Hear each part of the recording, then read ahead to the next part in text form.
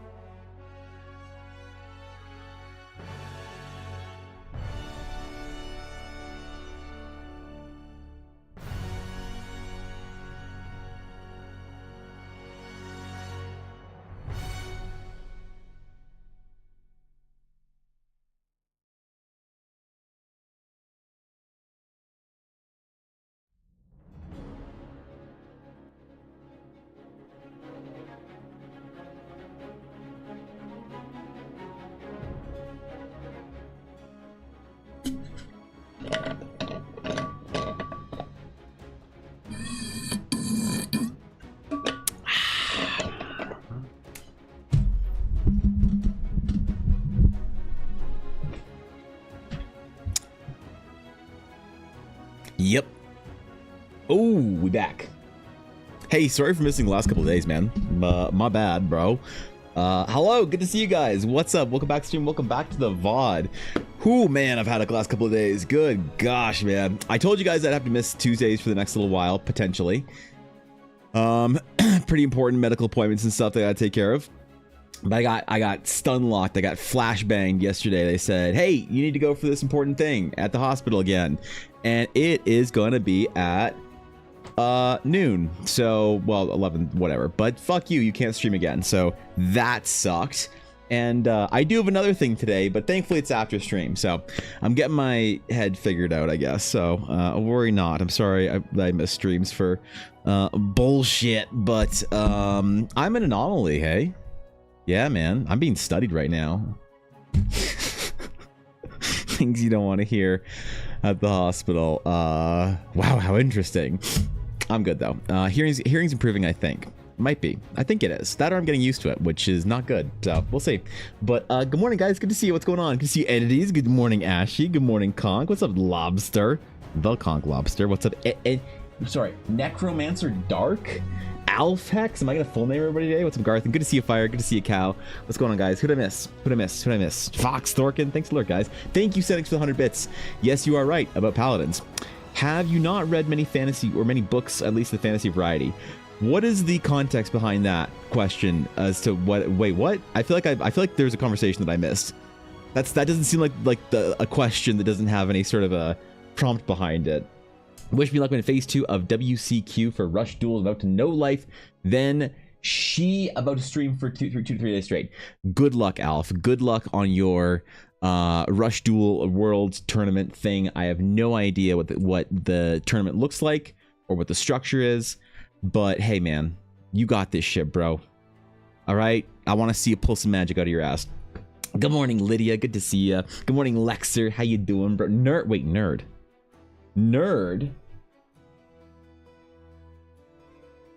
Like, true, but like, damn, bro. What the fuck? Damn, bro. Come on, man. So I had quite an interesting start to the week. I had some sporadic growth on YouTube and TikTok and Instagram. Some videos that did very well, let's just say. And it attracted a certain audience.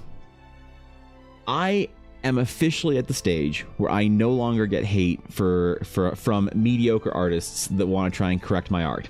I am now at the stage where I get unsolicited opinions about the quality of me as a person based on the art that I make. So, yeah. I don't know what happened, but the last couple of videos that I made, I'm like memeing a little bit and farming just a little bit, talking about how, you know, like even addressing the comments in my video, talking about, right, about how people are upset that I draw attractive characters, which, by the way, I think it's hilarious. The amount of hidden comments on my YouTube, Instagram, and TikTok. Now, here's the thing. YouTube doesn't hide them. So you can actually go see the YouTube comments. But on Instagram and TikTok, people are mad, man. People are mad. They've been mad, man. They've been telling me that I can't draw any kind of unique characters because they're all just attractive, same face syndrome bullshit. So today,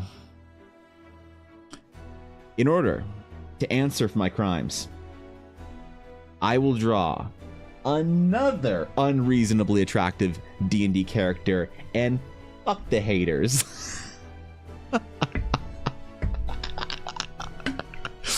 Listen, man, here's the problem. My clients want something specific, and I'm not gonna let them down. So, but yeah, I've had quite the fun last couple of days on YouTube, TikTok, and Instagram as I've been reviewing comments and things like that from hospital waiting rooms, keck-Wing to myself, which is always lovely to see.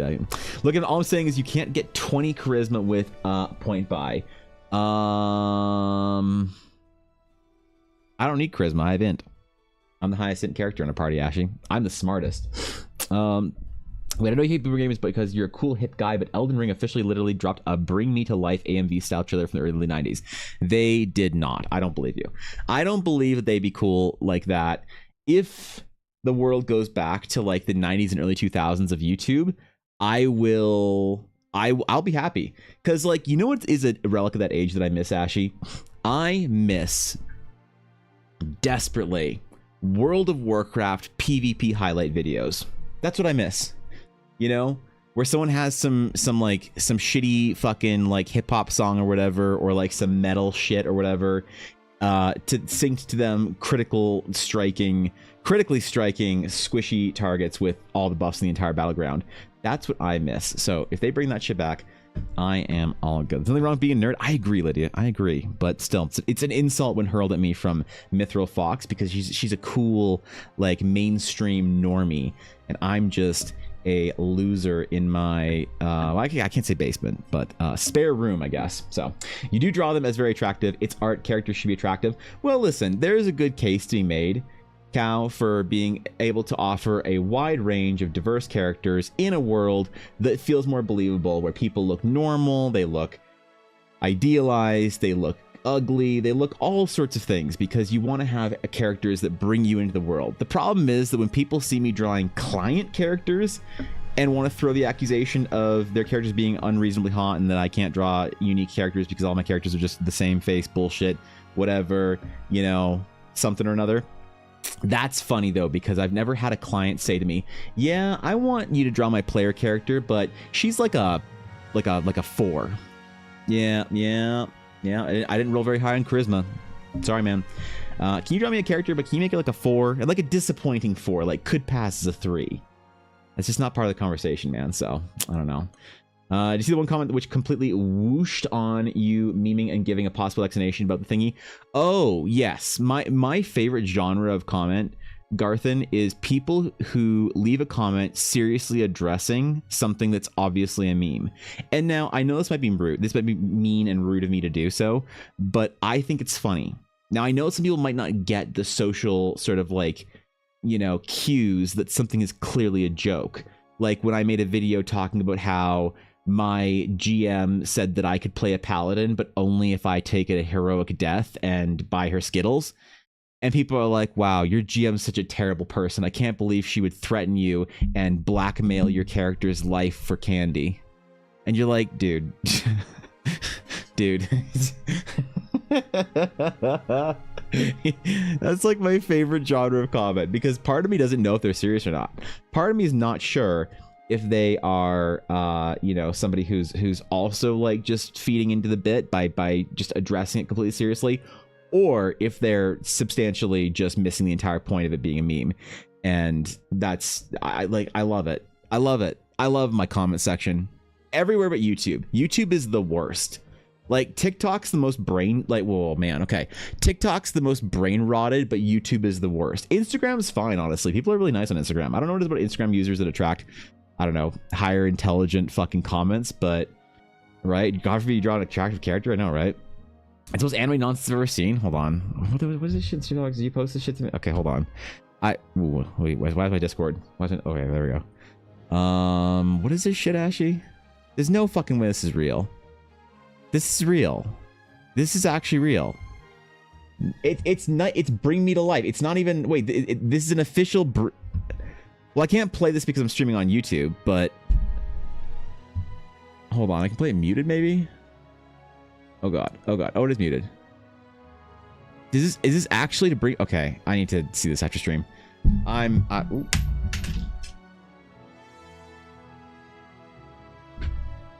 What in the fuck? A screw just fell out of my microphone. Hold on, let me mute it real quick and then put this shit back in.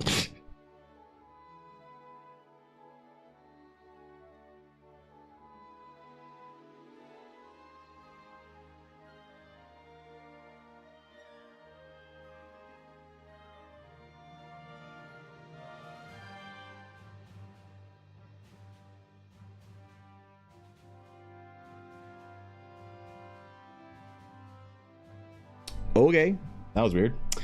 Mr. EBA, I have your ugliest, worst character. Unfortunately, you don't have the money for me to draw it. So, sorry, Lobster. Sorry, bro. Yeah, imagine getting bamfed into a D&D world and seeing everyone looking like a straight 10 out of 10, right? It's tragic. Rude? I know, Lydia, I know, right?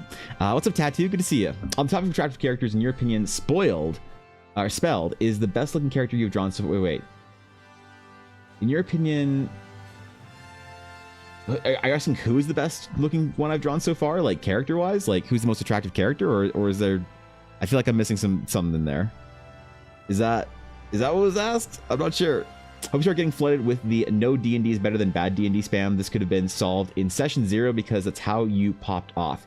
Yes, that would be funny. I'm pleased with the amount of bullshit that I get on YouTube. Like, it's the right amount, you know, because part of the sort of the idea of you know, growth on YouTube and social media and whatnot is that if you're not getting any hate, you're not doing anything right.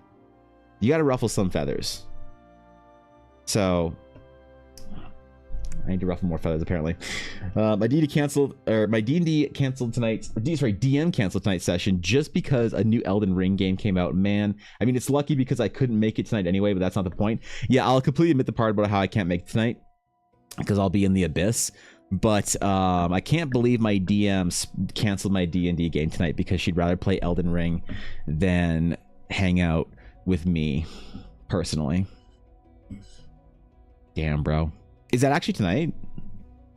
The fucking, like, I don't even know what this what was the Bloodborne thing you posted? I thought it had to do with Bloodborne, not Elden Ring. I'm so confused. It releases in 5 hours. Okay, guys, so that means Ashley's gonna be live in 4.5 hours. So right after stream, if you're done with me today, you can go and hang out with Ashley, who's apparently going to be live streaming the entire release of Elden Ring Night Rain, because that's what you do, apparently. I don't know. It's there is that too. Smile.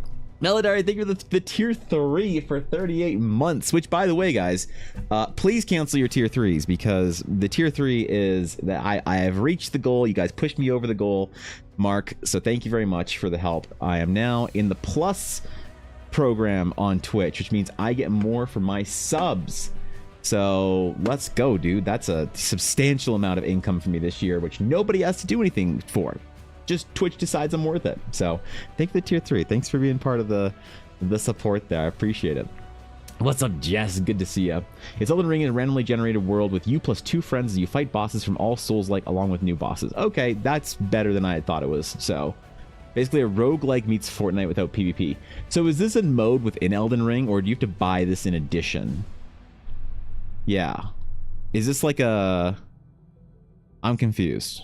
I don't understand what this game is, but I like it. Anyway, so Cal asked me what my most attractive character that I think I've drawn was.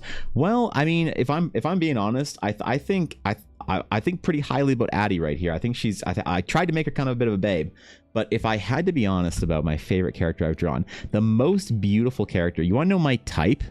You want to know my type? I'll show you my type. You want to know my type, man? You want to know the most attractive character I've ever drawn? Right there. There you go. Not only is that the correct answer, it's also my answer. It's the correct answer and the real answer.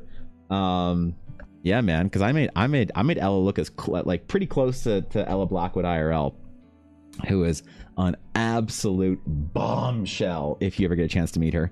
So I'm yeah, it's probably I think the most attractive character ever drawn is the one of Ella Blackwood, but not even as a meme. Like, it's the correct answer, but it's the correct answer, but it's also the right answer. So it gets to be both those things at the same time. But yeah, I think probably Ella. I don't know. I am also partial to Amelia. I like the way I drew Amelia's design. Who else? You know, it's really weird, actually. To be honest, I don't necessarily think of my own characters like that. It's like once you've created it, it's like kind of out of your hands as far as like admiration. You know what I mean? Because it's very difficult for me to look at my own art and think like, wow, dude, he's so handsome. She's so beautiful. This is the whole thing. It's like there's intentional things you do for, you know, certain beauty, whatever, or certain communicative standards or anything like that in your own work. But I find it very hard to look at my work outside of it as a viewer, if that makes sense. I don't really have that ability with my own work because, you know, I remember the struggles and the pitfalls and everything that goes along with it. And it's really hard for me to look back at all my art and think that like one piece is like, I can think of things that are technically better, that accomplish things better, whatever, but it's very difficult for me to go back into my art and look at it like that. So I don't know. coffee sketches. We're going to start with one today and then do some adventure artwork, because I got convention not this weekend, but next weekend is ArdCon. That's right, ArdCon, the first convention of the year for me, in which I will be attending as an artist. Now, do I expect to do well at ArdCon? Absolutely not. But I do have some new stuff for ArdCon, which is going to be kind of cool. I actually recently started, check this out, shit out. I'm going to add this to my print store. Tell me what you guys think of this. Does this seem like a cool idea or not? I have turned my art into bookmarks. That's right. I made a bunch of different designs for a couple of different pieces of art that I've made. That's one, and that's one. And I did some tests of them. They turned out really well. Because I also bought a lamination machine, like a proper laminators to make like good, whatever, high quality bookmarks. Available when? I mean, as soon as I decide to add them to my print store, I guess. I guess the second I decide to add them to my print store, they'll be available. So I did some tests. The only thing I don't have is I bought some bookmark tassels for the top of them. I bought some gold tassels that look really cool. I haven't actually opened the bag yet. So I have the bookmarks printed. I have them. They turned out really well. They look really great. Maybe I'll do a print or whatever today, and I'll show them off on stream or whatever. But I haven't made sure that the tassel looks good with them, or that's the right size. So I do need to make sure that's a thing, and then I'll probably list them on my print store, in the next week or so. But I'm gonna try and bring a bunch of them to convention. And I was thinking about like little other things that I can do for the convention, projects that I want to do, fun things like the stickers and bookmarks and whatever, travel stickers and all that kind of stuff, and the keychains, which I don't think the keychains are going to be ready in time. But I did get my proof email back from Vograce yesterday about the keychains, and they look fucking awesome, by the way. They look absolutely unreal. So I'm very excited about those. They probably won't be ready for GameCon. That's okay. Not the biggest deal. But yeah, man, I think these are fun, hey? They're cool, right? Love the dragon. Yeah, well, you put a dragon bookmark in your book. Let's go, dude. The art is beautiful. Thanks, Lydia. Appreciate that. Do you guys do any cons in the US? Not right now, Brooklyn. Not right now. The problem is traveling for conventions sucks with Ella's like entire setup and shit like that. There's a couple of issues why going to the US is a bit tough. One, traveling for basically like any convention is rough, because when a table costs you $800, and then on top of that you need to add gas to drive to Edmonton or wherever, and then on top of that you need to add 3 or 4 nights of hotel for $150 each. That's all tough to do, and it makes going to conventions where we need to go out at like further away than Calgary, because Calgary is very close to us. We can drive there. Strathmore, things like that, but Edmonton's like pretty tough. Going to the US is even more tough, as far as like exchange rate. Things are just more expensive there because of it. The travel is more substantial. If we have to fly, it's almost completely not worth it, I think, for conventions, which really sucks, unless it's like a really big one we haven't tried. But also Ella hasn't gotten into Gen Con yet. She's been on like year 4 of applying, and they say basically you need to apply between 4 and 6 years in a row, and then you can get in. So I don't know, maybe. Same thing with PAX. So it's unlikely that we'll go to any big conventions in the US unless they're really big and substantial, in which case, absolutely. But no, right now it's mostly just in Alberta. Like, we don't even go to the Vancouver convention in BC or anywhere in Saskatchewan, because of that. Well, Saskatchewan's not a real province, so they have like 3 people that go to a D&D convention. No, I mean, yeah, I'd like to go to TwitchCon. I'm thinking about doing TwitchCon as an artist next year. I think so, because I didn't realize, but TwitchCon has an artist alley, so I can go to a convention a whole lot easier than Ella can with my setup, because I don't have to bring physical dice and things with me. It's just prints. It's just a big portfolio prints, and then some other little things like that, and then my little setup. So I could probably fit it in a suitcase. But with Ella, there's like no shot that she could. So yeah, there's also some issues with right now. Just I'm not. This isn't an invitation for anyone to air their political grievances, but I'll just say it's a little difficult right now to do business with the US. There's some extra hurdles that were involved. We were alerted about some things. If you're a Canadian business going to like Gen Con or something like that, there's some extra hoops you have to jump through right now.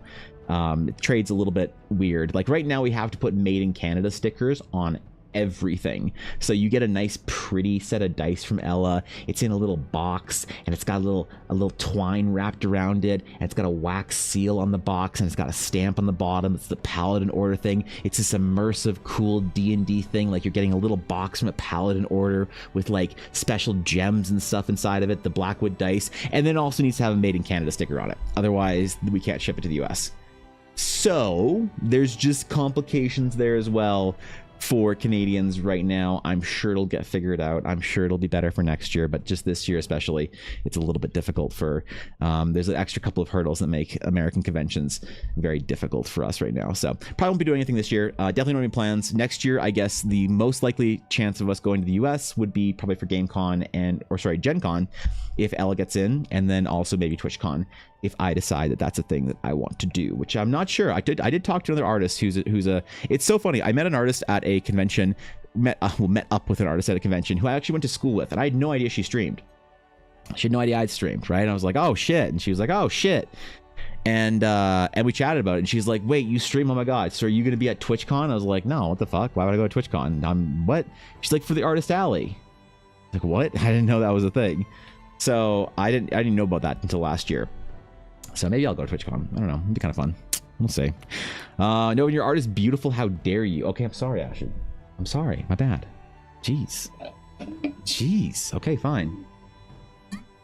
Oh shit! I should have said my favorite piece of art, or the most beautiful character I've ever drawn was Ashy of Eldara. Fuck. Damn it. I forgot. That's not how I get extra EXP in our D&D game. Shit. All right, well, continuing on with the coffee requests. What's up, Steve? What's going on, man? Continuing on with the coffee requests today. You guys need to understand something. There's a couple things I'm good at when it comes to art. A few things that I excel at relative to other artistic endeavors. Now, every once in a while, I have the honor of being graced with the care and hosting the visual representation of a character for somebody, right? Very rarely somebody will ask me to draw their D&D character. Actually, it happens every single day in YouTube comments or TikTok comments. You know, that, oh boy. But very rarely do I have the openings for it. And once in a while, somebody finds me with the right kind of character. Okay. Now, I haven't seen what the other characters are that Brooklyn has requested on Coffee, but the first two were 2 for 2 characters that I can do. So today, we are going to be drawing my favorite thing in the world, a goddamn paladin. Oh, man. If you only knew the power of Evan Blair Art drawing characters with cool Viking braids. If you only knew. So we're going to use this as the warm up today, excuse me. Maybe not the warm up because I didn't realize, but these are taking me a lot fucking longer. So not, you know, anybody's problem but mine. I will have to bump prices up for next coffee round though, because these are taking me a lot longer, but I want to make sure I do them right. So I think people appreciate the more in-depth characters than as opposed to like a quicker pass on it or whatever. So we're gonna be doing a character today. It might take us the greater part of the day, but I'm gonna try and be a little more efficient today because I don't have to be gone early today, but I do have an appointment at like 4:30 or something, or 5. No, I don't know. I got an appointment across the fucking world later in the day, so we should have a full time to do a full good stream today, and also some extra work on the other stuff. What was the other stuff? I have a list. I don't care right now. We'll figure it out later.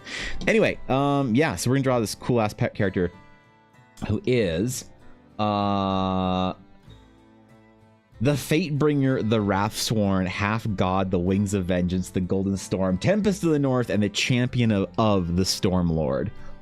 Oh, the lore.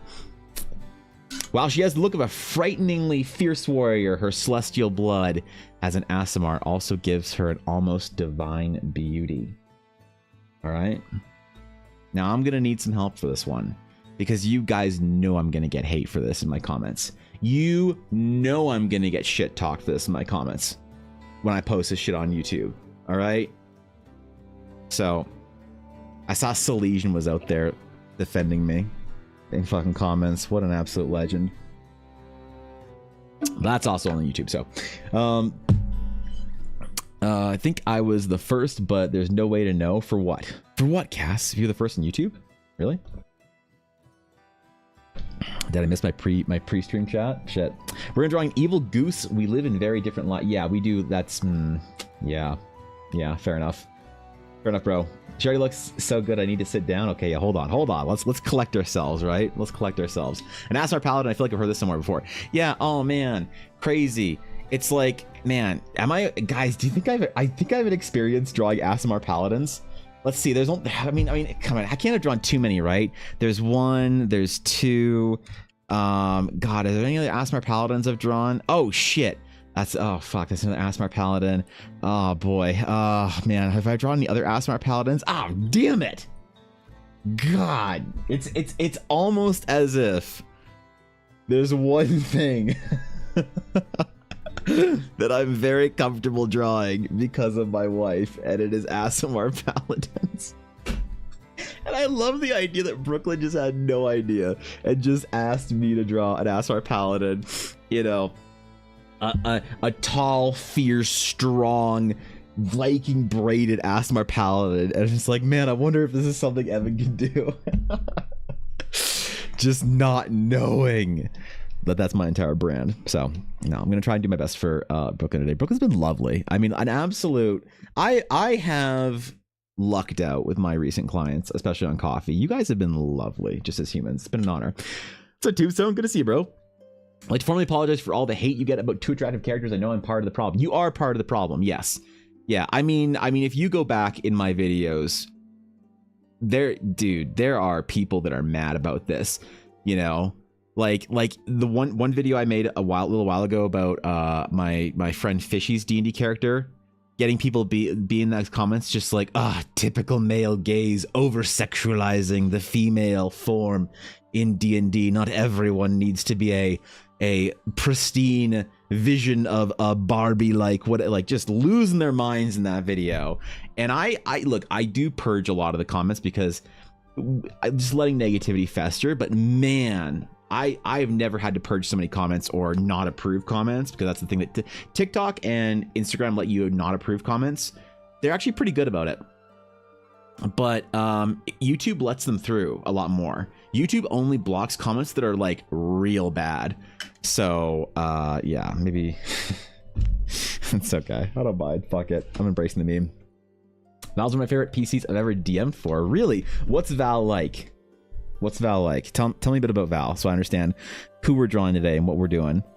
Oh, I need Fish Matter sketch today. Ooh, wait, where's record? There we go. What's up, Ernesto? Good to see you, sure. Good to see you guys. What's going on? Yeah, why is Val the supreme ASMR NPC here? Because I do enjoy me a good paladin. I do. Paladins are great. I know I'm a bit of a paladin simp, but I do think that they are one of the most fun classes to play.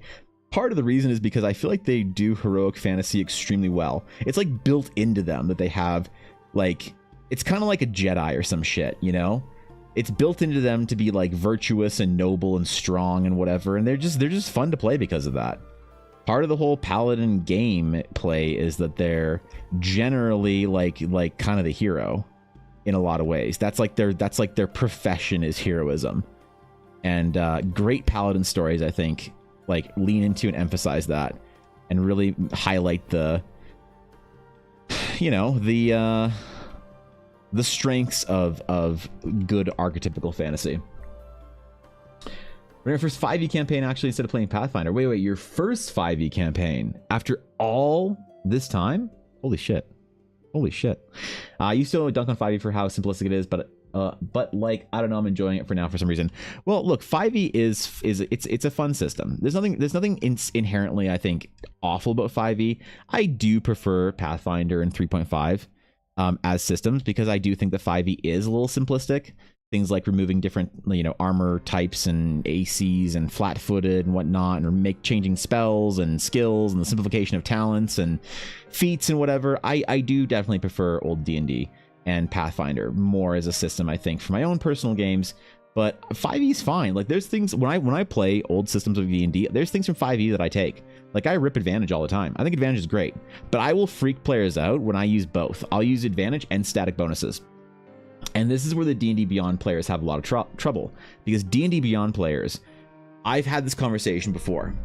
The conversation goes something like this. I will say, okay, what do you do? And they say, I'm going to try and I'm going to take all the blood from my wound and I'm going to try and paint it on my face to make me look like some sort of like barbaric, like wrathful warrior. Like I've just been through combat. I'm like, oh shit. All right. Yeah, man, you look terrifying. Holy God. The guard looks at you and like, oh my God, who is this person? And like, yeah, I'm going to try and intimidate and just growl and say, let me in. And I'm like, okay, God, that sure. Make an intimidation with a +5. I'll a player be like, make a regular intimidation check with a +5 bonus. I'm like, yeah, like add 5 to your intimidation. They're like, okay, how do I do that? I'm like, what? Like you make your intimidation roll, then you add 5 to it. They're like, but like, how do I do that in D&D Beyond? Yeah, how do I add a bonus in D&D Beyond? Like, well, no, you just roll your bonus and you just roll your intimidation, then you like add 5. And you're like, but I don't know how to do. There's no field I can add in a bonus in D&D Beyond. I'm like, okay, roll an intimidation. They're like, okay, 16. I'm like, great, cool. Now add 5. And he's like, I don't know how to do that, man. I'm like, what's 16 plus 5? He's like, well, it's 21, but I don't know how to get D&D Beyond to say that. I swear, man, these fucking D&D Beyond players. Oh my God, I can't with them. So, maybe my problem is more with the player than the tool. That could be it partly too. You know, I'm willing to admit that's an issue, but I do like doing that. So I might even sometimes, if a player does something really exceptional, I'll say, holy shit, add +5 and roll with advantage or something like that. You know, I think that's fine, right? How do I add 5 in D&D Beyond? Burgomasco Shepherd could explain it easily. All right, let's see what the meta is this week. Okay, let's see. All right. Think of how to bet to Daria. The Burgomasco Shepherd. Ooh. Wait. Is this meta hypoallergenic dogs that I could own? I think the first one was some sort of a doodle. And I'm almost sure that this dog is hypoallergenic too. Maybe not hygienic, but hypoallergenic. Yeah, I don't trust this thing, man. On the scale of hypoallergenic dogs, I don't trust this thing to take care of its dreads well enough. Not a dog, man. Bro, if you've ever had a friend with dreads, you know how long it takes them to wash that shit and keep themselves in good upkeep. You know, man. It's like a weekend day for the friends that I grew up with. I don't trust this dog. I'm going to give it a 2. Solid 2. Fuck out of here with that shit. Wrap my dog. Shave it all the way down to the belly. I'm doing that to Una today, okay?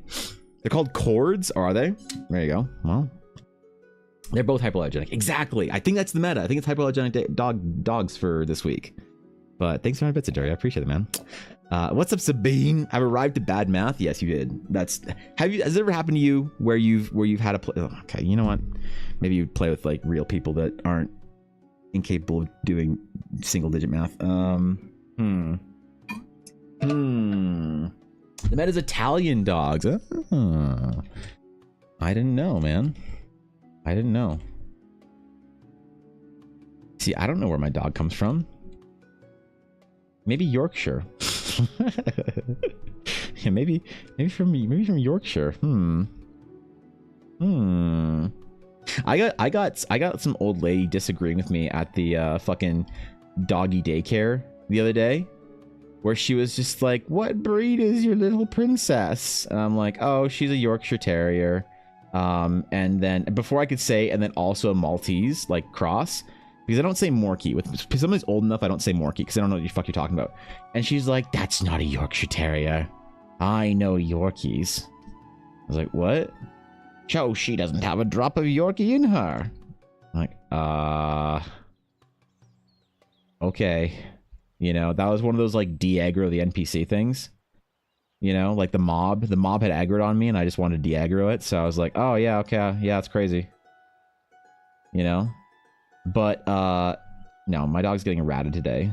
We're getting her summer cut, and all of our family's gonna hate it because they love when she's in teddy bear mode and they hate it when she's in rat mode. But what they don't know is that she prefers to be in rat mode. I'm guessing because she's a lot cooler. So yeah. I'm sorry. Dog comfort takes precedence over family desire to have teddy bear like dog. Wild old lady peers, dude, I get ambushed by old ladies all the time when I have my little gay dog. Bro, when I'm walking around with my little gay dog, like I get it's like maybe it's like an Elden Ring thing, but I just get spawn camped by like old ladies that want to touch her. And I have to be careful because I don't let anyone touch my dog because I'm very allergic to perfume, and I'm sorry, but on the graph chart of likelihood of going to perfume my dog, the older somebody gets, the more likely it is. And I don't want to discriminate against the elderly, but I'm sorry, if I see some old ladies coming at my dog, I'm be that bitch. I'd be like, oh, sorry, she's too shy. Yep, sorry, man. Yep, no petting the dog. She's too shy. Like, wow, but she looks so cute. No, nope. Your fucking filthy hands off my dog.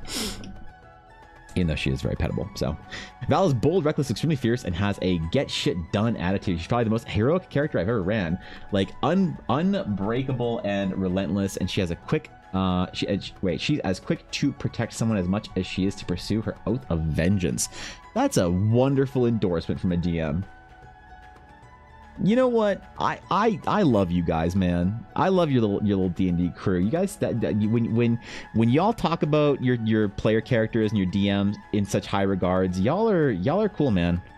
That's awesome. I'm glad you guys have played D&D together. That's lovely. I love that you love your players' PC that much. That's awesome, dude. What a cool little group, man. I mean it. D&D players are the best. Also, what's up, Koi? I don't think I said hi to you. I play on Tabletop Sim, and we all trust each other well enough to roll dice and just say what we rolled through voice chat. Natural ones make the session so much more fun. Yeah, to be honest, that's what Ella and I do. We use our own dice because I could use the D&D Beyond dice, or not the fucking Roll20 dice. But there's a thing about when your wife makes you a special set of dice. When you're married to basically the best dice maker in Western Canada and it isn't even fucking close, I prefer to use my dice. So she's the scariest character to try and plan it for in encounters. Just too many divine smites and not enough zombies or whatever. Why would you perfume a dog? No, I mean like an old lady perfuming my dog by petting her. Because there's something that old ladies do is they'll put perfume on or whatever with their hands or some shit, and so everything they touch is perfumed. And I'm very sensitive to scents because I'm allergic to them. So like if I have an old lady that like does the old lady arm grab thing and she's got like some perfume on her or whatever, I'll see just like little hives appear there later. Or like if I have to hug the elderly in my family, quite often I'll get a little rash on my neck just because the old ladies with their perfume. So I try and avoid hugging anybody, to be honest, because of that. And it fucking sucks. So I don't want some old lady scratching my dog or whatever, giving her little pets, and then I sniff my dog and she smells like Chanel number whatever or some shit. You know, I ain't about that. I'm good, man. Last session, Vesper was antagonizing a guard with a random bird trivia, and I had to make a charisma check on if I was a good trivia person. Natural one, the guard unlocked the door to try and strangle me. That's awesome. That is awesome. By the way, I need to make a video about this, but I received the highest honor you can receive, besides maybe fridge space, from Sabine. Profile picture, phone background, and Discord banner. Dude. When someone asks you if you've made it as an artist, like, if you can get a profile picture for somebody for like a solid 4 days, that's like the highest regard, I think, you know? Like, holy man. Oh, ladies do seem to wear way more perfume than women my age. Wonder if perfume is becoming less of a thing societally.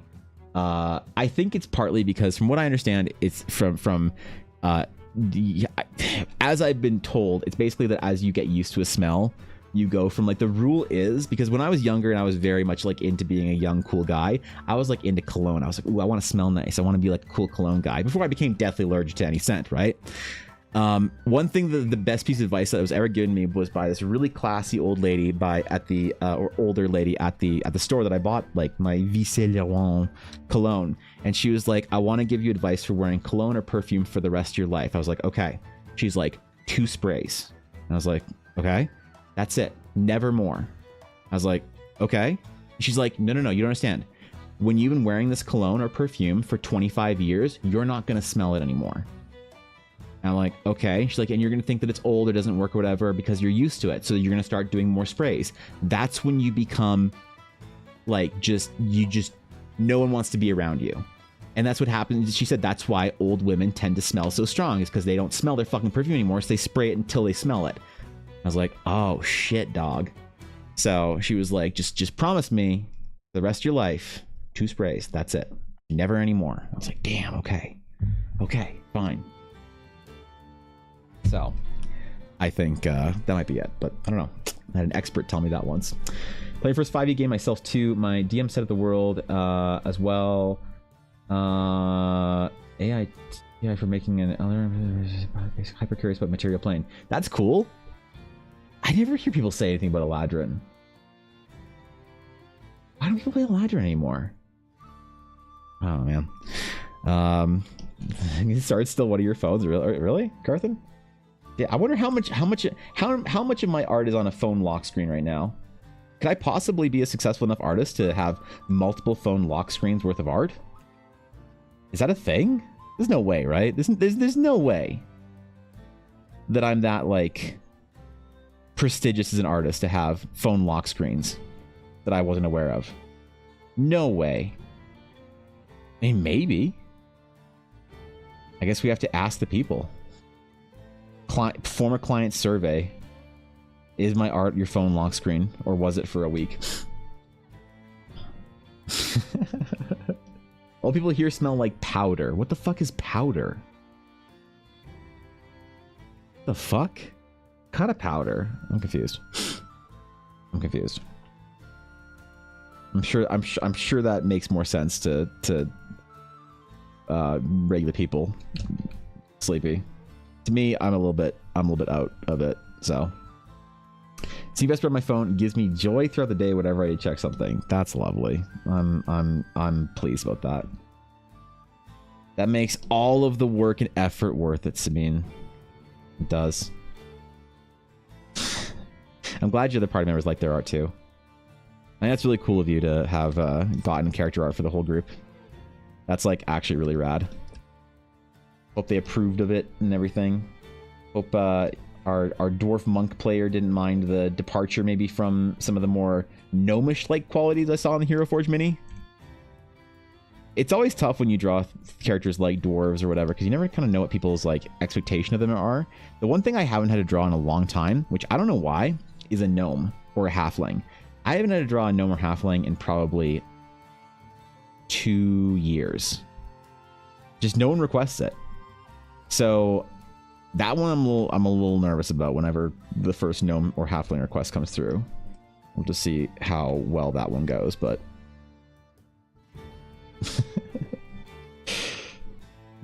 I don't know, man. I'm having fun, all right. Maybe powder, maybe, yeah. Yeah, that could. I guess that checks out. Yeah, because old people in Canada smell like Swiss Chalet and Tim Hortons. That's how we take care of our elderly. We send them to Tim Hortons in the morning and then Swiss Chalet in the afternoon. Yeah, if you're wondering how Canadian senior care works, that's exactly how it is. There's a senior home opening up, being built nearby a place that I take Una for walks, and I'm terrified. I am terrified. Why am I terrified? Because I always feel so burnt out with like being social after a stream. Like after talking for fucking 6 hours, I always feel like I just want to sort of like huddle into my own skin, you know, pull my hat brim down low, put my music on and just like chill. But I always feel bad when like there's somebody who's like an older person that like wants to have a chit chat with you on a walk, because like they're always really nice and sweet. You want to, you know, you want to be a nice person, whatever. But I always dread it because I'm like, oh god, there's like 3 old people on the bench and they're smiling at me. They're gonna talk to me. They're gonna want to ask me about my little dumb dog. Oh fuck. And I know that entire area is just going to be overrun with friendly seniors soon. I'm gonna have to be more. I'm gonna have to like find a different place to be antisocial and play Pokemon Go. That's yeah, I need to find a better place to be antisocial and play fucking Pokemon Go.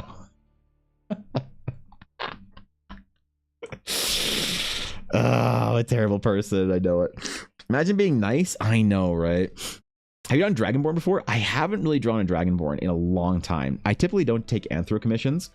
And because of that, I don't really have examples of like Dragonborns. So I don't really get requested, but I have taken 2. I've accepted 2 commissions at some point in time, and then I accepted them about a month and a half ago.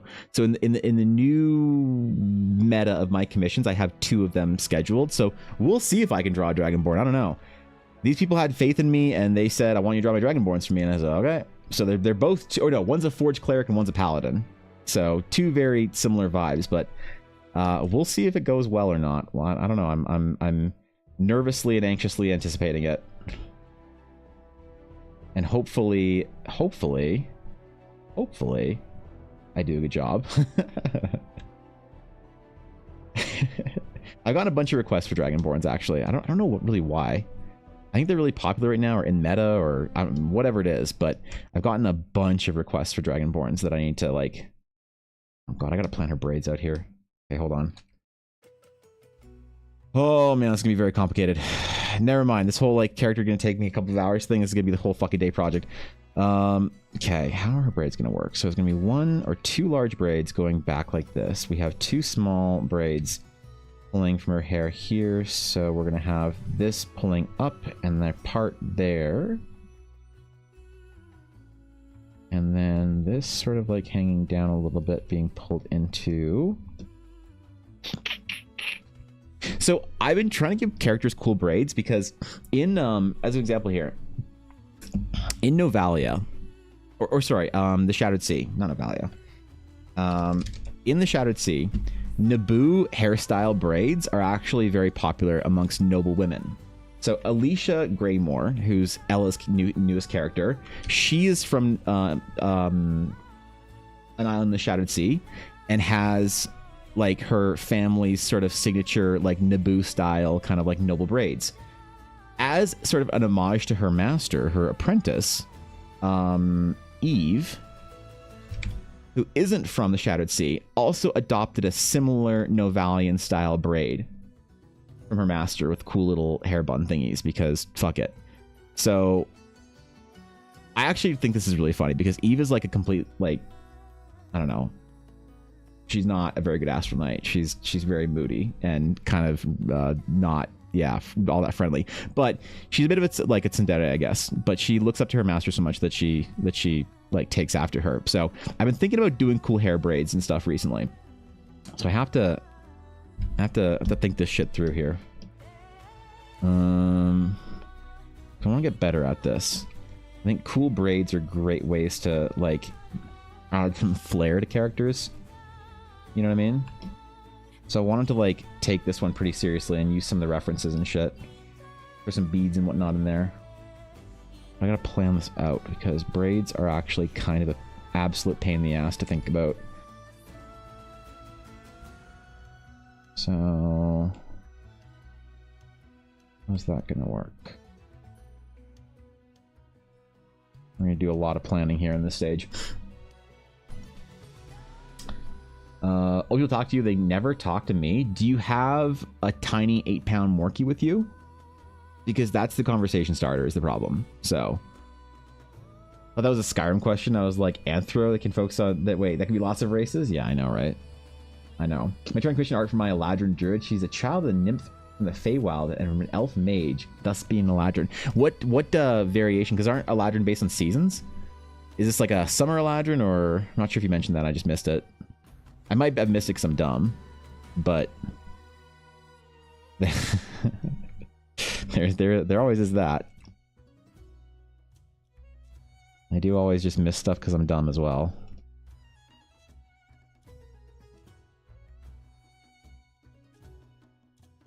Okay, we're just gonna kind of stack our braids in here. So there's multiples going through there. And then we're gonna kind of like diffuse it a little bit. So it's almost like it disintegrates just a smidge. I don't know. This is gonna either look really great or be an absolute pain in the ass. I'm gonna be sitting here till fucking dinner time figuring this shit out. But one way or another, it's gonna look dope. Just kind of a large sort of braid that goes through the whole thing.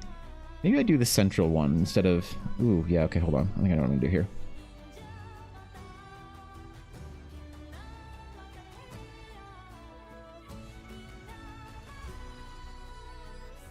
That's what I want. Variation in size of braid. There we go. All right. I'm drawing a scaly, this I gotta see. Well, oh God. To be honest, I did this piece like years and years ago, but you want to know the one art? There's two art pieces I've done that have attracted the most amount of attention. Oh fuck, what was his name? There's two pieces of art that I've done that attract the most amount of attention, and this one got me a bunch of weird commission requests. Don't forget, this is a piece from like 5 years ago. But this one got me some weird people in my DMs on DeviantArt. This is back when I was posting everywhere. So, yeah. Yeah, I'm oh boy, that one got me some weird requests. Dragonborns are not they're not really scalies because they're not really Dragonborns aren't really cartoony, you know? Dragonborns are like more serious, so I think I can do a really good job with the Dragonborn. Would I take a lizard folk again? Maybe, but it's why I don't do anthro commissions really all that often. It's because they take me a lot longer. I don't think Dragonborns will take me that much longer to do than regular sort of characters, but I'm looking forward to it. I haven't done a paladin, or sorry, a forge cleric basically like maybe ever, and then I always love drawing paladins. So either way, those pieces are gonna be dope. Hopefully, hopefully I get to them sooner rather than later. That holy shit, man. The wait list has gotten a little insane. Been getting a little out of hand, a little unruly, if you ask me. I think that's cool.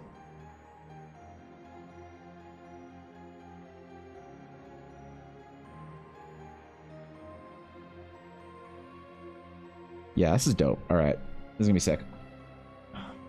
It's your paladin you're waiting for? Oh, right on, dude. Hell yeah. I'm excited. Let's go. Who's better Astral Knight between the two? Well... So, I mean, Alicia's the actual Astral Knight. Like she's an actual Astral Knight. Eve is not yet an Astral Knight. You'll notice that Eve does not have her Astral Knight gauntlets on. She has all the garb of an Astral Knight, but she doesn't have the Astari plates that Alicia has. You'll see on her wrists. So that's your first lore indicator, I guess. Not that you wanted a lore indicator as to whether or not she was an Astral Knight, but yeah, dude. I'm probably gonna use both of them for Art of Astral Knights, though. People won't really notice. Aasimar don't have pointed ears, right? Aasimar just have regular ears. They don't have elf ears, right? Right. Hold on.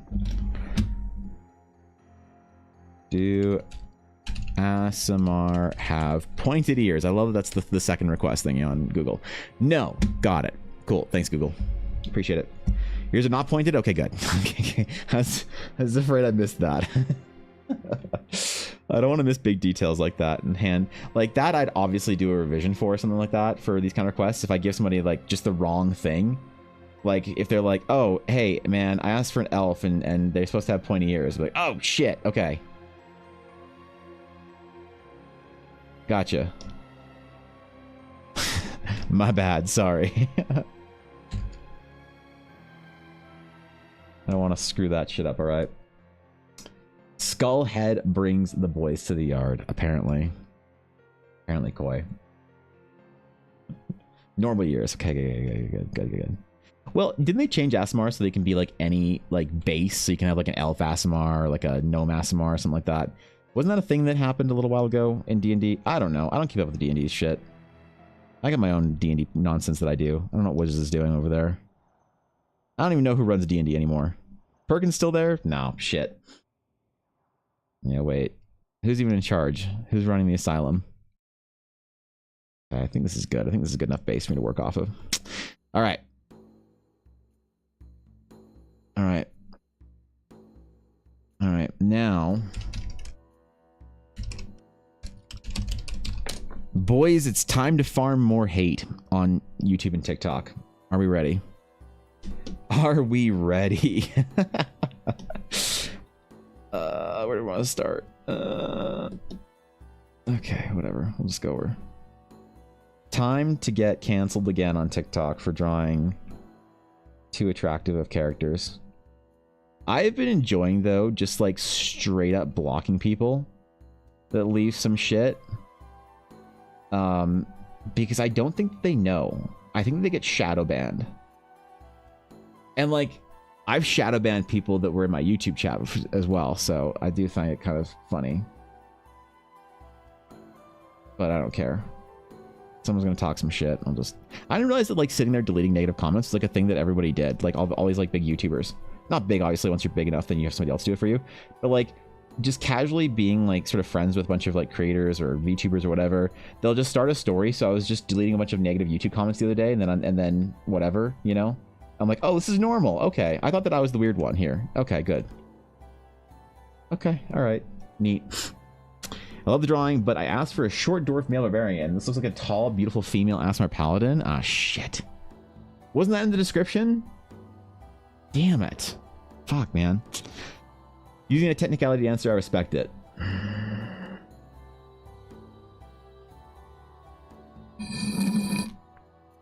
Guapo knows.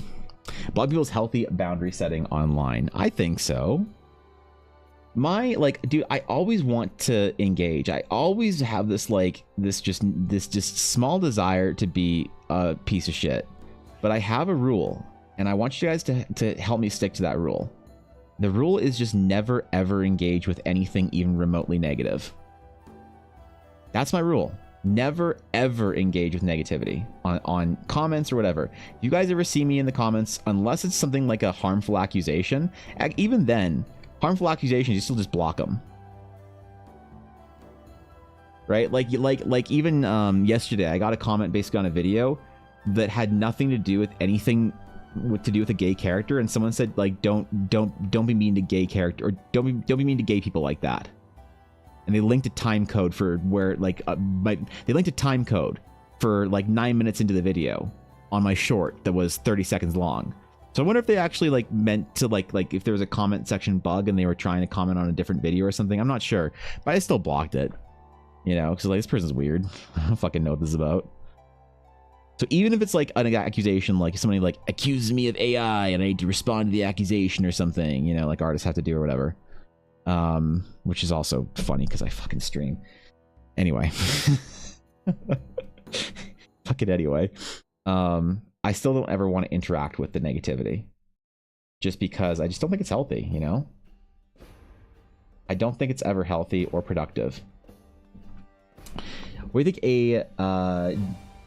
a deity's area of concerns are? When you see the 4 domains that they have, note things in parentheses are the source book from the domains.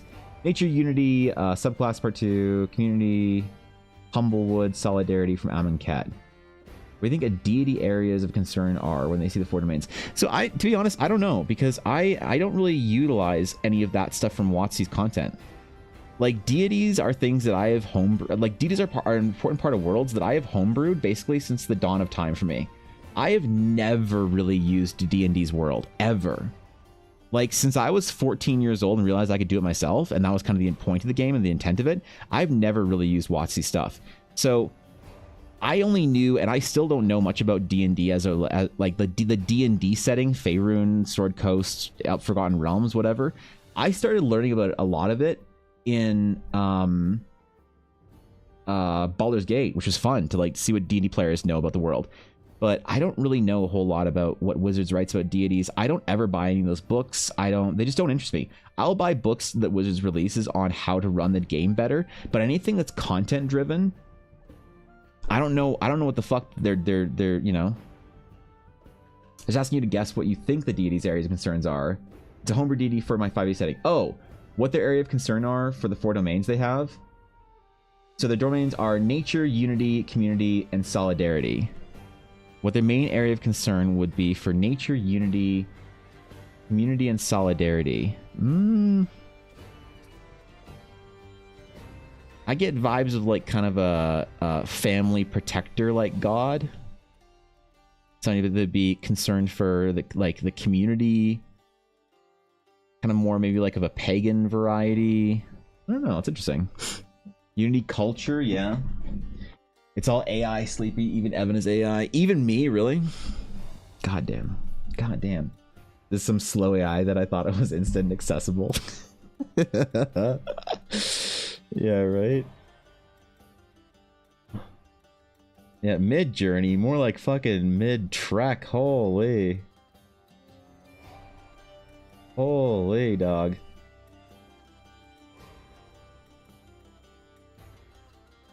Yeah, I've never really gotten... I only got one accusation of my work being AI once on Twitter, and then I just saw someone say below, I forget who it was, but it was somebody from chat, like one of you nerds, just say, you know he streams, right? Oh, that was funny. Just very casual, like, you are aware that he streams. No, you didn't know? You're just talking your shit? Okay, well. Sorry to burst your bubble, man. No, you were hoping to witch hunt someone today. Sorry Evan wasn't the target for you. Yeah, feel bad for him. Base DD off of Erastil from Paizo's Golarian setting. Areas of concern are family, community, agriculture, and trade. Ooh, that's cool. That's pretty dope. I don't mind that. It's kind of nice, actually. The trade thing makes a lot of sense, and I didn't expect that, so that's cool. Half the BG3 players are encouraging Shadowheart and Shar because of freedom of expression and religion suddenly stepping into Act 2 thinking they might have been a mistake, me included. Yeah. Yeah. I don't know, man. I don't know about that whole Shar business. I got a call. Dude, this is so funny. Hold on. This is an Instagram comment. I think this might have been Instagram. Wait. This is actually hilarious. yeah, okay, this is funny. So on this video I reposted this old video of me doing Shadowheart, and I just get this comment. Why has she got white hair though? And so response, oh boo boo, it's a spoiler if you haven't played it yet. Oh no. Oh shit, guys, I'm part of the problem. I think I spoiled some stuff. Whoops, my bad. Drew Shadowheart as a white-haired version. Oh god, don't tell him. Nobody tell him. Don't ruin it. Maybe that guy did play through Baldur's Gate and just had no idea that Shadowheart could be a Selûnite. He just ran her into the ground as a straight fucking Shar, mono color, one black drop deck. Turn card sideways and pass turn. I had no idea that there was a story of her doing other things or whatever. So you know you made it as a real artist. The Crusaders come out to stalk your comments. Yeah. One day I'll be a real artist though, Koi. One day I'll be regarded as an actual artist. And that'll be a glorious day. It'll be a glorious day. Everything will change for me. Specifically what? I don't know, but, you know. Maybe they don't want a smile. Wait, they don't want the smile. You could have possibly maybe... If a customer doesn't have a want for a smirk, you could try to not to? For, wait, for what? I think I missed something there, entities. You guys speaking crayon to me, man. Bro. I think I'm missing some serious context. You guys gotta speak real slow to me today, man. I've been at the hospital for 2 days straight, fucking getting poked and scanned and magneted and injected and shit. My brain don't work right. Who's the character? This is a character for Brooklyn in chat. Who's a lovely client over from Kofi. And someone I'm adoring working for right now, so let's go, dude. This is low on the totem pole of spoilers you could have posted. That's fair, actually. Yeah, that's fair. It could have been a lot worse. You are right about that. Referencing the comment you got about not drawing people smiling and having a scowl. Oh. Yeah, okay. I'd forgotten about that. Yeah, that's one, I suppose. Wait, did I bring that up? Shit, my brain not working? Then on the day, Evan be like, but my art is not even in the MoMA. Am I even a real artist? Well, I have certain qualifications for being a real artist, okay? Alright? You want to know the qualifications of being a real artist? One. Dave Greco knows who I am. Okay. 2, 100,000 Instagram followers.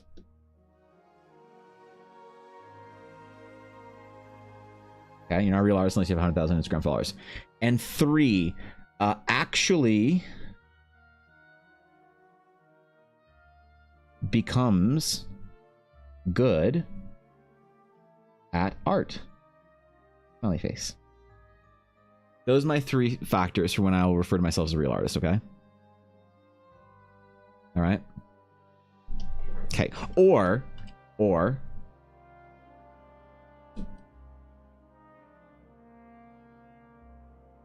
which partner?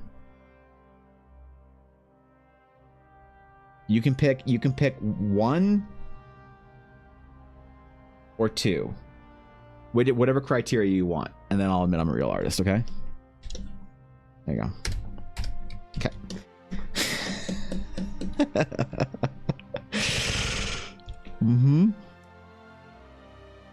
The MoMA, holy. You're the king of moving the goalpost? How? What do you mean moving the goalpost? No. I don't want any of this shit. I never moved the goalpost. The goalpost has always been absurdly far away. Okay? I'm sick and tired of these accusations. I have never once moved the goalpost. I have always had it right where it is right now. Okay? I don't have imposter syndrome. People say, Evan, you have imposter syndrome. No, imposter syndrome is when you don't when your image of yourself doesn't line up with your status in life and who you are. I know I'm shit at art, okay? That's not imposter syndrome. Come on, man. Moving goalposts and all this shit. Oh, man. Come on, bro. I'll know I'm a real artist, Koi, when I go to a convention and nobody asks me why I didn't do any free run fan art. The first convention I do where nobody wants to free run art from me, that's when I know I'll be a real artist. So, what's up, Mr. Paco? Good to see you. You didn't just comes to mind whenever you show a new comment. Oh, okay, all right, yeah. Dude, you got to hit me with that context today. Holy, brain fried.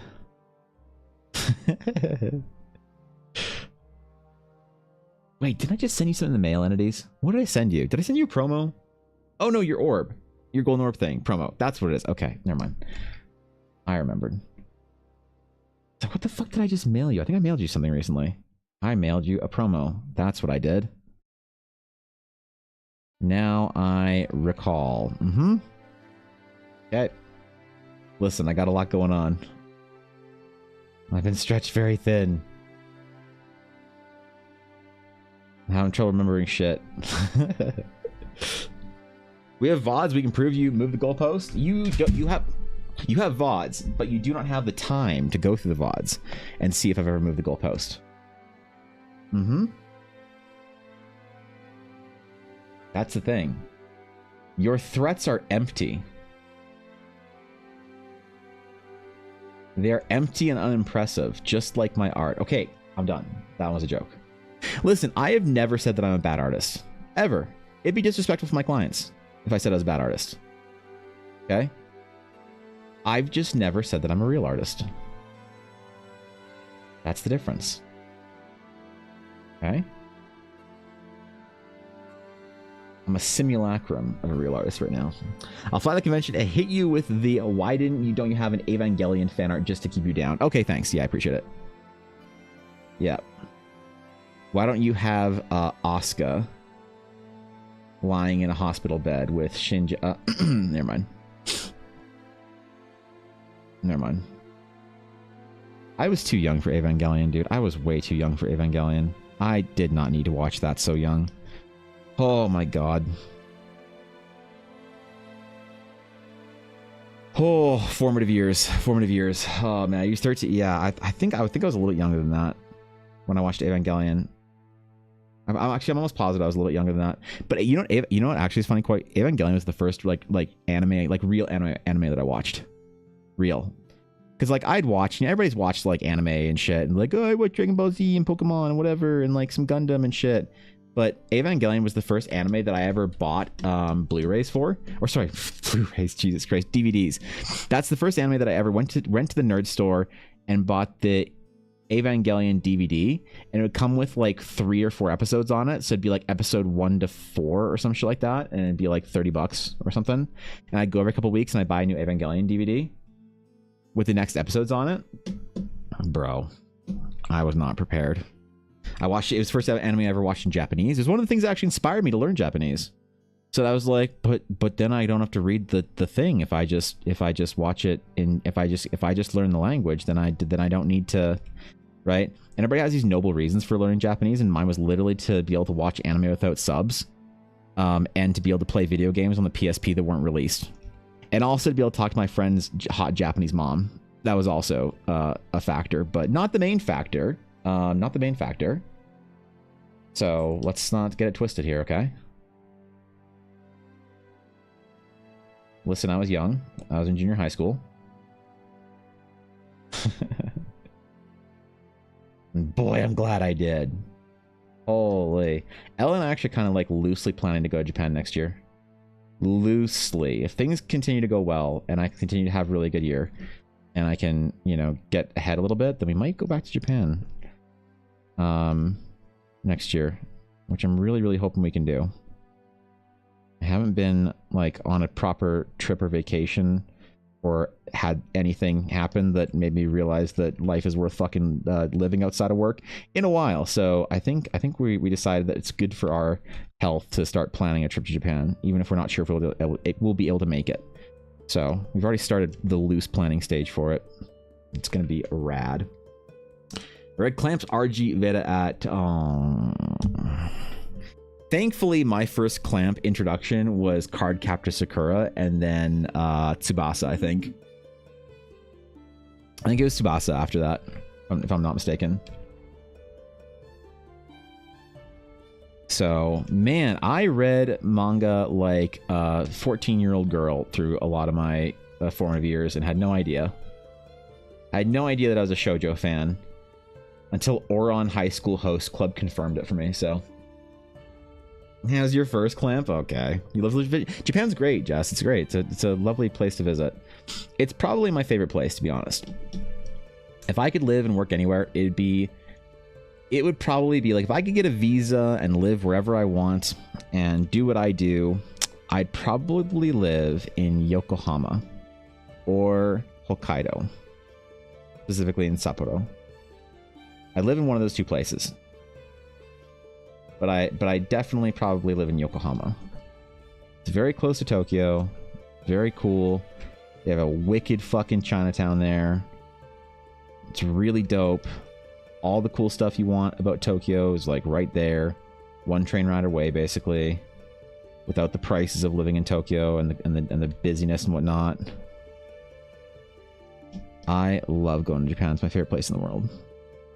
And you know what? Elle and I have been so many times, and I don't have any desire to go anywhere else. Like every time we talk to family members about this or whatever, they're like, yeah, I think about maybe trying to book a trip to Japan next year. They're like, why? You've been like so many times. Like, I don't care. I don't care. Like, don't you want to see Scotland, where your family's from?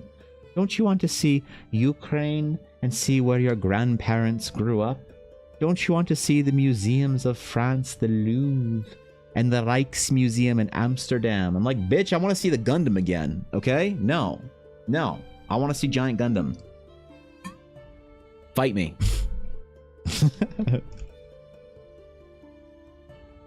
I don't care. I'll be honest. I want Gundam. And temples. I'm gonna eat your sushi. art and tickle you while I run away, Evan.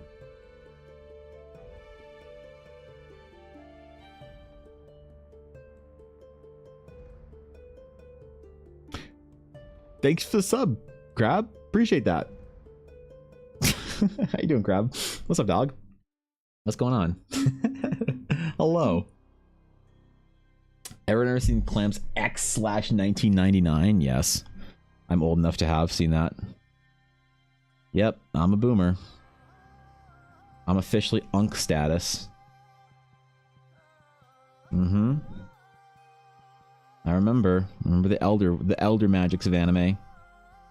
It's why I have a hard time with Otafest, and why I don't know if I'll like I had an opportunity to go to Otafest this year because Ella had extra tickets. I just kind of chose not to, because Otafest is kind of a weird convention in between, like a big anime convention and like a small, like, cool, like, anime film festival type thing, where it used to be when I was, like, young. But I don't know, maybe we should give it a shot one of these years again.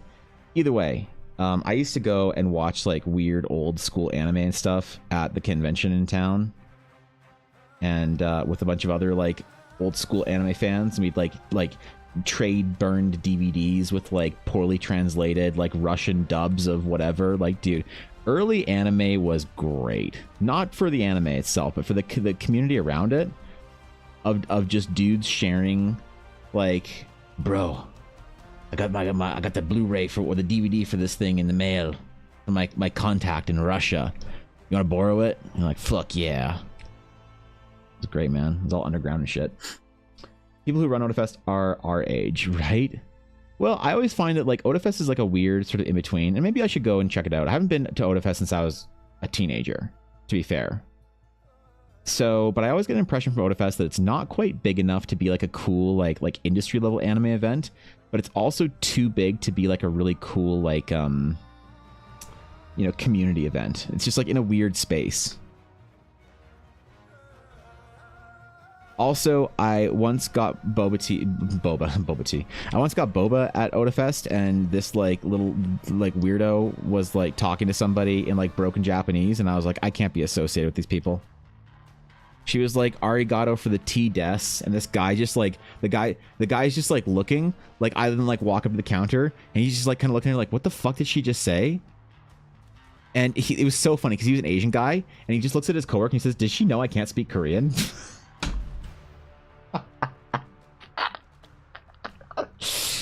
I just died of cringe from secondhand. There's that too, but it's still a community event. Really? They still do like small like viewings and shit like that, and like derpy panels and whatnot. I don't know. I always felt from like the promo stuff that it seemed like it was a much more substantial event than it used to be or whatever. So I could be wrong. Maybe I'll give it a shot next year. I think Ella's going to be getting into Otafest again with I think she has a table now or whatever. I'm not exactly sure how it goes, but she was like pretty confident about going next year with somebody or whatever. I don't remember what it was. Anyway, if Ella gets another like in again and she has a table there again, or at least is part of a table, I will probably go next year, at the very least, to walk around. And also cosplay Holland from Eureka 7. That's what I'll do, okay? Can't get that. I want to go back to South Africa. Wait, I want to go back to South Africa and work on the animal reserve more. That's cool. That's cool. Do it. What are you doing here? It's like 11:30, bro. You could be on a plane already. You could be already halfway there, man. What are you doing? Come here with me. I can give you a free ticket. I mean, if you can get me in, then fuck it. Sure, I'll go next year. basically me talking about Ella getting in was more or less me saying that I will go if I have a free ticket to go for the day. That's the entirety of it. I just don't. Yeah, I'd be willing to check it out. How much of Odafest has the gacha and VTuber scene like infected? Not that I think there's anything wrong with VTubers, but I just mean like the scene is a little bit strange sometimes. It's like anime adjacent, but doesn't really have anything to do with the anime, if that makes sense. Because like seems like the big cons, it's like the anime culture in the periphery of the actual like anime and manga sort of like medium is more. It's kind of like how Comic Cons became more about Funko Pops than comics. You know what I mean? It's hard to explain. If you know what I mean, you know what I mean. If you don't, then I guess I'm dumb. So. What are some good options for learning Japanese particularly? Learning Japanese today, if I was to do it again, I'd probably use a combination of tools that aren't going to be popular. I'd probably use some of the tools that people shit on that I think are actually pretty good, like Duolingo or whatever, those like apps. There's lots of good apps, right? But I would use a language app. I'd use a language app.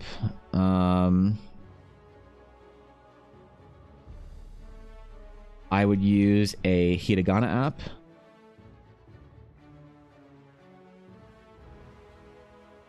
And then I would also grab books. So these are our like the Genki books, right? And I forget the names of other ones, but there are some really good books for it too. And these will teach you different things about it. And then I'd also force my way through reading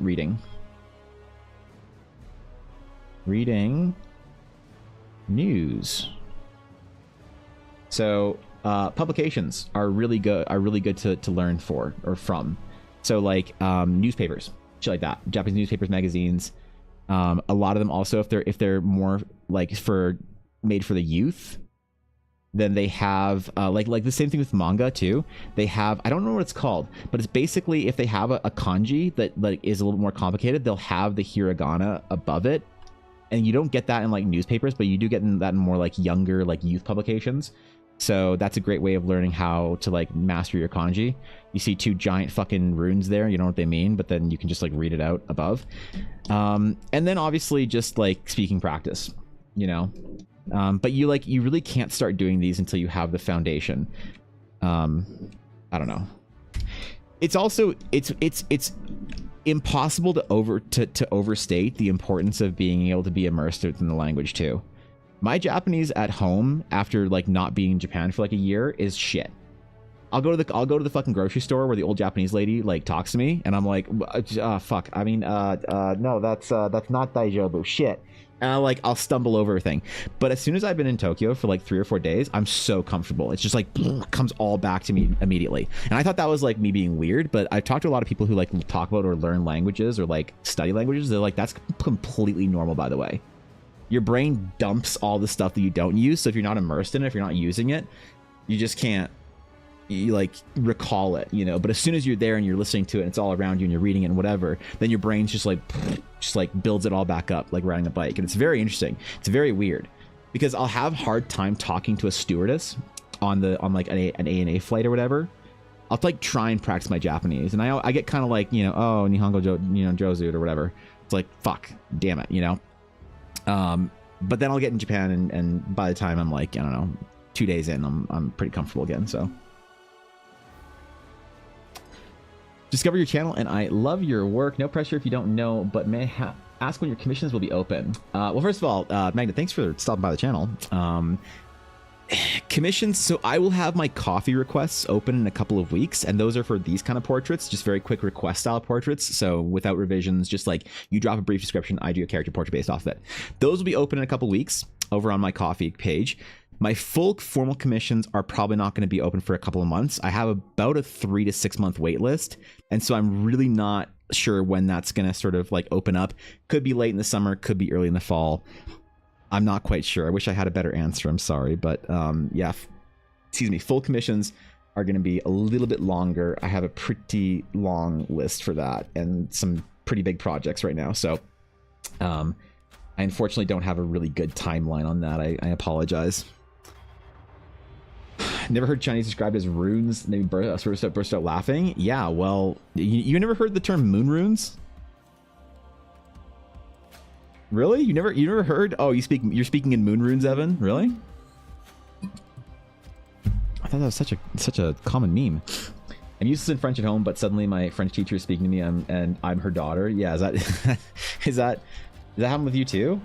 Like, I've heard people say that it's very normal for people who like know multiple languages or whatever to just like not be able to recall it unless you're in there. You never heard moon rune? Really? Oh, okay.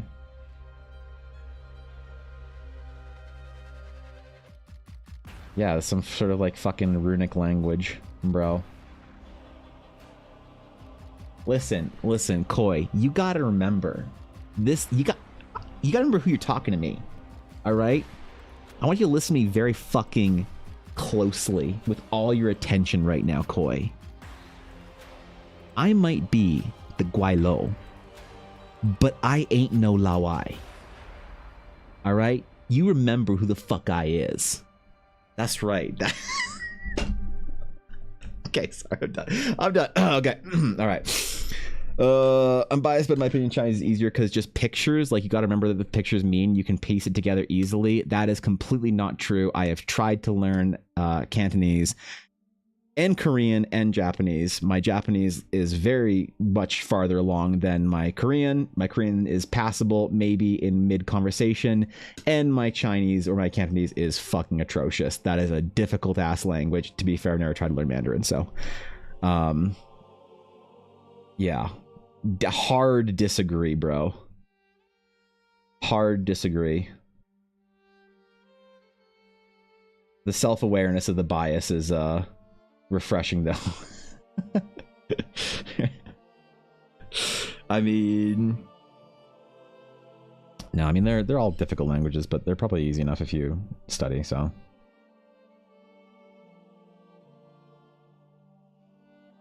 I'm just not very smart, so I can't learn languages that easily. Remember, I need you guys speaking Crayon to me.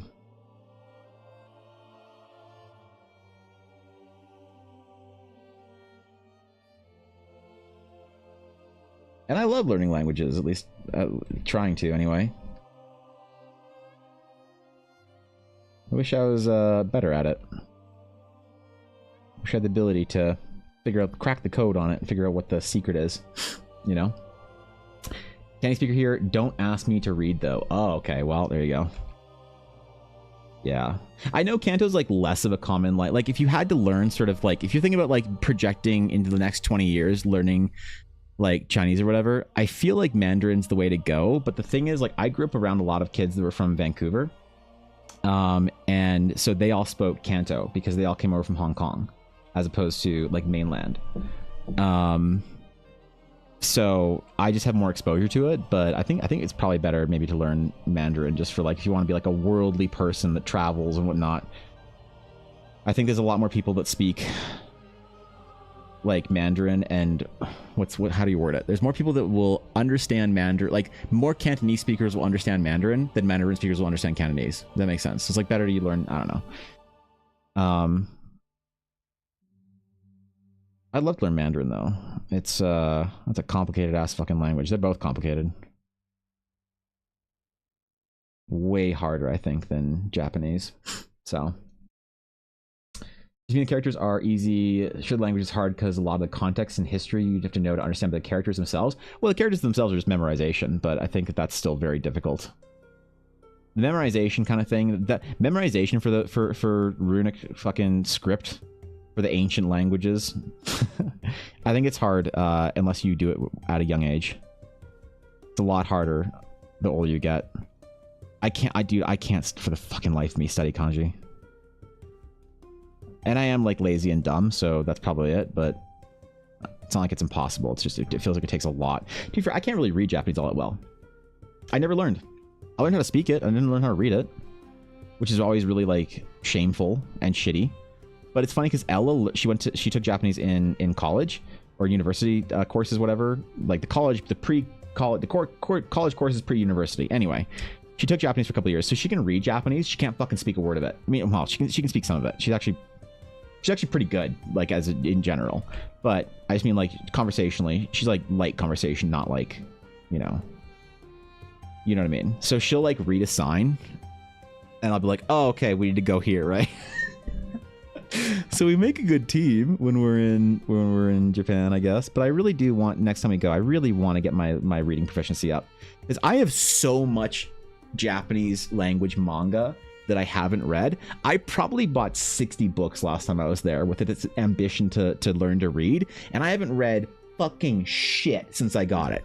I have like 100 volumes of Japanese manga, from Fate to Gundam to some shoujo shit that I just have never read because I never struggled through it or whatever.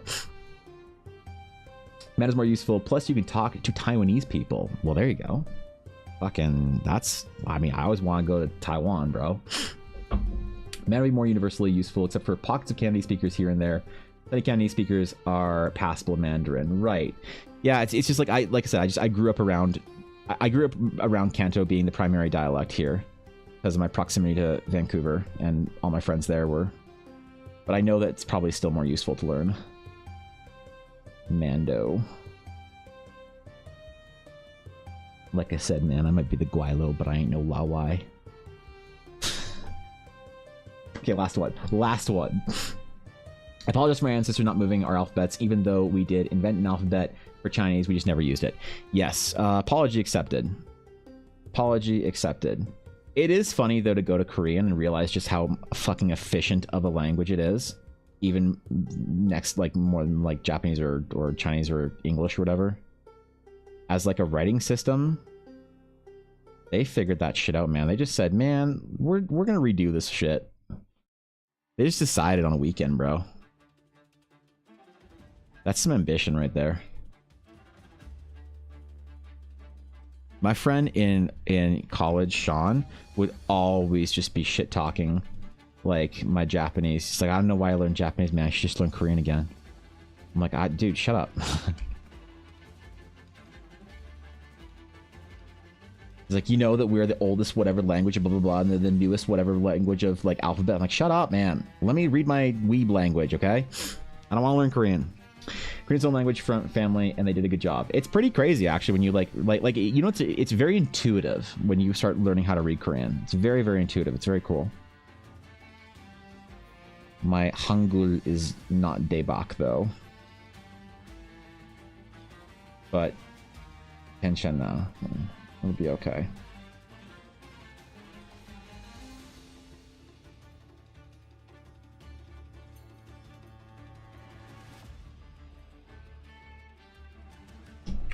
Oh shit, I was gonna start with the eyes on my characters. Damn it! Who let me forget that shit? Fuck. Who let me forego that I was gonna draw the character's eyes first for the recording?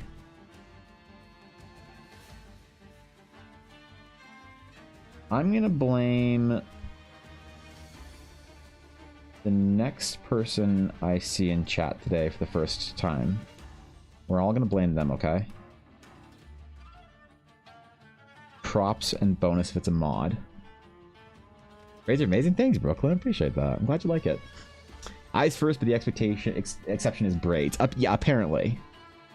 This will be early enough in the process, though. So what I find is there's certain things about art, watching like art process. So when it comes to painting characters, like obviously you're drawn to their eyes more, first and foremost, like their face, and then more so their eyes. Whenever I'm painting a character, I don't like if I'm blocking colors. It's Avail's fault. Thank you, Avail. Awesome, good to see you. Avail, why didn't you remind me to draw the character's eyes first? Fuck, damn it, bro. You let me down, man. Avail, you are taking blame because I said I was going to blame the next person I saw in chat for the first time today, and that's you. And it does check out because you are a much better artist than I, so I can actually blame you in accordance here. So thank you very much for being my scapegoat for the hour. Appreciate it. If you guys aren't following Avail, go give Avail a follow. Hey, man. Not just because of the shit talk scapegoating, but it feels amazing. Hey. Anyway, so like when I'm blocking colors in, I will paint the eyes in more because having dead blocked like color eyes do look kind of weird. And so you want to give people a thing to focus on in the recording, in the videos. And I find that having characters' eyes done earlier makes for an overall more pleasing video. Does that make sense? That might not make sense, but it checks out for me, so.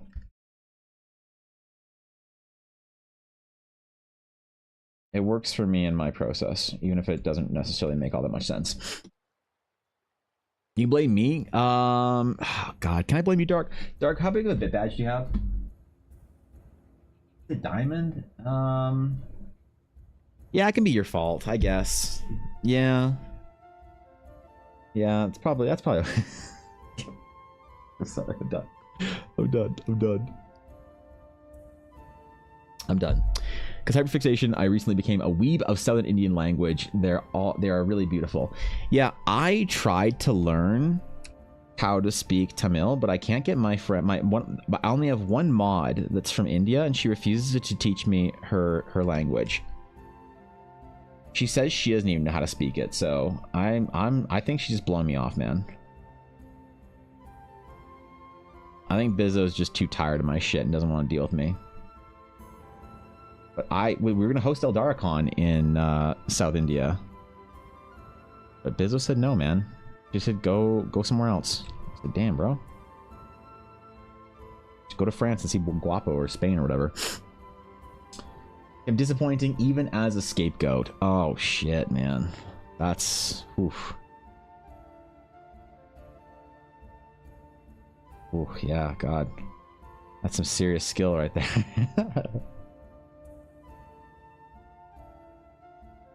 Yeah, goddamn, man. Who knew?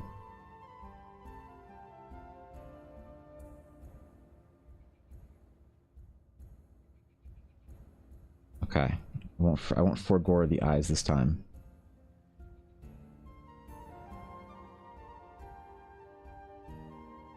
We'll give her that traditional EBA smolder. What a lovely thing to be told.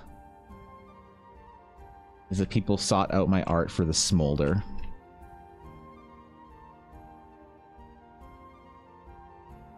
Right? That's a compliment, right?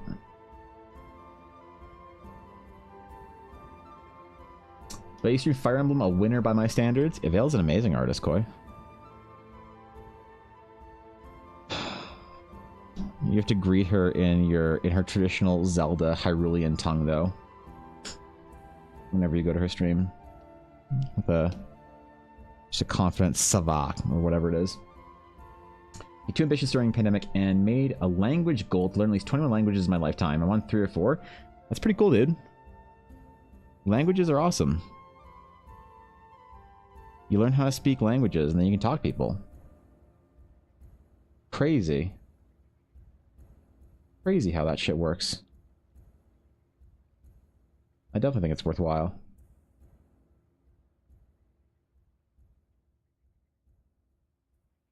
All right. But yeah, the eyes early on in the process give the brain something to grab onto, and I think it makes the recording process better. So even though I wait usually a little bit longer to draw characters' eyes in, typically for my own sort of like comfort, I don't know why. It just like it'll feel right at a certain point in time, and I'll do it.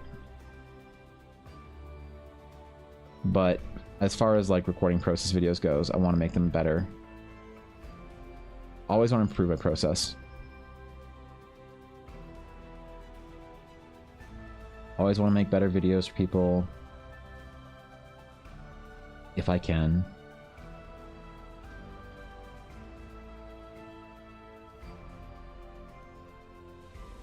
Not fluent by any, but I'm going to lock in soon. Trust? Yeah, oh yeah, okay. Yeah, you're gonna lock in. You're lock in real soon. Got it. Okay, cool. Yeah, you'll get serious next year, right? Yeah. Of course.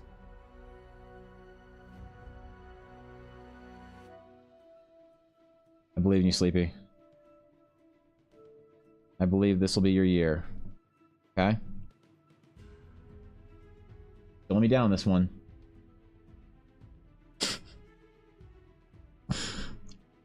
Like D&D and Fire Emblem must have some overlap.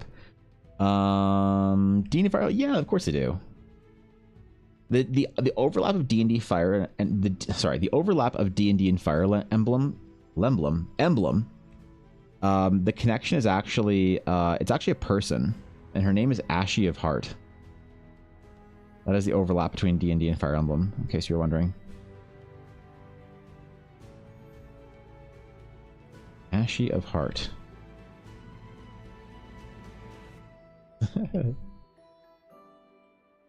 Besides that, yeah, I don't know. Both the Paladins, they do. Wait, but so does Maple Story. Was Ulner actually the missing link all along?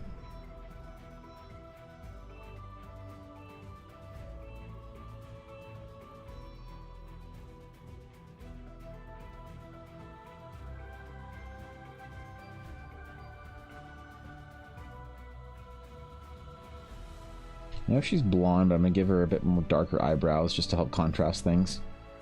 Kind of helps out with a lot of blonde characters. Slightly more rendered, or darker rendered eyebrows. The next month or two, when I sort out everything for school, and then it's 5 hours of target language a day. 5 hours of target language a day? That's a lot, dude.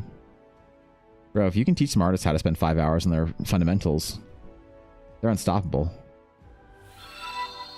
Like, holy man. Yo, Lost Artist, thanks for the follow. Appreciate it. Welcome in.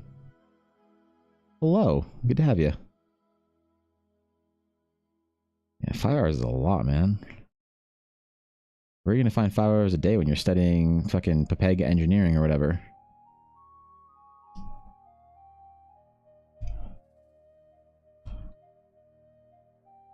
That's a lot, dude. Impressed, though. I'm always impressed by the ambition.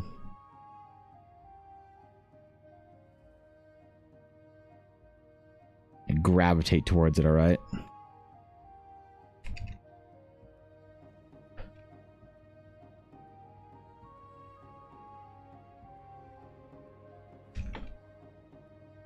There's one thing I can't do. It's mediocrity. Oh wait, it's my entire brand at this point, isn't it? Shit. Don't tell my clients. Only technically 4 classes a semester, so hopefully I got time. Yeah, you'll have time. Your first year is always really chill.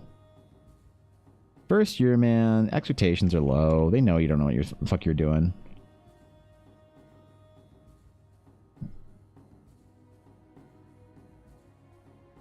Unless you go to a really tough school. In which case, you are screwed.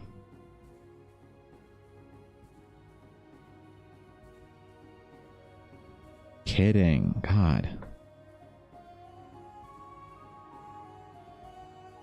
God, man, relax.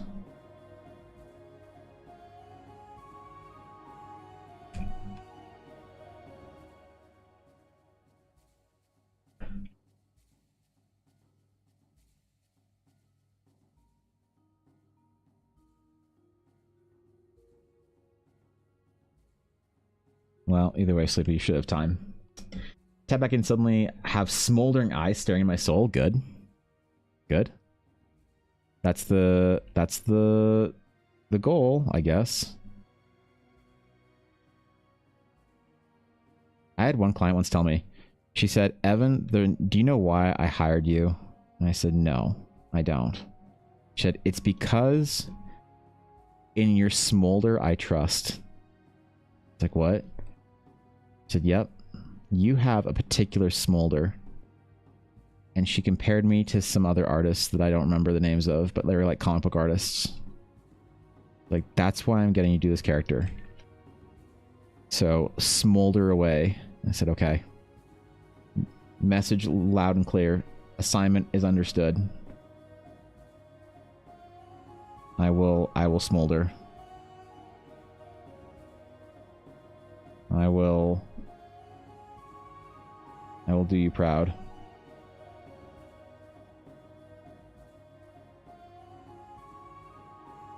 And you know what? I think I did. I think I did her proud. I don't remember what character that was for, actually. Probably should remember, but brain's slow today. You're Smolder, I trust. Okay, good. It's a National University of STEM, so I'm screwed. Oh, okay, yeah, you're boned. Okay, well, good luck. Yep, we'll never see Sleepy again. Once semester starts, it's over for you, bro.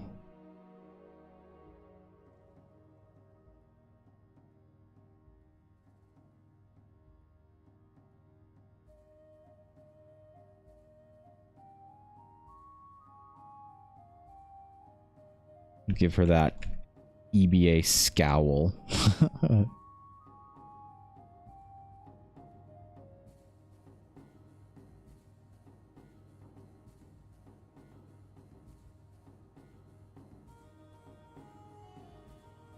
Alright. Ooh, by the way, I actually recorded part of that first art talk video that I was talking about doing on the weekend. Man, recording full videos. Way more of a pain in the ass than recording shorts. If you can believe it, scripting a 5-minute video as opposed to a 30-second short? What? It takes longer? It's way more difficult? How does that work out?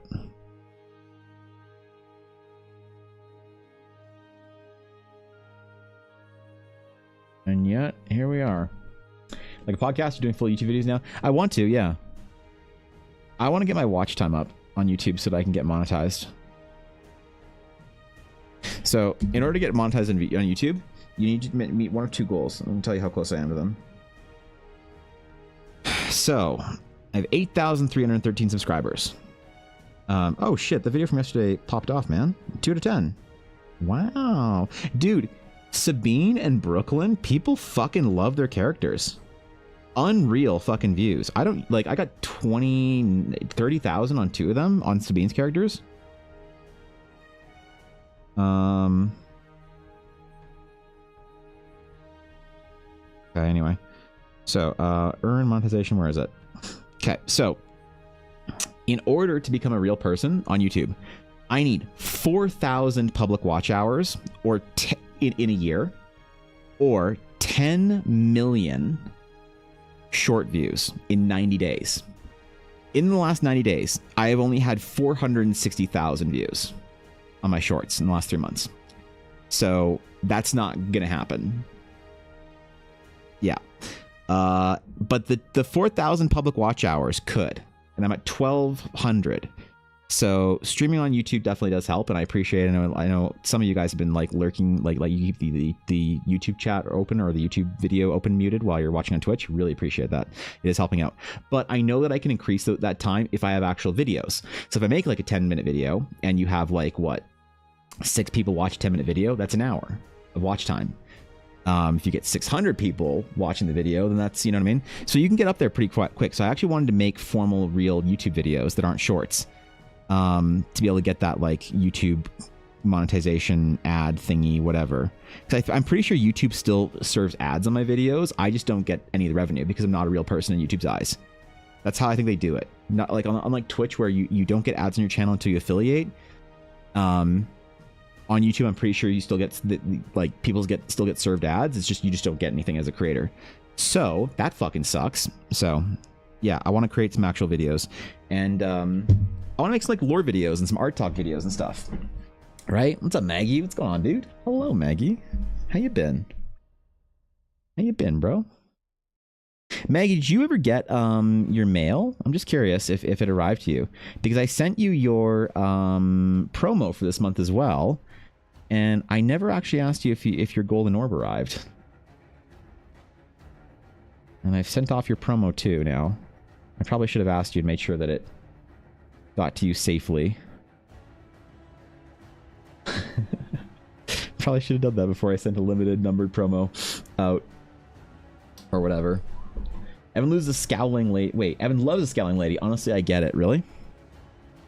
You just want to be scowled at, Koi? Monka,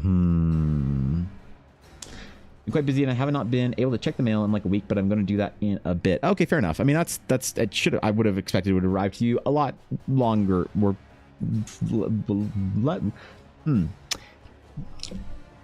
My brain didn't quite connect with my mouth there real well. I would expect it would have gotten to you earlier than even like within the last week or two. So, well, your second promo or thing was on the way, so hopefully they both get there. I don't know, man. I'm a little nervous, but we're gonna hope for the best here.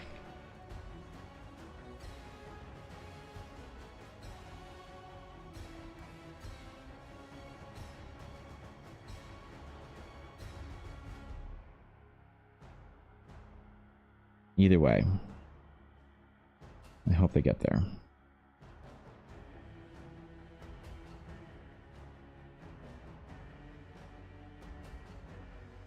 Okay. But yeah, I need ideas for different like art talk videos, and I want to farm some like Q&A stuff on stream. I'm just not quite sure if I should like embrace the artist side of YouTube or if I should embrace the like D&D meme side of YouTube. Visitors, how exciting. Oh my god. Speaking of actual artists, holy shit. Dude, what's up, Chris? Good to see you, man. Thanks for the raid. I appreciate it. What's up, dude? Good god, it's a lot of people. Hello, friends. What's up, guys? Good to see you. Hope stream is good. I did not get a chance to do my warm-up with you today in stream. I was unfortunately at the gym a little bit late, so I didn't get my morning Seed Knot Bush warm-up time.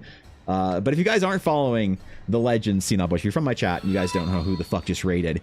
The grandfather of art on Twitch. The Gilgamesh conquering the lands of Twitch in the early days. Seed Knot Bush, one of the most legendary artists and most phenomenal people that I've had the pleasure of meeting on my Twitch career. Definitely recommend you go over there and give him a follow. Streams twice a day, too. What an actual Chad.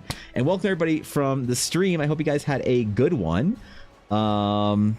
What's up, guys? What's going on? We're doing some character art today. I got some requests for some characters, some D&D characters. So if D&D characters are your jam, we're doing an ASMR Paladin today for a very important client of mine on Kofi. So, and thank you, Winsing and Retta, for the follows. I appreciate that. Welcome in, guys. Good to see you. Yeah, what's up, Kuro? Good to see you as well. Nymph, good to see you. Hello, friends. Welcome in. Honored to have you guys. If you're not familiar with who I am, hello, I'm Evan. I do art for all sorts of D&D characters. I have a whole D&D world that I'm making, and I do a lot of portraits and a lot of like landscape concepts. Most of these are portraits, I guess. But I do all sorts of concept art. I basically treat my D&D world like my own little concept art project, and I mix that in with commissions and other sort of D&D related things. So fantasy artist to the end, I guess. But you are most welcome here, my friends. Also, if you guys didn't know, so over on the Seed Knot Bush stream, he has the greatest sub-tradition, like, ever. He has these little scrolls in tubes. Whenever you sub, he'll read a little scroll in a tube that has some wisdom in it. And it's so funny, the one from my sub recently on his stream was basically something along the lines of, like the times of pressure are when you like prove yourself kind of thing. And it's so like the scroll tube is wise because I've been under a lot of pressure recently to get some projects done. I had some very, very important projects for some huge clients and stuff recently. A lot that I can't talk about yet, which is killing me. But it hit and I was like, wait, the wisdom of the scroll. Wait, it's actually true. How does it know? What the fuck? Anyway, I'm a fan. I'm a fan, man. All right. We gotta not screw this up today. If I screw this up, my reputation as ASMR Paladin drawer will be shot, so I gotta make sure we get this one right. Thorkin, what are you doing today, bro? Are you hermiting? You doing studies and shit, or are you goblining out on Elden Ring? Alright. You might want to add some more dramatic lighting to my portraits once in a while. I don't want to over-render, obviously, but maybe rendering a little bit more would be useful.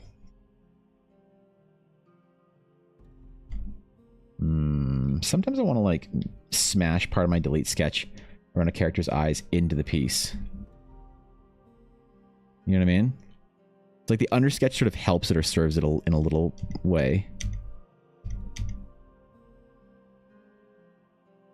Let me try something different today. We're gonna experiment a little bit, okay? We're gonna go a little bit further on the merging of our undersketch. Because like undersketches are always really honest, you know? They've always got a lot of like form into them. And I really like doing the undersketches before I show up to stream. Because I'll like walk into stream obviously with something that like I know what to do with for the rest of the stream. But also they have like this like quality to them that I really like. Maybe I should try and utilize them more. I don't know, man. Don't ask me, bro. I'm not a real artist. I'm just LARPing as one.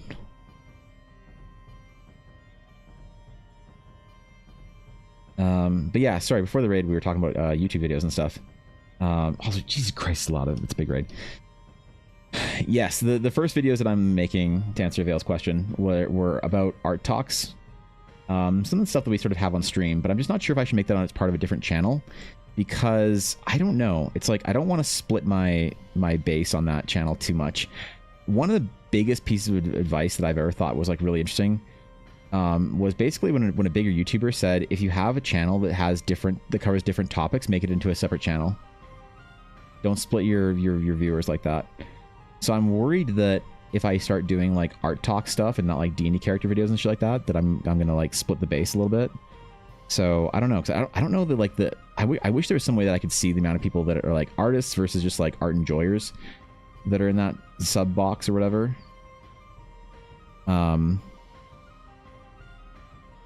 So I might have to keep the tutorialing and stuff and like the art talk shit down. I'll try one video and see, right?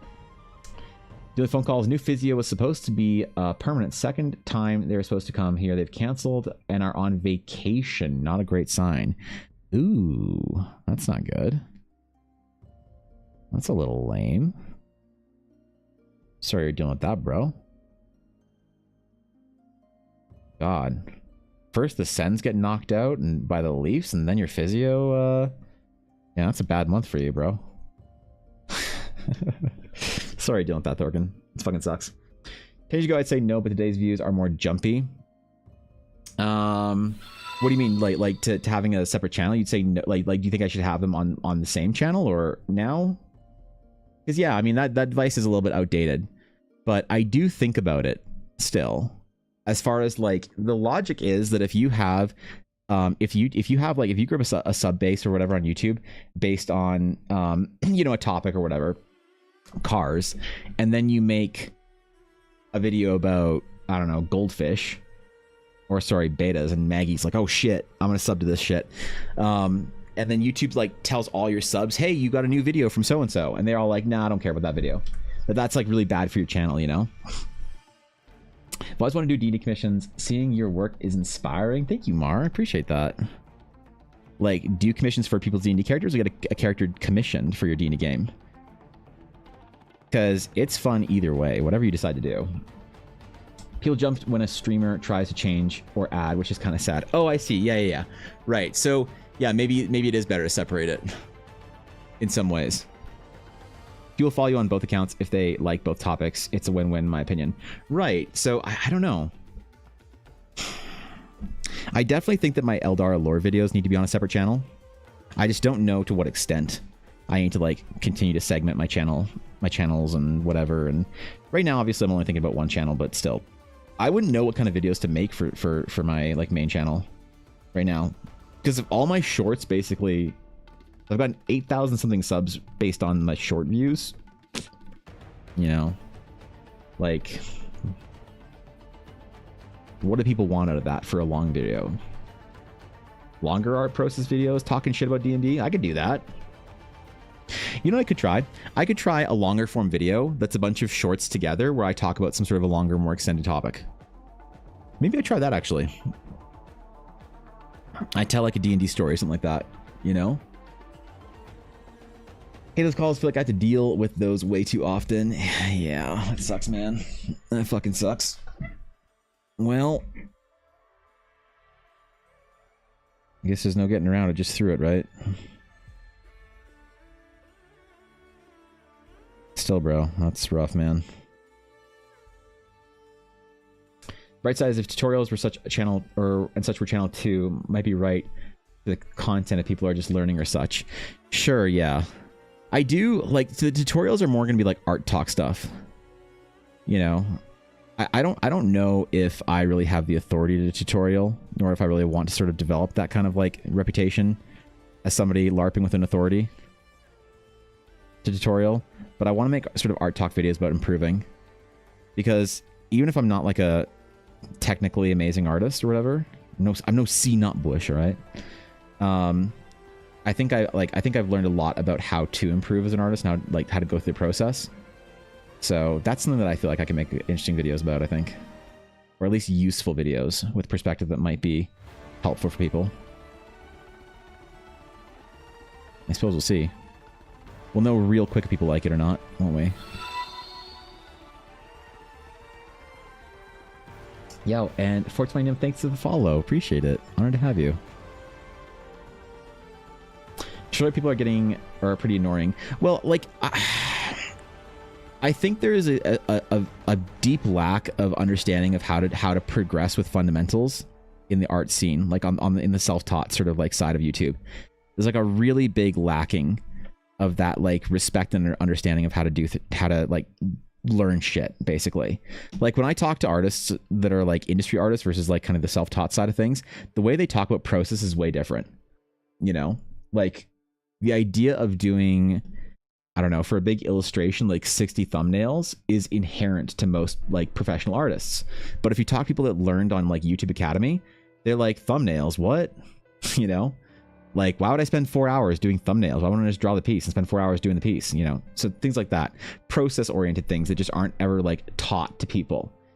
When it comes to actual like technical fundamentals and how to do things, I think there's really good artists out there that do really good tutorials, like Modern Day James, like, you know, Proco. There's also a lot of artists that try and hack the system that I don't particularly love, because I don't think that like hacks in art are really good. I think they're great for generating clicks and baiting people, but I don't think there are hacks, you know? So like things like learning how, like, you know, it's like a tool I think is a very dangerous tool to teach: gradient maps. I think if you learn about gradient maps too early in the process, it will destroy you. But that's my advice for a lot of artists that are starting out for digital, is that you shouldn't start digital. You should stay technically learning, or learning your technical whatever studies, traditional as long as possible, because like digital tools will destroy you. And I kind of want to keep emphasizing that and being as overly dramatic as I can. If you switch to digital and you do it too early, it will destroy your career and take everything you've ever wanted from you. It'll condemn you to mediocrity forever. If you learn the Control-Z tool too early, or if you learn about layers too early, oh my god, you're fucked. Right? Or that like Clip Studio model thing that you can pose and trace over. If you use that shit too early, bro, you're screwed. You know? And so there are lots of tools that artists will teach as like hacks on how to like color your work or whatever. And so they'll teach like a gradient map tool. Gradient maps are a phenomenal tool for saving time if you know what you're doing. And if you don't know what you're doing, then you'll just try and like crutch on you'll take a shortcut that's supposed to shorten your process, and you will use it as a crutch. And that's awful for artists who are learning. And so no one teaches you that. They just teach you about the tool, and then you think you've like discovered this like elixir, and your career is made for you, and you'll never have to learn color theory or fundamentals because you just use gradient maps or whatever tool it is, you know. And so I really think that like YouTube Academy is like really dangerous for a lot of artists. But there are a lot of artists that do great like fundamental technical tutorials. I just think that I could maybe add some of the conversation about how to improve and the ethos behind it, not necessarily like here's the exact skill that you're learning or whatever. You know what I mean? You're right, because with digital tools you can pretend you're good. 9 out of 10 anime artists online I see, they can't draw at all, but they know how to polish and make people think they can draw. Well, sure. I mean that's like I think the problem with derivative stylization, when you learn something that is derivative, like if we go through the derivative, the chart of derivative styles, if we have like realism here, right? And this is just like learning how to classically paint. So under realism is classical painting.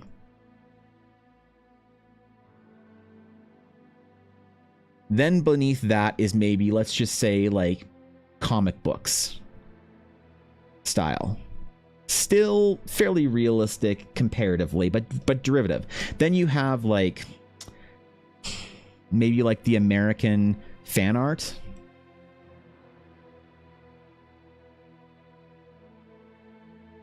And then beneath that you have anime. And then beneath that you have cartooning. And so on this chart, as you go lower, you become more derivative. And there's nothing wrong with this, by the way. Derivative is often used as a bad word. In art, it's actually not. So let's like get that out of the way. The problem is, though, if you learn your fundamentals in realism, you can choose to take your fundamentals and you can make them as derivative as you want for style. But with a lot of people learning art, they'll say, they'll look at anime or whatever. Anime is a big culprit for this. And they'll say, I want to learn how to draw anime because I love anime. And you'll learn how to draw anime. And so you'll enter right here. But without actually learning how anime derives itself from real fundamentals, you'll never get good at it. You can be passable by like learning with like hacks and tools and tricks and shit like that. But if you don't understand, like, it's kind of the difference between learning the Asaro head versus the... Ooh, can't even draw an Asaro head. What's the other one called? The Asaro versus the... What's the one I'm thinking of? The planar one. Fuck. Or is that the Asaro? I get the names mixed up.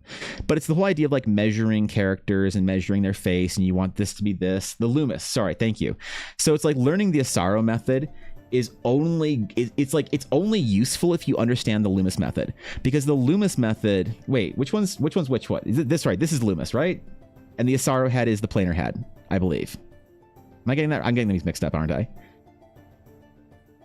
Anyway, you learn the planar head, and you understand how the face is constructed from all different angles. You learn how to create the planes that make sense to you, how to understand how light and everything works. So you understand how to light and shadow and everything. And oh my God, look at this guy. Look at his scowl. Look at his nose. Look at all these things. And you learn how to draw a character, right? And you learn how to draw a character, you know, in all sorts of perspective, in all sorts of detail. You can use that then to become more derivative, but understand how to stylize more. You can understand how to draw a nose, right?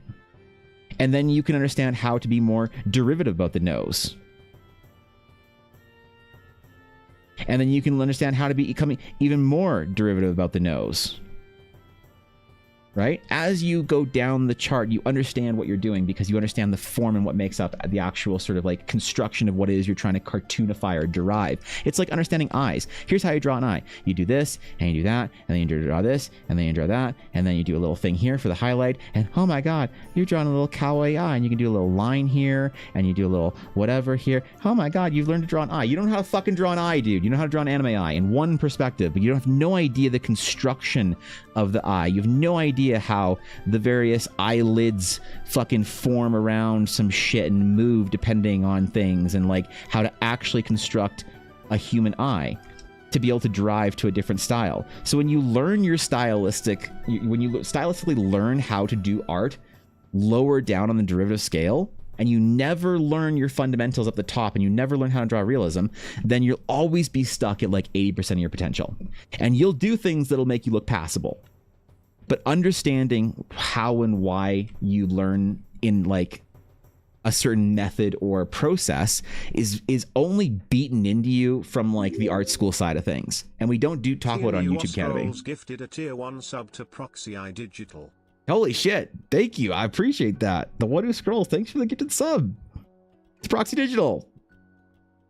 I'm thrilled. Come on, man. It's very sweet of you. I appreciate it. Thanks for the gifted sub, dude. God damn. I wasn't expecting that, but thank you. Thanks, bro. Appreciate that. God damn. Just still knocked me for a minute there. For example, rounded lines, a digital allows you to lazy draw and fix it for you even when turned off, allows you to control Z. Sure, yeah, exactly. The irony is that more derivative you go, the more skill you have to become. Unfortunately, most people think that going derivative means you need I don't need fundamentals. Exactly. The more derivative you go, the further down the line you go to anime, cartooning, whatever, the more apparent it is who the masters are. So you ask any amazing anime artist, you say, hey, can you draw a realistic head, a realistic person, a portrait of my fucking goldfish? And they'll be like, oh, sure. And they'll draw the most amazing, like Rembrandt style portraiture of your, you know, your figure staring up into the light majestically, right? Just looking off into the wilderness. And they'll draw some like fucking Lord of the Rings shit for you, bro. And they know exactly how to draw, because they learned how to do the proper sort of path. But that's the problem with the self-taught community, is that there's no instructional mandate to learn this way, because you lose people if you say you have to go spend 3 hours doing fundamentals. If you tell people you have to learn how to draw a skull, and then you have to learn muscle structure, and then you have to learn skin, and then you have to learn how the fat collects in skin, then you have to learn how the skin texture is translucent. Like, you go through all that, people are like, oh, come on, man, I just want to draw hot booba cat girls. You're like, okay, we'll just go have fun, you know? And there really isn't like much instruction on that, like, out there that people are going to be willing to tolerate. Like, you know what's hilarious is when people who do very derivative styles accuse me of being a realistic artist. Now I'm further up on the derivative scale, but I ain't even as high as classic. I'm maybe at comic book 0.5. Lewis starts with basic shapes simpler, right? Lewis and Riley's are often misunderstood. The tool is to understand muscle shapes and not to be used as a replacement to said muscle shapes, or at least my understanding. Yeah, they're supposed to be quick measurement tools. They're not supposed to be like these direct, exact sort of points and stuff. You should absolutely make a video about this. Yeah, I don't know. I don't know if I have the authority to like talk about it. Like, if we're just shit talking on stream, it's like one thing, but I worry about like I worry about being a little bit out of my depth as far as like a YouTube art teacher would go. I don't want to like, because the problem is I'm being kind of critical of the self-taught community on YouTube, and I'm not sure if I want to start that fight over there. You know what I mean? What advice do you have to try and fix the problem for someone who didn't learn proper path? What advice do I have to fix the problem for someone that didn't learn the proper path? Well, I think it's actually pretty easy. I think you just go back and you start at the beginning, and it's frustratingly easy. So you start with your basics, your super basics, your fundamental shapes, your boxes, your gestures, your poses, whatever it is. Whatever thing you want to try and learn, let's just focus on figure. Right? So let's go back and think of our fundamentals here for figure. So figure is composed of three things, right? Three fundamentals. The first is anatomy. And most people talk about when they're drawing like people, they say, oh, I need to work on my anatomy. I think what they mean to say is that we need to work on their figure. Two is perspective.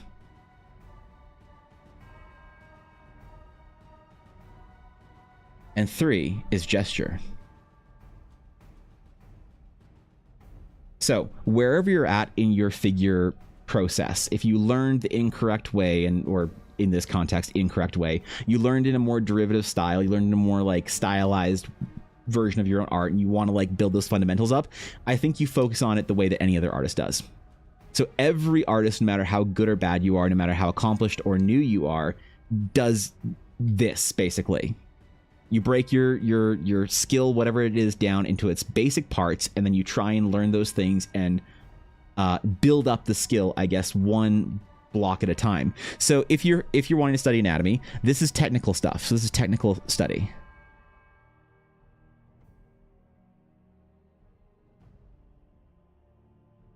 So that is the kind of thing where you go and you learn exactly how a muscle structure is built and connects. So you're like, I want to learn about the shoulder and chest and bicep, tricep, and what's going on there. So you learn about the different heads of the muscle. You understand how it's sort of like constructed, how to build the shape of the muscle. You learn how it forms into the next muscle group beneath. You learn how it connects to the pec and everything. You learn how the entire, like, you go through the technical process, basically, of figuring out exactly how somebody is constructed, exactly how the person is built.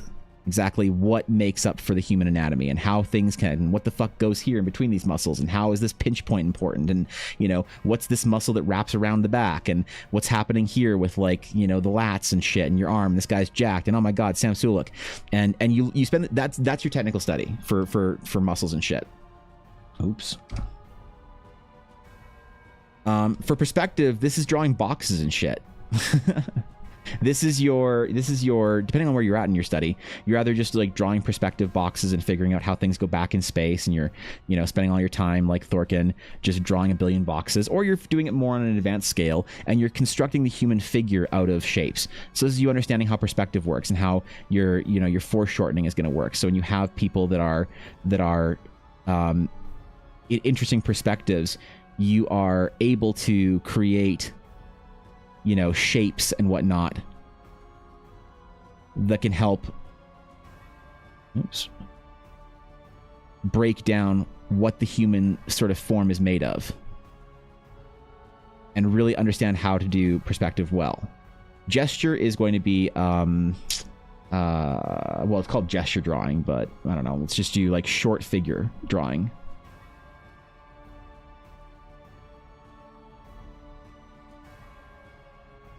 So this is like 30-second poses. So the gesture drawing is very fun. It's just like very easy, quick, like understanding movement.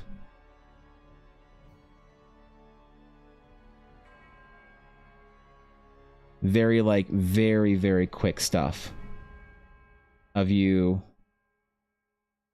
expanding your sort of like visual library on how the human machine works. Right? And of course you have to put swords in their hands because swords are cool. So you got to do some Attack on Titan shit like this, right? And no matter where you are in your journey, whether you're somebody who feels confident in their figure or somebody who's newer, this is how you study something. You break it down to its fundamentals, and then you study one fundamental at a time. So if you did the correct path and you went, correct path, and you went down the sort of the right route of learning and you feel like you're very accomplished with your stuff, that's still how you study. It's no different whether you went down the right path or not. But if you want to build your skills back up, that's the kind of stuff that I would do. So real issues, people always look for a cheat. People always thinking, I want to get rich fast. That's not how it works. You can't get good fast. Well, yeah, I mean, like, I think that you can get a lot better at art faster than you think. Like, my whole thing that I always say, Koi, is that if you go from zero to you can go from zero to hireable in 2 years if you're very serious. If you can stomach the fundamentals, if you can stomach it, I think you can go from zero to hireable in 2 years or less, maybe. What's up, Bubs? You have a question? What is your question, Bubs? Boxes are my warm-ups, and it's not like that's the only thing I draw. Sure. Yeah, man, it's just like patience, right? I think the problem is that a lot of people don't have faith in this in the system. The system being how to learn how to draw. You know what I mean? They don't have faith in the system. So, like, if I tell you, if I guarantee you, what's up, Moose? The orb studied Evan. It still doesn't understand. Yeah, me either, though. Me either, bro. What's up, Moose? Thanks for 100 bets, bro. I appreciate that. Thanks, dude. Hope you're doing well. People don't have faith in how to build the skills and that it'll actually work and it'll turn out in a way that they, want it to. And I don't know why necessarily. It's different for everybody. Hold on, I'm gonna turn my fan on. There we go. But if I told you, hey, all you have to do is, like, I'm a genie and I'm gonna gift you with magical art capabilities. I am going to make you one of the best artists of your entire generation. And all you have to do is make me 100 20-hour paintings. Two paintings a week for whatever. For a year. All you have to do is make me 100 paintings that are 20 hours each. And at the end of it, they don't have to be good, by the way. You don't have to improve at them. But at the end of it, I'll wave my spell and I'll gift you with the ability to be one of the greatest artists of your generation. People would be done that shit in 2 weeks. I'm like, damn, how'd you get 20 hours of fit into... How'd you get 2 20-hour paintings in one day? What the fuck, man? You're doing some voodoo over here.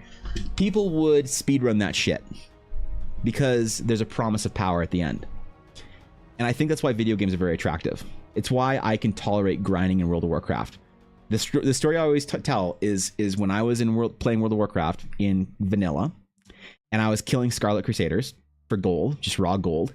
And like my dad came in, he's just like, man, you've been here for a while, man, and son, you having fun? And I'm just like on hour 9 of gobbling in my chair, just killing stuff. I'm like, yeah, I'm having a blast, Dad. And he's like, yeah, you look like it. You sure you're having fun? And I'm like, yeah, it's the best thing ever. Because I saw my bar increasing. I saw my gold increasing. And I knew at the end of that, I only had to kill 3,000 more Scarlet Crusaders and I got my epic mount.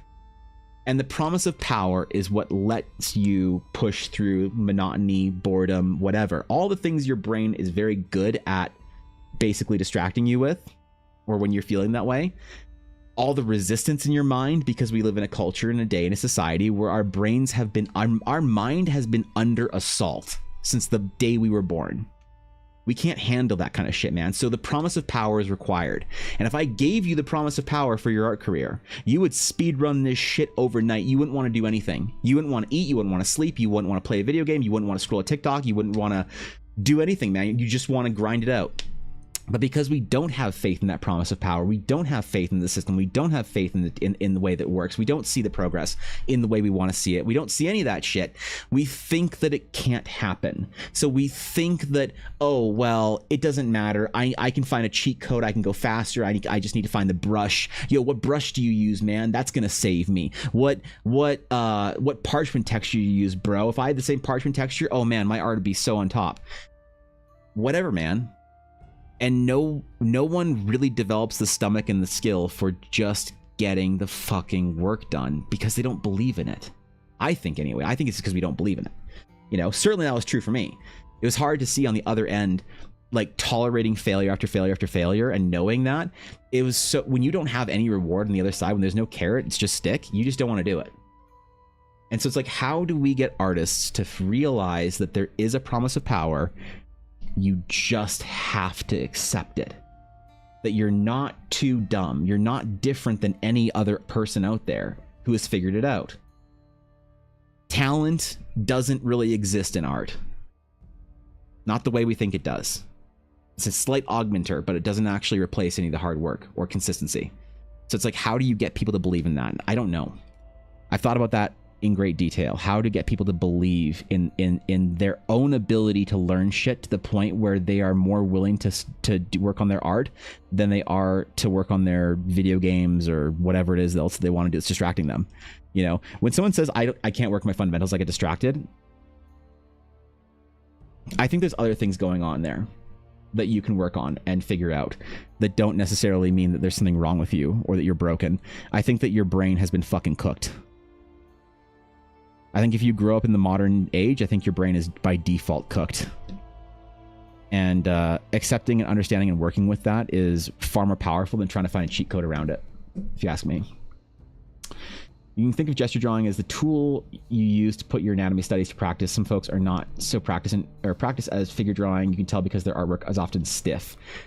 Yeah, sure. You know, there's always something that you can recognize, and enough. Like, this is also why when I see people have like, they say like, hey, how do I improve my figure? And they give me one example and I'm like, I don't fucking know. I need like 20 to know what the problem is. And yeah, if it's too stiff, it's like, bro, let me teach you about some gesture drawing. Let's loosen that shit up. Or like, yeah, I don't think you really know how perspective works here. So let's do some perspective studies so you can like make that thing look like it's in proper, you know what I mean? So system is awfully poorly explained, to be fair. No, absolutely too. Yes, 100%. Part of that is because of the viewership bias, the survivorship bias. Because people who properly explain the path don't get the clicks as somebody who says 10 tips to make you the best artist ever. Right? It's how it's always explained. Very rarely the why to. For example, I say draw 200. If I say draw 200 boxes will help you, here's how. It's not very useful. If I say here's why a box is useful and can be turned into anything, that's very different. Yes, art communication is very important and very difficult to do. You get easily distracted, try deleting social media from your phone. Well, like that. So yes, and also yes, but I'm of the opinion that I think that if you can't tolerate sitting down and working on your fundamentals for a couple of hours, I think there's something going on with your, like, I think you've been fried. Whether that like dopaminergically, I think you're cooked. So like whether it's League of Legends, good food, substances, social media, TV, I don't know what it is. Your brain's been cooked. If you can't sit down and like, if you ever sit there and feel like I want to study, I wish I wanted to study. I don't want to play video games tonight. I want to learn my art. I wish I could turn myself off like a sim and wake up after a 7-hour study period. If that's ever something that's ever crossed your mind, I think there's external factors. And I think that doing things like that is important, like purging social media or purging any kind of like dopaminergically activating activity from your day before you do your studies. There's a lot of different things you can do around it. And this gets into a more of a psychology, neuroscience area that I like to learn about, but I don't really feel comfortable talking about because I think that I'm out of my depth on it. I think most people who talk about it are out of their depth. I just don't want to add to the problem. But there's lots you can learn about how your brain works and how the assault. It's kind of like the way I describe it maybe is like I've been someone who's been very addicted to fast food and candy and shit like that. I was 300 pounds at one point in time, bro. I'm still fat as fuck, but like I'm not 300 pounds fat. At that point in time, when your taste buds are only used to fucking like processed sugar candy, a fruit tastes pretty bad. But if you've gone without any processed sugar for a month and you bite into a strawberry that you normally wouldn't like, it's the sweetest thing you've ever tasted. You reset your brain's sort of like calibration for what's sweet and what tastes good and what's rewarding. The same thing can be true with activities, I think.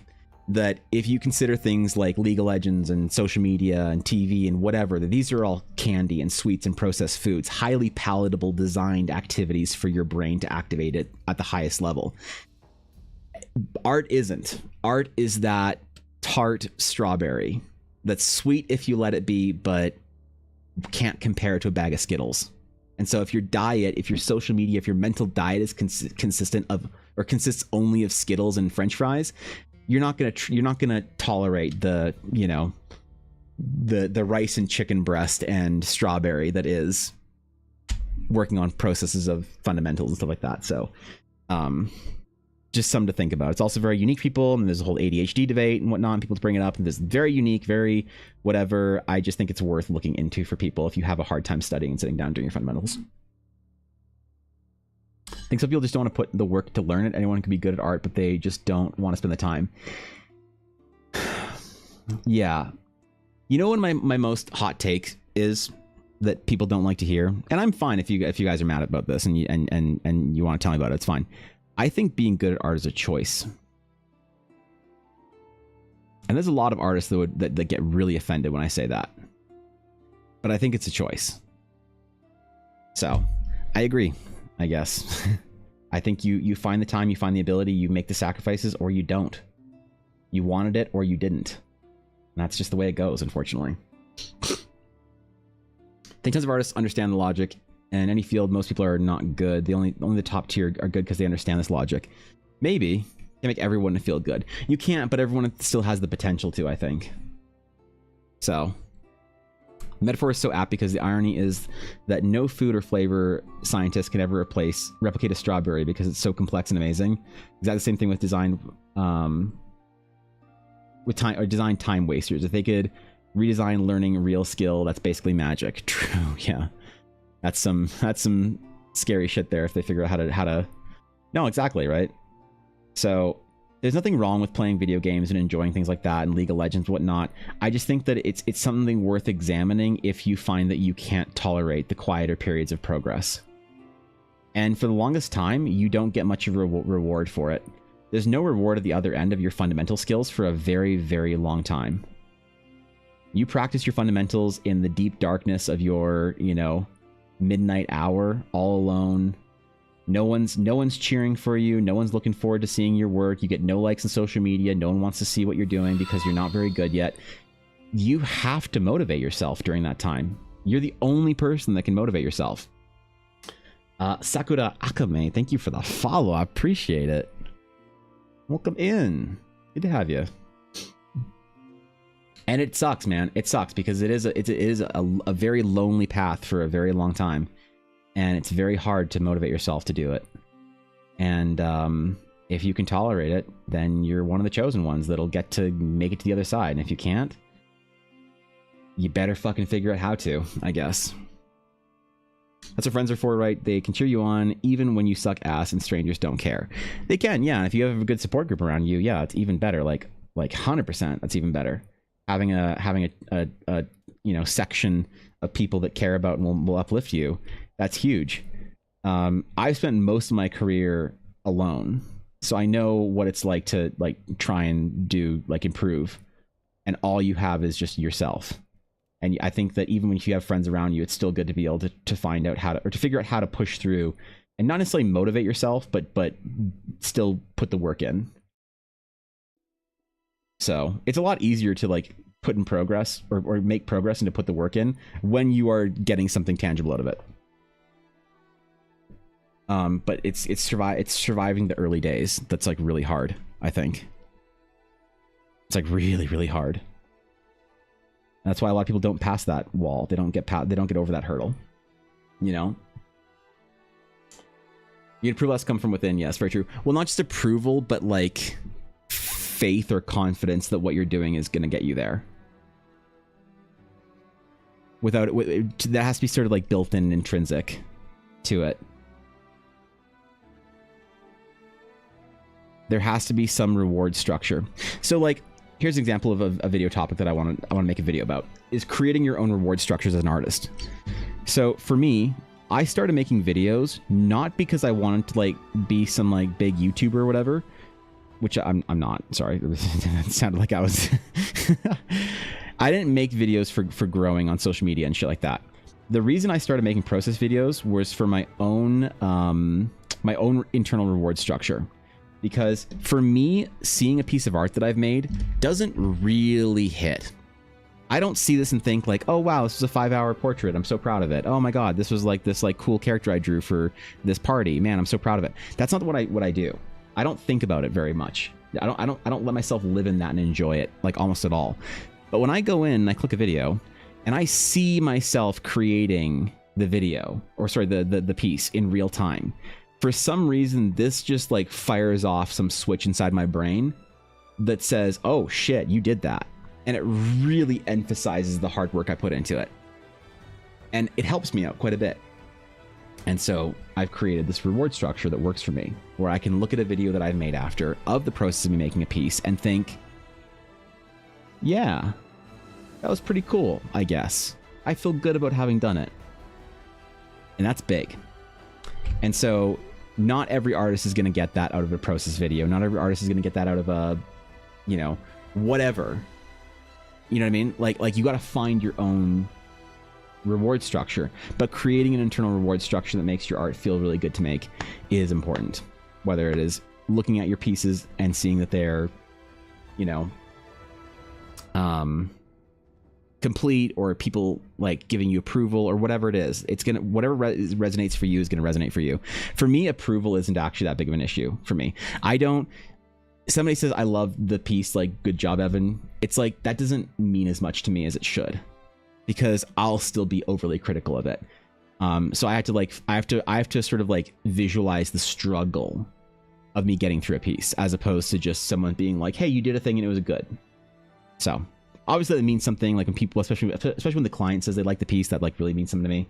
I do joke about like the profile picture being the highest honor you can get, but like unironically, when someone says that their art I made of their character is their background phone lock screen or their profile picture, that is like pretty cool, because that's tangible. That means something. People don't just like fake that or say it. Sometimes if somebody can be accused of being too nice or too generous with their words, then it means that it's a little bit hollowed for me, just a smidge. Whether that's good or not, I don't know. But yeah, process videos are an important thing for me. And I'm glad that I started doing it, because I look at the work and I go back and I'm like, yeah, man, wait, that was really hard to get through. That challenge, like, dude, I spent so long on this pattern here. Holy shit. Yeah, I think I did the beard pretty well in that. I learned something. I can go back and see how, you know what I mean? That's how my process works for it. And yeah, anyway, find a reward structure for yourself as an artist. So it sounds extremely arrogant, but I've never had to learn that faith, but I did have to learn self-approval. But that's interesting. I think that sounds arrogant. To me, I sort of think that is like, but I think we're talking about the same thing with just different like terminology behind it. You know what I mean? Right? I think it's still inherently the same thing, though. Is that approval created the faith? Like that approval creates the structure inside of you that lets you believe that what you're doing is worthwhile. That's what I mean by the faith of it, like faith in what you're doing is the right thing to do. That's worth the effort. So it is that internal approval in some ways, I guess. Maybe? I don't know if I articulate very well. So I think it's arrogant. There's a lot of factors that play into it. I also never had to learn the faith. I was raised with the values of hard work pays off and was in activities growing up that proved to reinforce that belief. Oh, I see. So you always had that belief built in. You didn't have to like reinforce it, I guess. Older or whatever. I have confidence that I can basically learn anything if I wanted to, but I often struggle with, I could have done way better than this. I didn't do 100%, but now I'm learning to be proud of my accomplishments, even if not the best thing ever. I realize kind of thinking is super toxic. Yeah, that's interesting. I definitely struggled from an idea of if I'm not seeing like tangible reward from something, like this is probably my video game brain rot, but like if I didn't see tangible reward from something, I just didn't want to do it. Like I don't play games that I don't think are fair.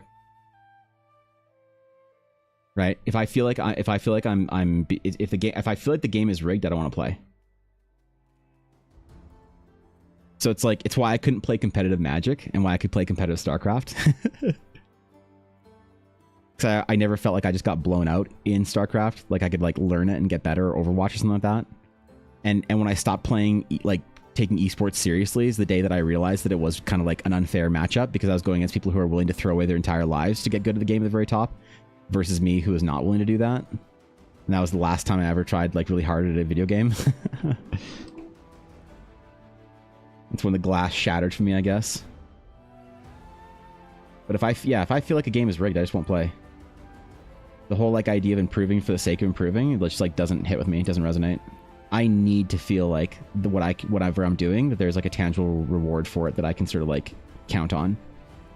So for me, that building the faith that like that doing the right thing, putting hard work in, will matter, I think is one of the most common problems that most struggling artists have that I've seen, is that they don't believe in themselves and the system.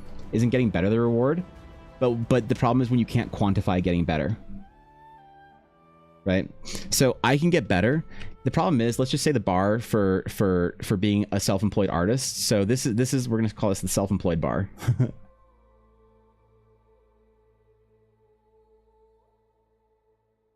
Let's just say this is your income a month. And this is like, I don't know, $3,000. This is your rent, your food, everything like that. Let's just say this is $3,000. So you can get better, and you can get better. But if you're not getting over this bar, then you're not making it. You're not, you know what I mean? So like nothing here really changes your life or matters. Nothing. And so the problem is, if you're not getting incremental rewards and you're used to that like sort of structure, if you're not getting one reward that you're jumping to the next and seeing a tangible payoff for each small incremental thing, then the idea of isn't getting better the reward for a lot of people, no, it isn't. It's about getting over the bar of like, okay, now I make enough money to actually survive or live off what I'm doing. So, oops. That's what I think a lot like where I think a lot of these like issues come from. Feel like pure spite and ADHD. There you go. There you go. That's an outward approval, not approval from within. Yeah. Yeah. Kind of. But yeah. But it's not just approval, it's also your ability to live. So the problem is, sometimes for a lot of people, if there's no tangible payoff, then the inward approval matters a lot less to people than the actual like seeing your work pay off and that you don't have to be in credit card debt and shit anymore. So it's a bit of a complicated thing, I think, definitely. It's not like an easy way of talking about it.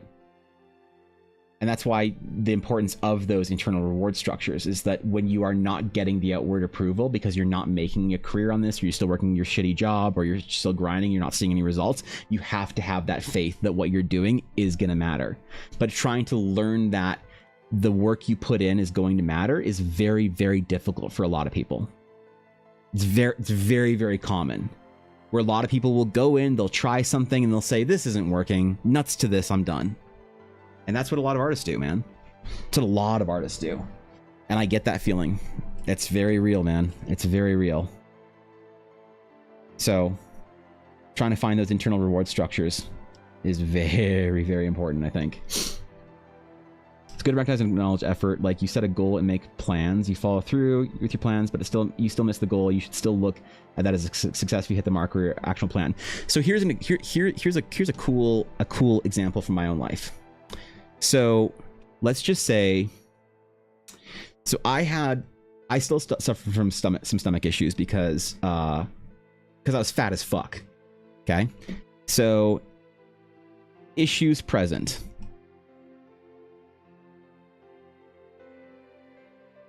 Okay. I could lose 10 pounds and I look up and say, is issue present? Yes. Okay. Then this doesn't matter that much. I could lose 20 pounds, 30 pounds, 40 pounds, 50 pounds, 60 pounds. And every time I lose 10 pounds, you're like, good, you're going on the right path. I don't feel better. Still having problems. Still can't eat anything. You know, still suffering every day. And so a lot of the times then the goal is to like find an end state where you're happy. And this is about moving goalposts. And it's very hard then to suffer through and struggle through those like early blocks while you still have the checkbox of like, is this thing still a problem? Yes. Okay. Then this sucks. You know what I mean? And this was something that was very hard for me to hear from my doctor when he basically said, look, Evan, this isn't, most people can lose 20 pounds and feel better for their heartburn or whatever it is. You might have to lose every last fucking pound to feel better. So it's going to be it sucks the entire time, and then at the very end it's a payoff. You're not going to get any sort of relief until you lose more of your weight. Thankfully, I started to feel better after I lost about 100 pounds. I still have probably about 40 pounds to lose, but I started to feel better after I lost about 100 pounds. But I lost my 80th pound, didn't feel better. And man, that's tough to tell yourself it's worth it. To be starving all the time, miserable, going to the gym, tired, exhausted, all these things in the process of losing 80 pounds. And nothing felt better. You know what I mean? And so for a lot of people, that's the way their art works. Is until something actually feels like it's worthwhile, they don't want to put the effort in. Understandably so. And yeah, man, if that's something you never struggle with, like, I mean, like, I guess fucking sick for you, but that's a very common thing. D. Nikki Flores, thanks for the follow. Appreciate it. What's up, bro? Remember, discipline is sexy? Exactly. Discipline. That's what I do. I say it's not about feeling better. It's about discipline. You fat fuck. Get your ass to the gym, Evan. I don't care if you're tired. You piece of shit. I'm very mean to myself when it comes to going to the gym every morning, and I like it. I like it. You can't change me, Alana. You can't change me. Different criteria because this is your career, I understand now, but in general, for things that aren't your career, learning is the reward, right? Sure. Yeah, I guess if there's not as much pressure on it, then yeah, if you can, it's a different reward structure than that. So drawing's looking good, by the way. Thanks, dude. I appreciate it. I'm glad you like it. Thank you very much. That means a lot. Hope you're doing well. I am, Alana. I'm chilling. I wasn't able to stream for a couple of days, and so I'm back in my rare streaming form, I guess. I don't know. I feel good. I'm having a good time. I'm in a great mood today. I actually get to stream. I had to miss some days earlier this week, which really sucked. So I missed my first 2 days in a row since this year started, and it was heartbreaking. I lost followers over it. People canceled their subs.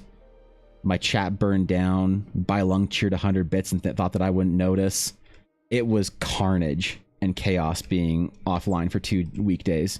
But we survived somehow, so... Please, I'm on vacation. Don't make me want to fix you right now. What do you mean, dude? What do you mean? I'm doing just fine, okay? I'm doing just fine.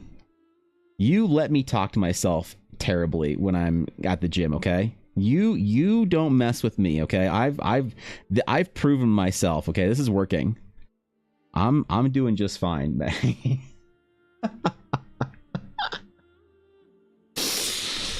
It hurts? No, it doesn't. It feels great. What do you mean? No, dude. Hey, man. Hey, man. What doesn't kill you makes you complain about it on Twitter. Wait, that's not how the quote goes. Ah, shit. Ah, damn it. Oh, no, not SMHing. Ah, shit. That's one step up from face palming. Yell's journey super sucks, and I'm so impressive. Or sucks, and it's so impressive you've been able to accomplish that are all of this already. Thanks, Koi. I appreciate that. Thanks, dude. Yeah, it's tough, man. It's real fucking tough. I'm back to cutting really super hard. I've been back for the last 2 weeks on about 1,400 calories a day, and I'm hungry and miserable all the time. It'll be worth it. I'm back to my 10,000 steps a day. Back to losing weight, down about 7 pounds. We're getting there, man. I'm doing this summer is going to be the last, hopefully the last little jaunt that I have to take through this like super heavy summer cut. But I love it. I love it. People say like, oh man, you should just like do a slow gradual weight loss all year round. I'm like, no, bitch, I'm gonna eat like shit during the winter, put on a bunch of muscle, and then fucking run all summer when it's hot out. And I talked to my doctor about it, and he's just like, look, man, it's working for you. So, hey, hey, you're doing fine. Just keep going, man. If it's working, it's working. Get after it. Now, I didn't tell him about the negative self-talk in the mirror before the gym where I call myself a piece of shit, but I think he would probably be okay with that. Maggie wouldn't, but it's okay.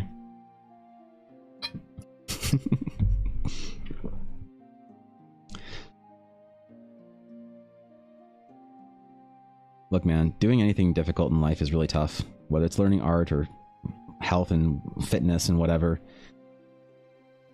It's tough, man. It's tough to improve. It's tough to push yourself and change the way you are, especially when you're so used to something, you know?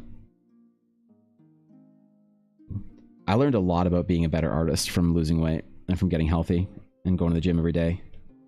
I learned a lot about discipline, a lot about pushing through difficult challenges, a lot about maintaining standards, things like that, having goals for yourself, having expectations of yourself.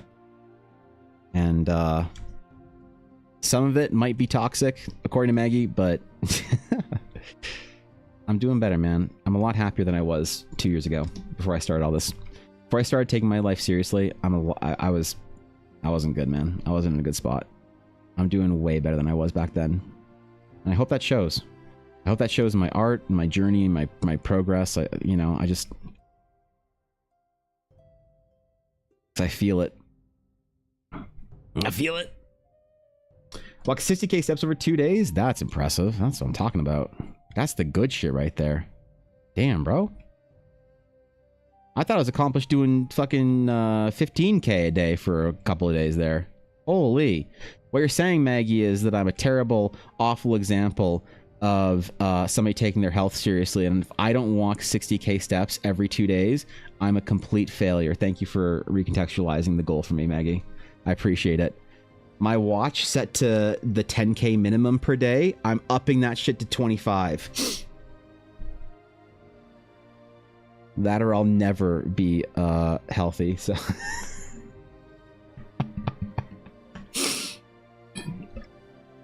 I'm proud of you, Maggie. That's awesome. Are you getting ready for the walking challenge? The summer walking challenge, bro? Our summer walking challenge this year is going to be so dope. I'm so excited for it. I've been training, man. I've been putting the effort in. Ella and I have been going hard on our summer walking challenge in preparation for July and the journey across Eldara 2025. Happy to help? Yeah, there we go. Gonna go to your house and krill you. Oh no. Oh no. Summer walking challenge. Oh, so Brooklyn, every summer I host if you're familiar with the Conqueror challenges, where you go on these little like jaunts around, you know, some fantasy world like Lord of the Rings or whatever. I actually have one right now. I'm doing the Star Wars one on my I decided to download the app to see how they do it. But basically, it is a walking challenge whereby we as a guild go out there and go on some adventures. So, here's how it works. Mikey, thank you for the follow. Appreciate it. So, the Journey Across Eldara is our yearly challenge where we walk, run, scuttle, slink, or waddle our way across Eldara. There are 3 goals. 1, 2, and 300 kilometers in 1 month. What is that in miles? Like 66 miles per 100 kilometers or something around there. So quite an aggressive challenge, I guess, depending if you want to go for the end point. Along the way, we play a little D&D game. So every couple of days, I'll have a new random encounter or a table or something like that you guys roll off on your walking challenge, where you write your own journey as we go from, in last year, this was from Arstam to the Gates of Eldar. We might do the same course again this year, but basically it's a self-directed walking challenge where you create a character in Eldara and you create a story of why you're going to this place in this pilgrimage. And I have a whole lore about it. There's a whole thing about it. Why we're all going here on this walking challenge, the inns you stay at along your way, the random encounters, the NPCs you meet, all that kind of stuff. And you track your progress on whatever app you want to, your smartphone, your smartwatch, whatever, or just time spent walking, whatever. The idea is also you spend some time getting out there in nature. So this isn't just steps on your phone. The idea is that you also go out and go on some quests. So I live right next to the mountains. I live basically in the mountains, and I do a bunch of big hikes through the summer. What we also do is we post pictures of where we're going. So it's a little bit of an adventure. So we have, Venus in Estonia posting the landscapes that she's walking around. We have people in the Pacific Northwest, in the desert, and in the, Italy, posting the landscapes of where they're going. So we all get to go on to see some parts of the world and go on some adventures and see some cool hiking trails. And it's really fun. It's awesome. A lot of people usually participate in it. And at the end of it, I make these little badges that I send people who achieve whatever distance. I don't know what I'm going to do about them these years. The brain to the mouth thing stops working real fast today, doesn't it? I don't know what I'm going to do with the badges this year, but in previous years, I've sent people. We did miles last year because I wanted to speak slow and speak American for our American audience, but apparently everybody who does walking or fitness already does it in kilometers anyway. I didn't realize that marathons and shit were in kilometers, so we're doing kilometers this year, not miles. So ignore the mile badge.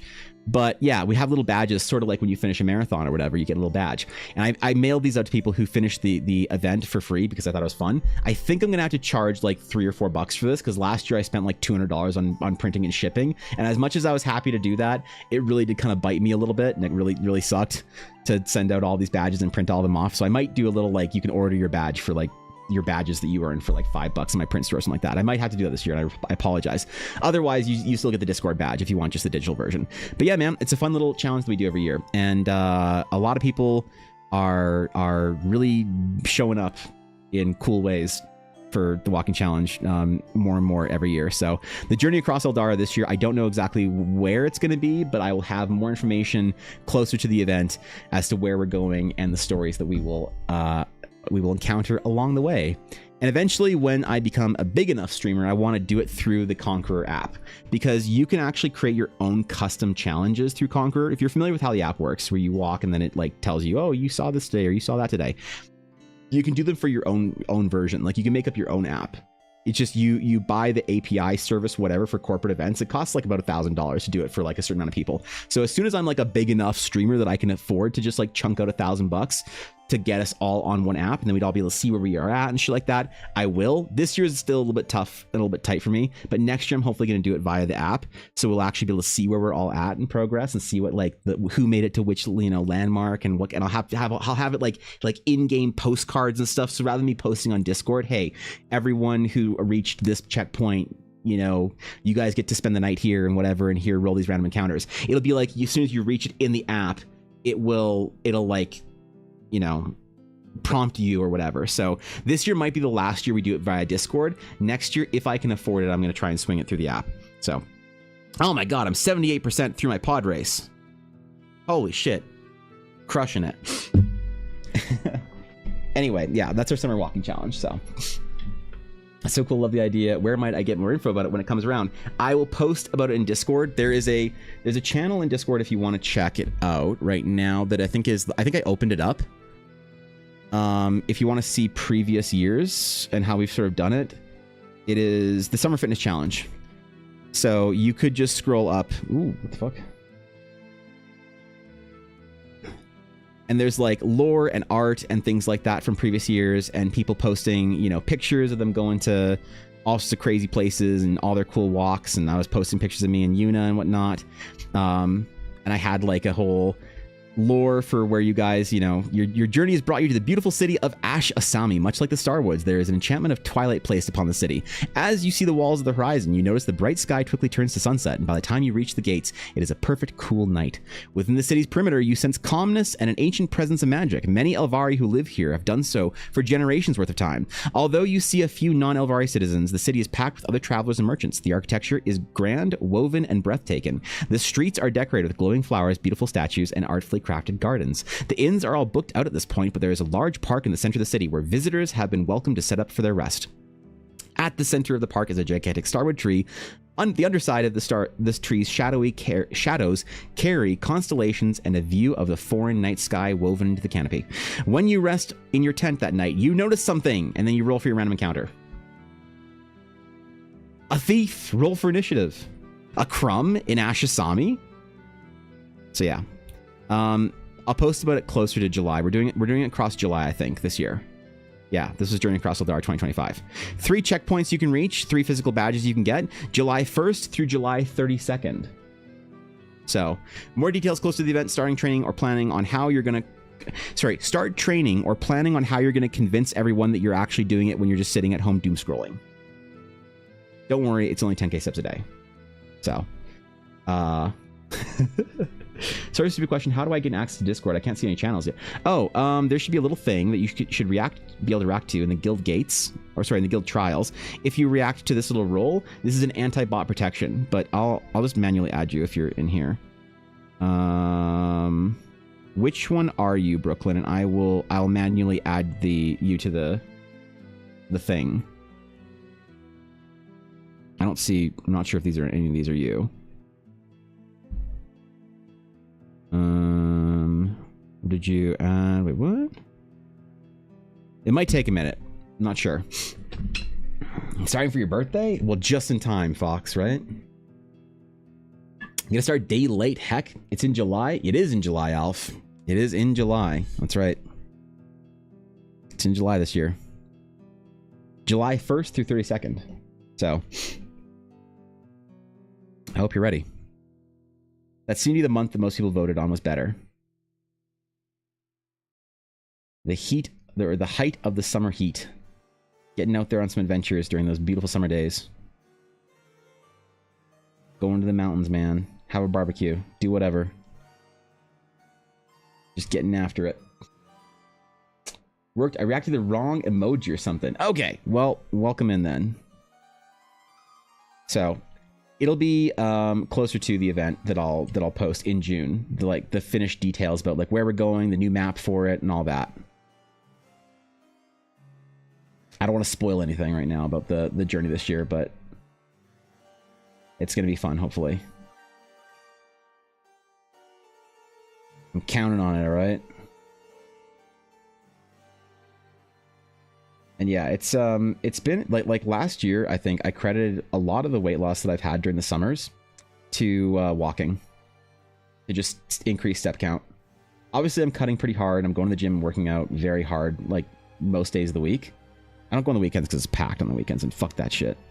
I go when all the old people are there, which is awesome. But the walking has been a massive thing for my health that I've really enjoyed doing. So yeah, man. Hopefully people have some fun. Get out there, right? That's the goal anyway.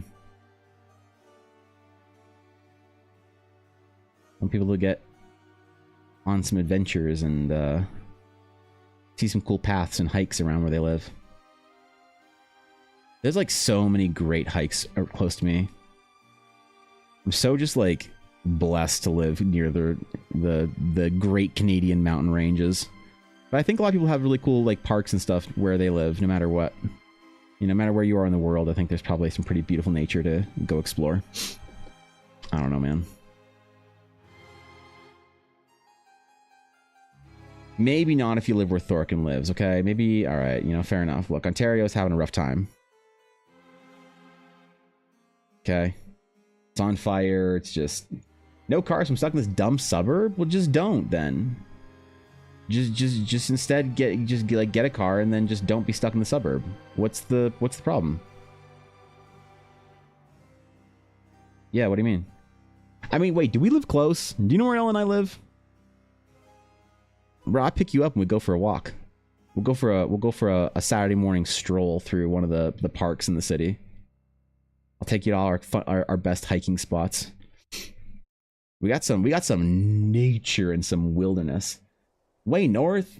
You live way south? Oh, that's fine. That's fine.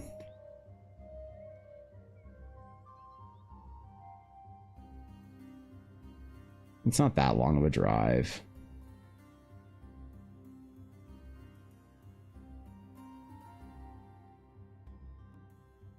Put 20 pounds in a backpack and just ruck it. Let's go, man. I'll pick you up and we go to Banff or Canmore or fucking Kootenay or some shit for the day. Ananascus. Go for a big old 10K hike. Not that big, but... New here and want to know more about Eldara. Is it your homebrew world? Yes. How long have you been building it? So, yeah, I mean, Eldara is the project that I've been working on for the last couple of years. So my lore, Brooklyn, is that I was always wanted to be a video game concept artist. And I never made it into the industry the way I wanted to. Because around the time when I was like finished school and ready to sort of do my first entry-level positions in the industry, life had a bit of a different idea. And...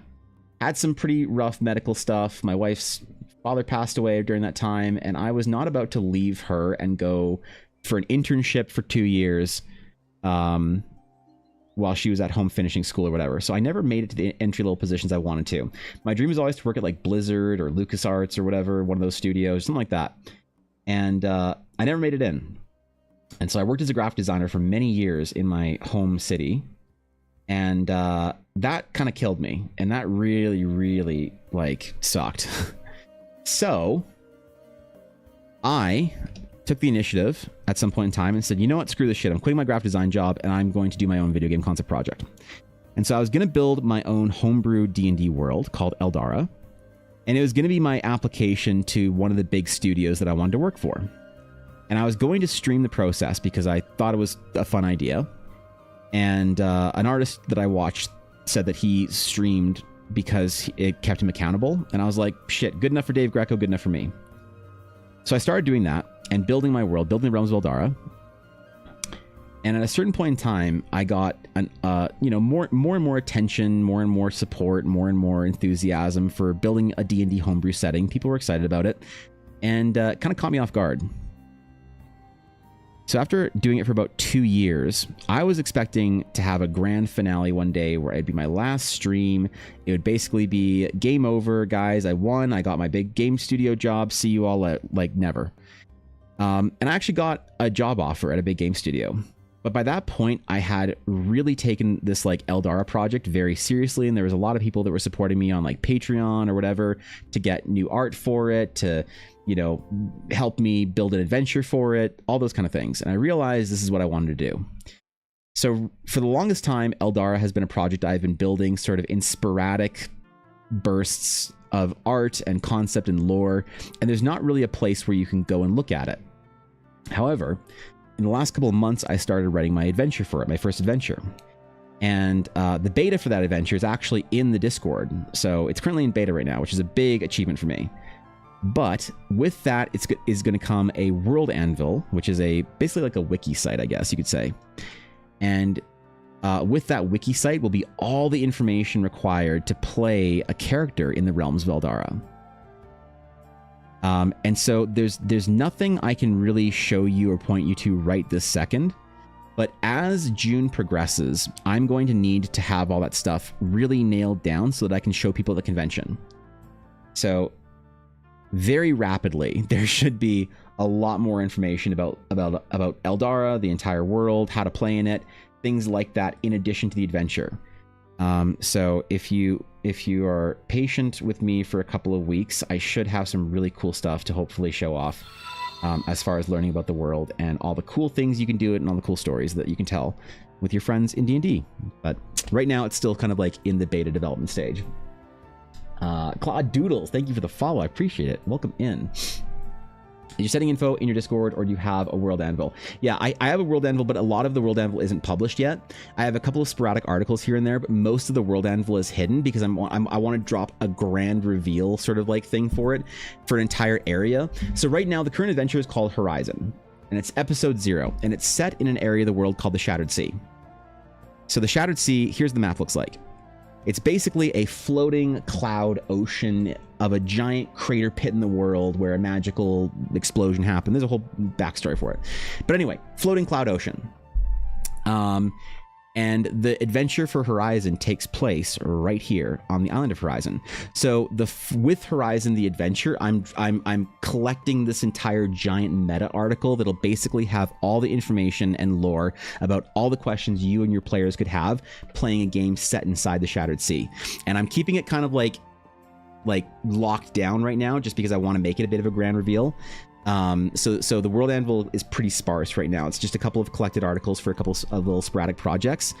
But this is the thing that I'm working on really hard right now, in between commissions and things like that. So hopefully this article for World Anvil really is like a great introduction point for people who want to play. There's a little bit of lore and background in the actual adventure, and the actual adventure is the beta for the adventure is in a place called the Eldara Development Moot. And if you're familiar with moots from Lord of the Rings, you'll know what it means. But if you scroll up a little bit, or maybe it's in the pins. Yes, the adventure, the Horizon Adventure beta and the Astral Knight class beta are both in here for the two big like formal releases for Eldara. This is going to kickstart me basically going all in on my setting. So this is one of the reasons why I'm not accepting a lot of commissions or anything or booking myself like farther out, because my plan is to release the Horizon Adventure beta. And it's going to come with art and maps and tokens and magic items and everything that you would expect out of an artist who makes an adventure. And I'm going to use it as proof of concept so that later in the year I can actually kickstart a big formal project. So, oh, what's up, Silesian? What's going on, dude? Sorry, I didn't see you pop in. Cars are expensive. Luckily, I also live near a good park, so I don't have one either. Well, that's fine. As long as you're, I guess, walking distance of a good walk, that makes sense. But yeah, what's up, dude? Good to see you. Do you like World Anvil? I've not looked into it on the creator site. I'm need a better way to record my setting in the stories I write. Yeah, so I actually support, like, I actually have the biggest subscription you can to World Anvil, which is called a Sage, and it's like a couple $100 USD a year or whatever. I think World Anvil is a great tool. It is a little difficult to get into, and I have a lot of people from World Anvil in my chat now and then, people who like work with World Anvil or for World Anvil. So there is that. They don't sponsor me or pay me or whatever, and I pay for my sub. I choose to say these things. I've never been sponsored by anything on Twitch except for maybe my wife's dice brand, Blackwood Dice, code Evan Blair Art. I don't think that's a code, but anyway, no, World Anvil's great. So I think it's a bit daunting to get into. It's not the most user-friendly tool on the off the rip, and I think people would disagree with me on that, but that's my impression, is that it's a little bit wordy to get into. It's a little bit tutorially at the very beginning, because the tool is so unbelievably powerful that there's just a lot to do. And so sometimes you need to spend a little bit of time learning features and tools and stuff like that at the, off the rip. But once you learn the sort of the process, the flow, and the cadence of it, it is, I think, the best world building tool out there. By a mile. Personally, I believe that. And like, as much as I love my friends that work at World Anvil, I care more for the quality and the product that I release in Eldara. And so if I thought that there was another tool that did it better, I would use that other tool. But I really do think the World Anvil is the best for collecting and creating articles and aggregating information and lore. You can make maps and pin stuff and like make it very visual and interactive, and you can do your own CSS for it if you want to and you're ambitious. It's a phenomenal tool, and I really do recommend it. Oh, the Discord's also awesome. So the community around it, basically, if you don't know what the fuck you're doing, you go to the World Anvil Discord and you just like are help. Like, they're super friendly and welcoming, from community members to the staff to people that work for World Anvil. You can, yeah, they're really, really cool. So yeah, I again, it's hard because there's so many people that are associated with World Anvil that you'll see in my chat, and you'll be like, oh, you like Secondhand Samurai runs the stream and he's in Evan's chat all the time or whatever, you know, or Cow is a mod and Jacob's this and whatever. But they don't sponsor me or anything. They don't fucking pay me to say this shit. I say it, you know, because I legitimately think the tool is really good, and that's why they still say stay sub to me on Twitch. No, I'm kidding, but yeah, I think it's great. He said, as he opens commissions with no max slots. Those aren't commissions. Those are coffee requests. There's a big difference, bro. Dude, there's a big difference between coffee commissions or requests for like $120 each versus fucking a $900 40 hour commission. Yeah, I'm not taking any big commissions right now whatsoever. I have a couple that are really fucking huge. That I again can't talk about right now, but yeah, no, hey, I also didn't think that people would like jump on the coffee thing as much as they did for the first week. I did not expect that. So listen, listen, quite listen. MRIs are expensive. Okay, listen, I had to open commission slots on coffee, all right? Because MRIs are fucking expensive, okay? So leave me the fuck alone, bro. All right, we're gonna get in there. I'll do coffee requests for a week, you know, get some shit done, and then we're all good. So I guess I've never done a commission then. You've never done a single commission? Oh my god. You've only ever done adoptions? Wow, you're so cool, man. I want to be a real artist like you one day. One day, I'll also do it. What's up, Nick? Good to see you, man.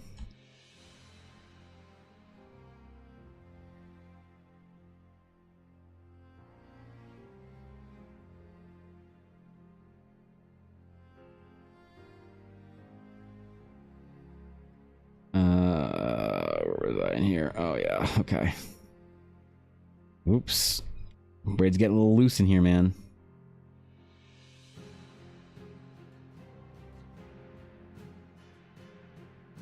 I knew this would take me forever. I don't care. I don't care.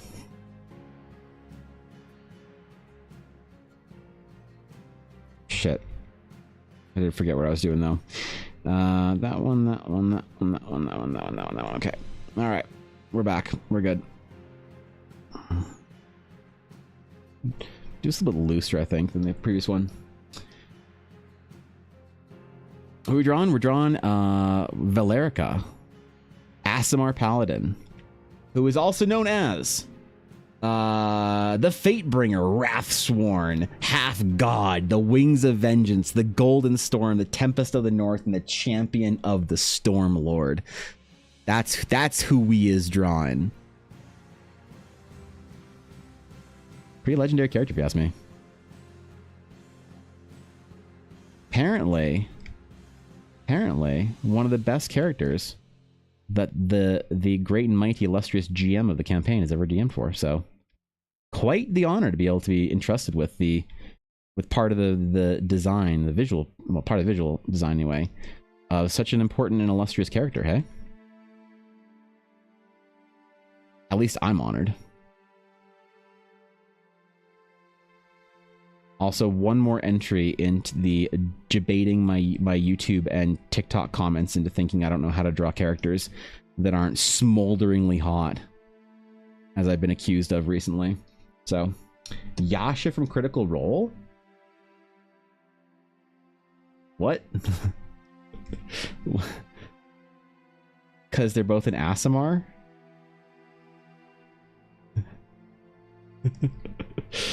I don't think so. Yeah, I don't know about that one. That's a bit of a reach. That's actually good to know, though, because maybe I'll bait people into saying that in the YouTube comments. If a character design is similar enough that it baits people into saying shit like that, that's beautiful. Then I know I'm going to have a highly engaged video. Easy clap, right? They're both Aasimars and Champion of the Stormlord. Oh, really? I didn't watch campaign 2, so I have no fucking clue what titles Yasha had. I just know that she was a fallen ass Amar. That's about all I know about campaign 2 for Yasha.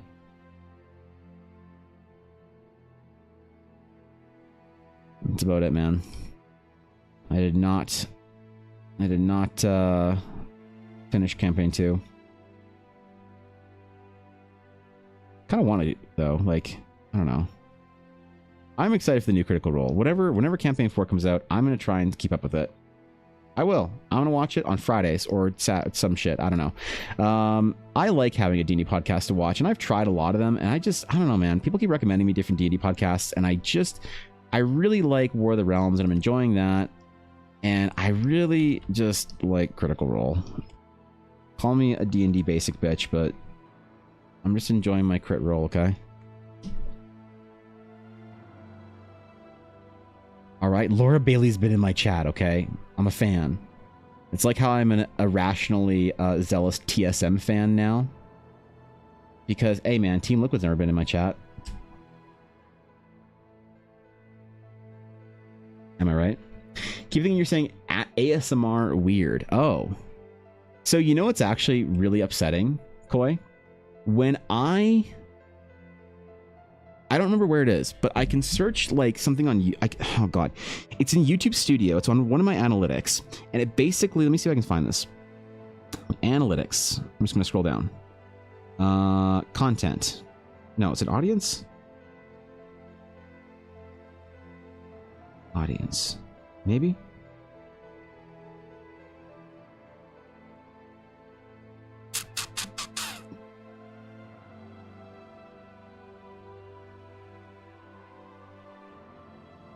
So I don't see it, but there was a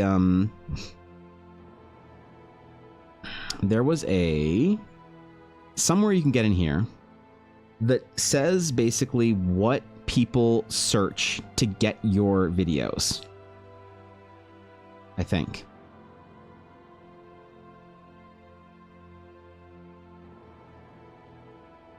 Yeah, so YouTube search terms.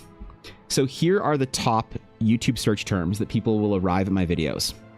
D&D Art, D&D OC, Drawing D&D Character, D&D, and ASMR.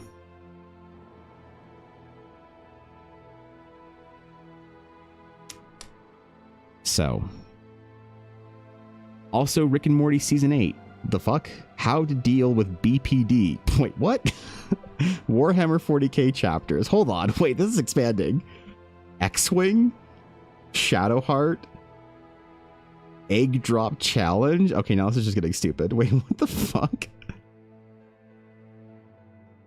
Habibi? What the fuck is Best PSP Games? Is Best PSP Games Ulner? So, listen, man. Clearly the algorithm wants me to enter my ASMR arc.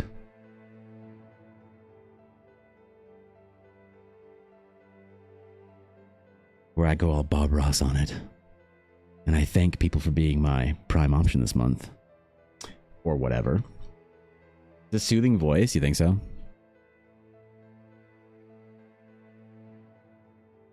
I remember, I don't know what video it's on, but I was like, it was one of my earliest videos.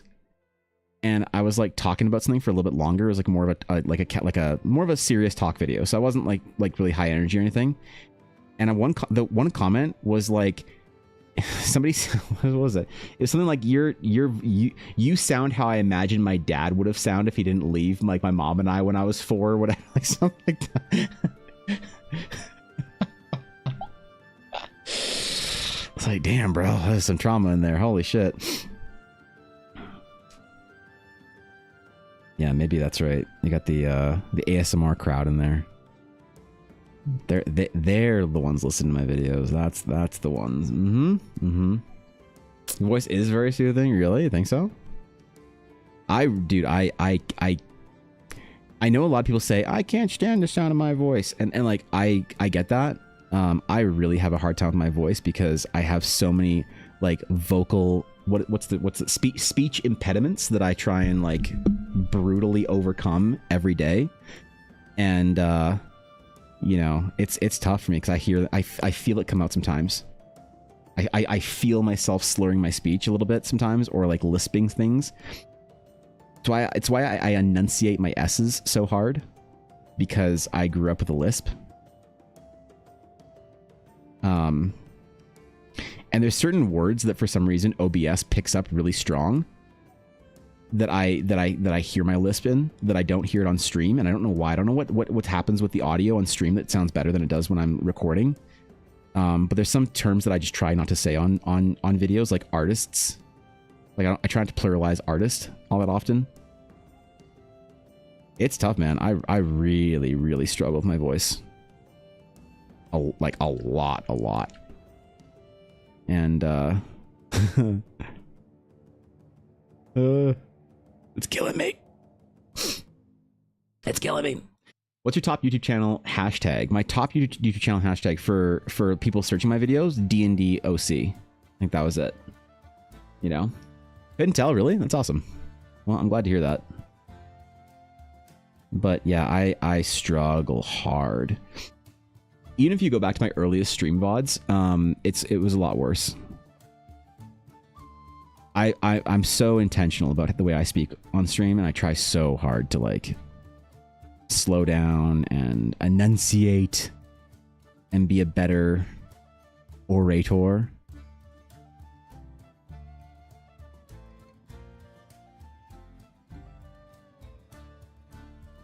But I don't know if it's working or not. Dude, her hair is so cool. It's so fun to draw, man. I'm loving this shit. What a great fucking character. Buxton's so cool, man. I've had the coolest coffee clients. Like, I'm not even kidding, man. I was so nervous when I listed my coffee stuff that I was like, oh god, what if I get nightmare clients? What if I get nightmares? Like, cause like, dude, you know what my fucking dark, you want to have my dark side revealed here? Should I reveal the demon? Should I pull off the mask for a minute? Go full mask off? I fire so many clients immediately after getting a message from them. If I get a yellow flag from somebody, I'm booked. Sorry, bro. And so I'm very particular about who I work for. And I was very concerned that coffee, that like I'd get people on the caliber of like some of the people who wanted to commission me. I was like very nervous that I'd have to like deal with resistance with my clients or whatever, or you know what I mean, just like have a bad time. And I was like, okay, well, it's fine. I'm gonna have some difficult clients. It's like the way it works, you know. It's the way it always does. I've had smooth sailing with the coolest people. It's awesome. It's fucking awesome. Character descriptions have been dope. Clients have been fun to work with. It's been great, dude. Your world development is so awesome, dude. I aspire to that. Mine is just a bunch of Word documents at the moment. Listen, that's fine, Salesian. That's completely fine, you know? The world development in Word documents is, well, hopefully there'll be some art soon of a pretty important castle in the Vale. Yeah, mine's mostly in a Google Doc, so... You curated your clientele. Well, I don't know though, because I basically like opened up coffee to, you know, whoever. And like I get some not great commission requests in my inbox now and then. So I definitely don't know if I've curated my clientele all that well yet. But I mean, one thing that I like learned from my graphic design days is being picky with clients and firing them when things aren't going to work out well. You know, that's the biggest mistakes that I've ever made were in art, like for my art career, were taking on bad clients because I was scared.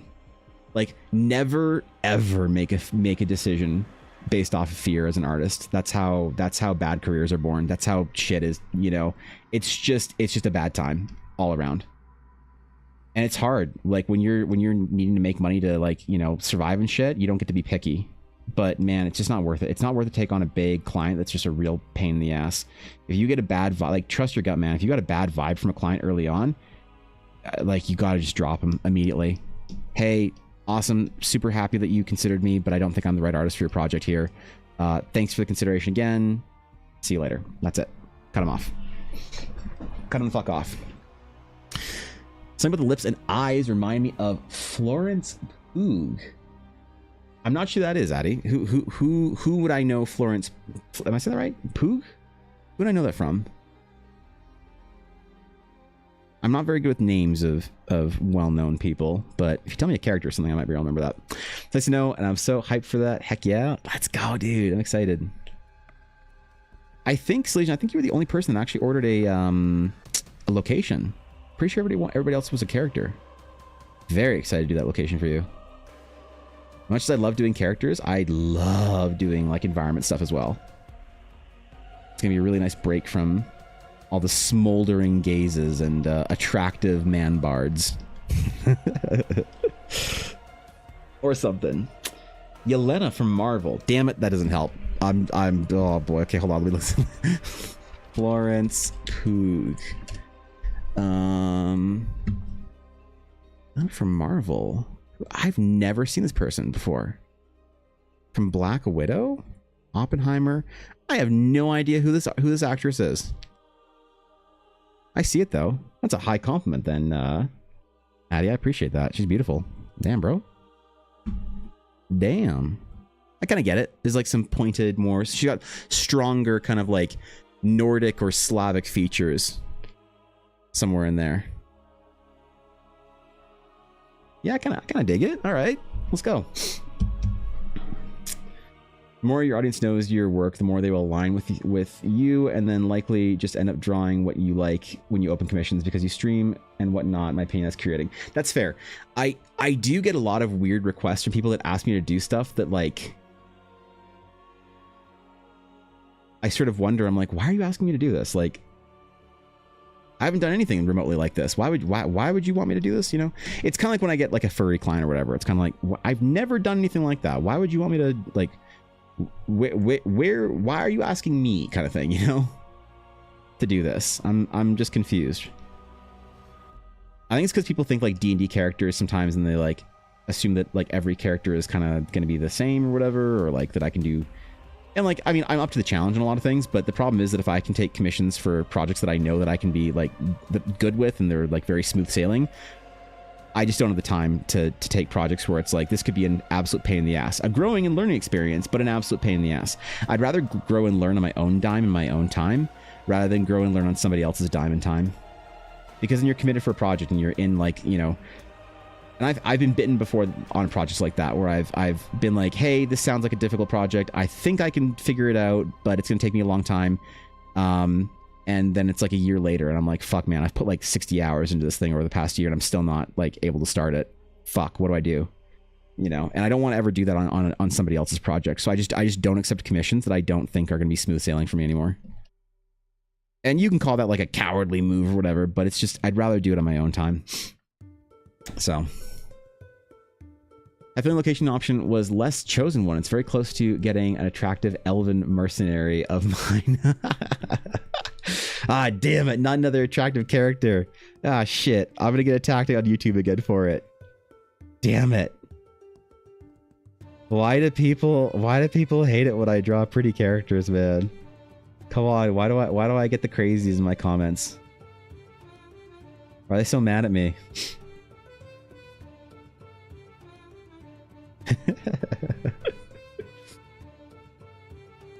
I hate only being able to differentiate emotions unless they're so overwhelming. Wait, what? No other choice to feel them. The fuck? I think I'm missing some context for that, Sleepy. You can say I just don't want to draw this on your coffee so they don't contact you. Yeah, I mean that's like part of that is I just put the no anthro tag in there for my coffee thing. Just no anthro. Sorry, man. Oh, but I got Tabaxi. It's a really great character. I do not care. These have to be smooth and easy projects for me. Otherwise, it kind of defeats the purpose of the coffee requests, I guess. They're here in stream. That's their problem. Yeah, that's right. That's right. Hello from Grace. What's up, dude? Good to see you. Grease. That's gotta be late, isn't it? Damn. Well, welcome to the stream on this fine evening. Hope you're doing well. You're talking about trusting your gut with clients. Oh, I see. Okay. Yeah. So you can't differentiate the emotions for trusting your gut. I see. Yeah. It's not even really about the emotions. It's about like it's like more of a sniff test where you're just like, something doesn't seem right here to me, you know? It's not, I wouldn't describe it as an emotion that I'm sort of like feeling. It's more of just like a weird, like kind of threat assessment that I feel where I'm like, this person just, it's like in the way someone will like, okay, I'll be honest. Somebody, I turned down a commission because somebody was, the way they were talking about it was too abrupt and too curt and too just weird vibes socially that I'm like, this could be a problem client that I'm just not going to work. I just want to work with, you know? So yeah, I just got a bad feeling about it. Bad gut instinct. Just nope. Told him I was busy. It's all right. And yeah, I mean, that's could be considered weird. Like maybe some people just have a hard time communicating or whatever in text, and that's totally fair. Like, yeah. There's certain places that are like, I'm much more likely to accept a commission from somebody on Discord than I am on like TikTok DMs. You know what I mean? I sometimes get commission requests via the contact page on my print store. And I find that most people who contact me via that are less serious about commissions or whatever. Or I don't know. I don't want to like make, I don't know, distinctions or whatever. But I noticed trends and patterns. It's one of the reasons why I don't have a public commission sheet, because I think that it's just I've never like, God, what's the way of wording it? When I had a public commission sheet, I would have a bad experience probably 2 out of 10 times, 20% of the time with a client. But when somebody contacts you via DM specifically for a project, it changes that to basically 0. Maybe 1 in 10 or 1 in 20, but more or less 0. Hardly ever, if ever, have a bad experience with somebody when they contact me via Discord and like reach out for a commission.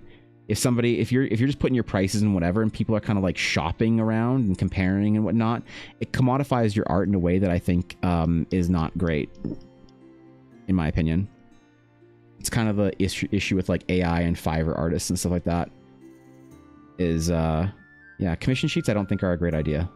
Now I know they work for most artists and it's standard, and so like I'm very hesitant to give that advice to most artists that you shouldn't maintain a public commission sheet, especially like it's like there's like certain growth periods where it's like you're like small, and then you should have a comm sheet, and then when you're like mid, like me, it's like no comm sheet, and then when you're too big to respond to DMs, then that's when you have a commission sheet again. Right? But I think it's actually better. I don't know, man. I mean, it's like if I see jeans now, I'm not drawing your dude wearing jeans. There's that. Oh God, what did I do? Oh God, I zoomed in.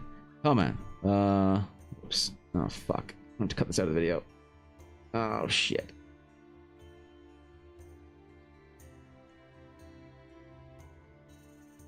Crap. Oh well. I don't know what I did there, but it nearly ruined my day. So there's that, I guess.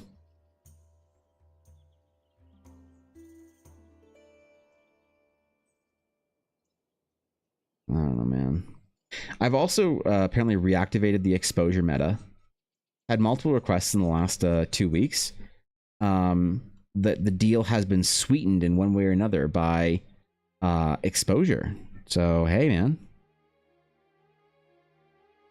That's cool. I thought I was past that, of being threatened with exposure payment. I don't know, man. The Duchess herself. It's lovely to see you on this fine Thursday, I think.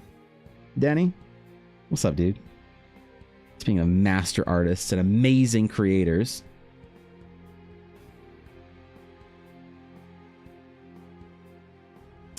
What's exposure payment? Basically someone saying hey, can you do this art for me for free?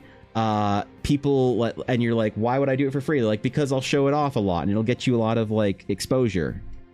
So that's like a very old taboo thing of paying artists an exposure of like, hey man, do some free art for me and I'll show you off to my following.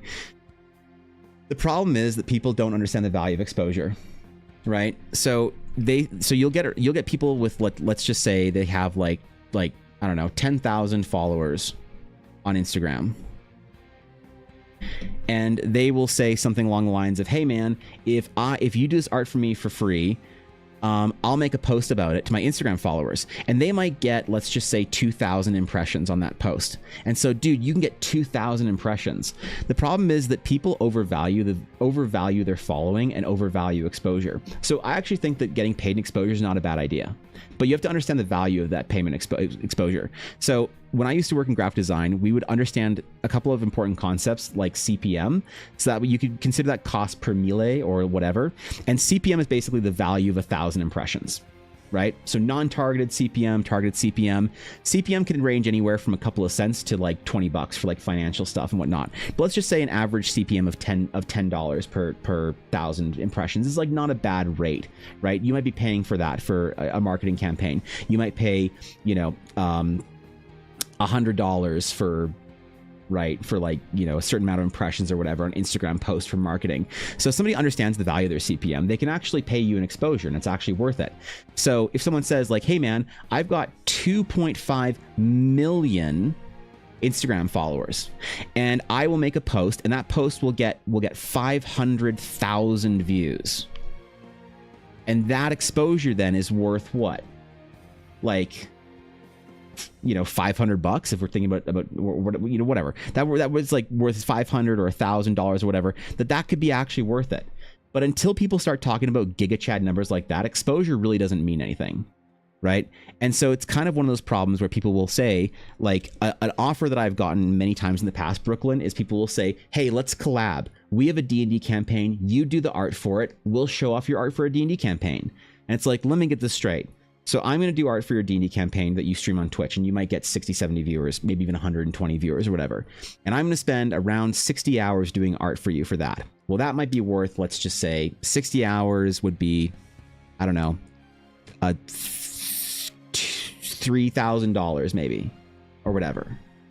Okay, so am I going to get a return of $3,000 to spend 60 hours working for you versus 60 hours of working for commissions? And if you aren't, then it's a pretty bad fucking deal for you. As the artist. But people will still try and, leverage that to get, free art or discounted art or whatever. The real, like, kind of taboo, double-edged sort of it, the killing blow for that whole idea is that people who have a following where their exposure to their following would be worth it, they typically will often just pay you anyway because they're doing well enough that they can. Like, let's just say Iron Mouse said to me, hey man, do you want to do art for my D&D campaign? I'd be like, shit, I'd do it for free for Iron Mouse because that'd be worth the exposure to her followers. But Iron Mouse makes enough money as a streamer where she wouldn't tolerate getting free art made for her. So it is kind of a bit of a meme, but it's something that happens to smaller artists because people think they can take more advantage of smaller artists. But recently, the meta has been reactivated, and I've been requested a couple times to do art for people for the exposure to their following, and it typically happens. It goes in one direction. Like, you very rarely have somebody with less followers than you trying to pay you an exposure up to where like you are, and once you hit sort of a certain mark, let's just say 5-figure followers on Instagram or whatever, you almost like entirely remove that. But yet here we are. Yet I have been contacted and asked to do stuff recently for free, basically in exchange for them making a post about my stuff. Wow, that sounds like a great way to spend a weekend. So it is an artist taboo thing. You do my video game concept art, I'll pay you in exposure to the 3 people that buy my game. Damn. Maybe one of them's a Saudi oiler or a Silicon tech bro or a crypto billionaire. Who knows, Fox? It could be worth it. It's so funny because half the time it's like people with less following than you they come to you offering exposure. Yeah. Well, I don't know. I've never been a big artist like you with your 6,000 Twitter followers, so I'd have no idea. I have no fucking clue what that's like, so if fan art reaches 500,000 on Twitter, fuck off. Damn, bro. You get 500,000 impressions on your fan art on Twitter? What the fuck? What kind of fan art am I missing out on? I gotta do me some serious fan art, dude. I was 60 followers on Twitter because I quit Twitter. Aw, man. Twitter's great now. I'm having so much fun on Twitter. I got all my VTubers on Twitter that I basically I'm in VTuber Twitter. It's weird. When I open my Twitter, it's basically just anime PNGs and shit.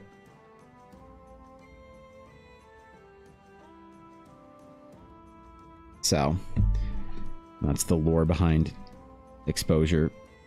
Getting paid in exposure.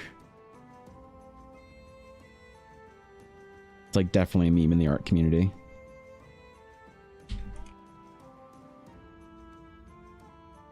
Definitely a hard meme.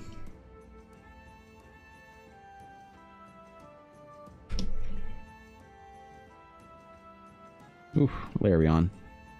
Dude, I need more water, I think. I don't think about VTubers, and I intend to keep it that way. Damn, bro. You're missing out, man. I should introduce you to Project Evangeline. Okay. I need to get new water. No revolts while I'm gone, okay? You guys think I won't notice? You think I won't notice? These following is like Blue Sky, and it's not much. I'm going to share your art, and I paid for it. Exposure people are ridiculous. I appreciate that. Blue Sky is a place that I never really grew on. I never really got much of a like Blue Sky. I like Blue Sky. I like the vibe there, but I just don't think there's enough people there. You know, that or they just don't like my art. I don't know. So, give me a sec.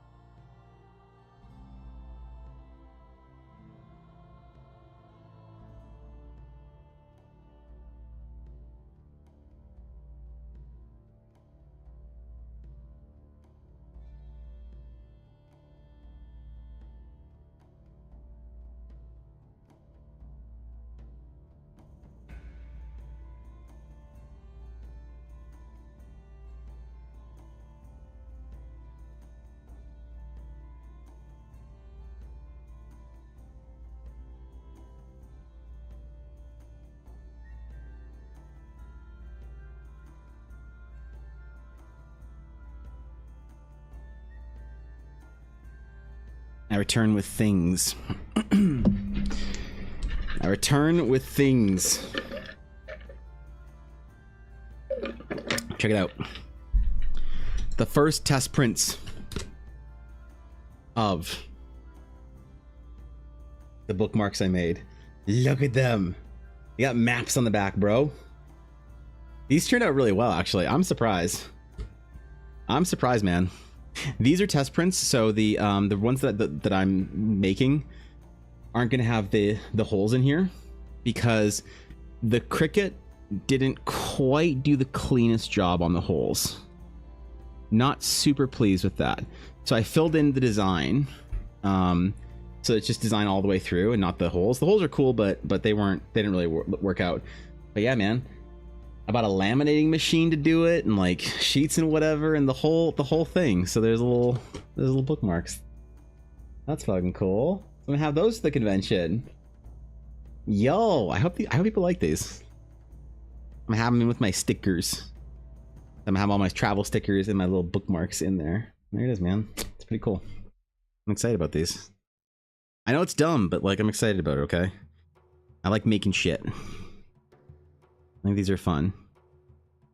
Add them to my convention wares for the good people of the conventions. I'll throw them on my print store at some point in time, but I want to do a couple of test prints of the proper versions with the art, like the full whatever art, and see how they look. And then I'll add them to the print store once I'm satisfied with it, I guess. So we shall see.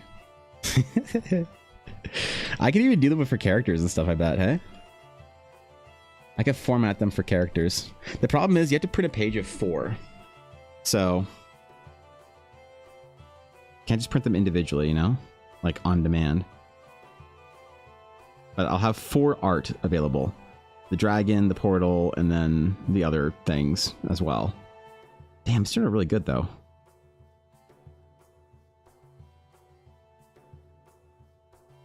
Yeah, just the cut through holes. They look cool, but they aren't up to quality standard. They just don't. Yeah. Yeah. That's fine. All right, where were we? You like it? That's good. I'm glad you. I don't know. At least with Blue Sky, I'm much more confident the followers are measuring real people. Yeah, true. I mean, definitely. Problem is, Blue Sky is just a little too small from my experience to be like super worthwhile. I still post over there and whatever, you know, but I'm not like super confident that site's gonna survive.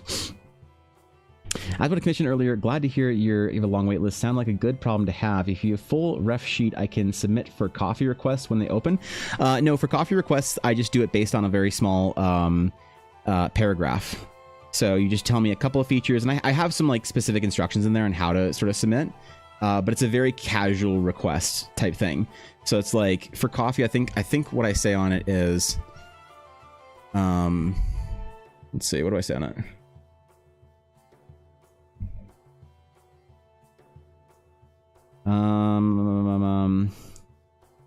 Yeah, give me a few clear details such as hairstyle, markings, race, species, class, accessories, and a vibe. And it's a brand new design, so it's like it's supposed to be a very quick like type thing with very like sort of loose parameters. So if you wanted something that was a very specific commission with like you're very particular about the details and you know exactly what you want, then that unfortunately is something that you'd have to wait for like a full commission slot for, which it might be a little bit longer. The coffee requests are supposed to be very easy and quick turnaround for me and the clients, so it doesn't fit everyone's requirements for their characters, and I totally understand that. But it's supposed to be a little more accessible, so at least there is some art that people can get from me without having to wait like literally 6 months. So, but I understand that it's not necessarily the right thing for everyone. So, yeah, okay, calm down, guys. I'm glad you like it. You think they'll do well, Koi? You think people will like them at the conventions? Think anyone will buy a bookmark or a sticker from me? As opposed to just asking me if I have free rent art available. Right? Is that are we confident in this convention? You make them care about Eldara, then yes. Yeah, I mean, I want here's the thing. I want it to be cool without them caring about Eldara. You know what I mean?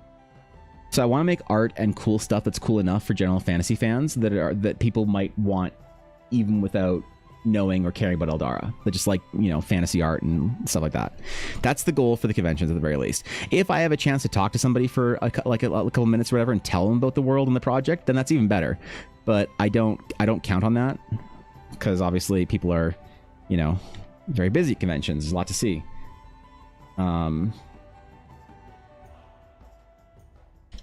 I want it to be good regardless. You know, like one of my most popular prints at the convention was the dragon. That I did a while ago. It's a pretty old print, but a lot of people really like this dragon. It's my offline screen.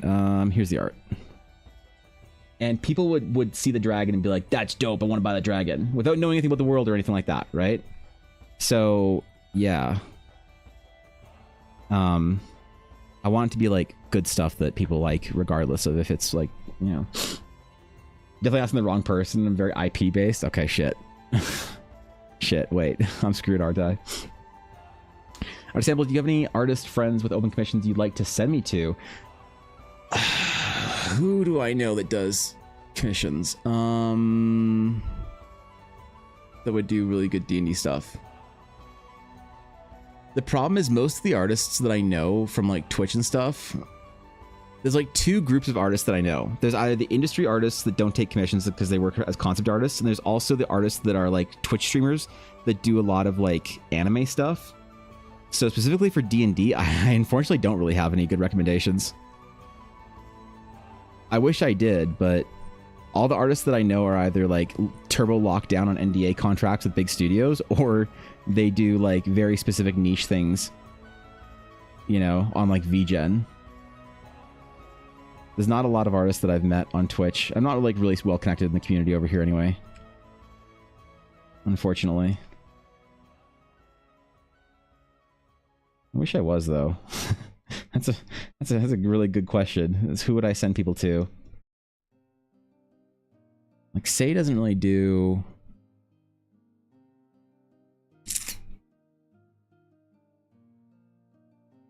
Maybe Tofu Senshi? I think Tofu's booked up for like forever though. Taku does like very specific anime stuff. Man, you know, that's a great point. I should really make like a referral like fucking thing to people who are searching for something like similar to what I do. I don't have that, but I should make that. It's a great idea.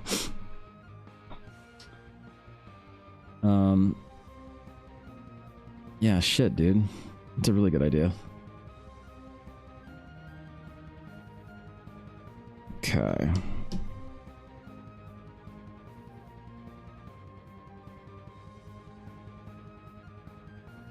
Oh, I gotta do a crown. Shit, I've been dawdling on that. The reference was like a jewel and some kind of Nordic knotwork, so we'll do something similar. I think what I'm gonna do is I'm gonna do something in. Okay, here's what we're gonna do. We're gonna cheaty pants this, okay? We're gonna cheaty pants this.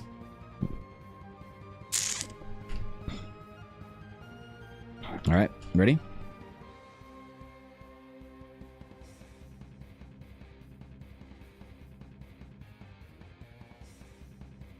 We're gonna cheaty pants this. We're not gonna tell the internet about it. They're gonna know. Oh shit.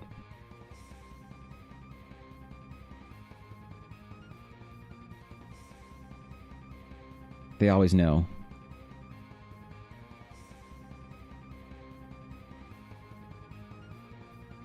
They're gonna know I use the symmetry tool.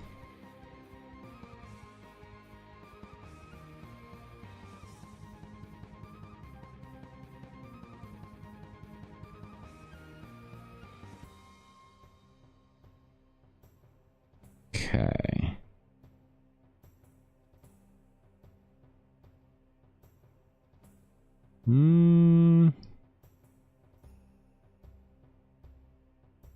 That's the wrong direction for the mandala. I messed that up. And we'll do it again. Hi. There we go. That's the right direction for it. Okay, we got there. In the end, it's fine. We got there. We arrived. Just took me a minute. Okay.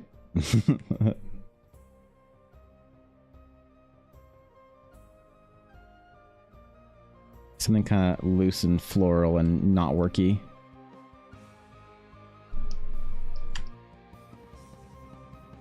Nordic. Created from a scene a while ago. I had to run though, playing some Phasmo with Shaogrim. Yo. Say, what's up, dude? Enjoy. Enjoy, bro. Have fun. Glad you came over with the Cannot Bush raid. Good to see you, Say. Need to get better? At what, Thorkin? At what?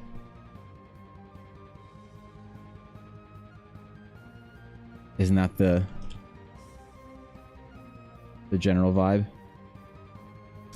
She's beauty and she is grace. Oh my god, Sabine knows. Oh my god. The legend.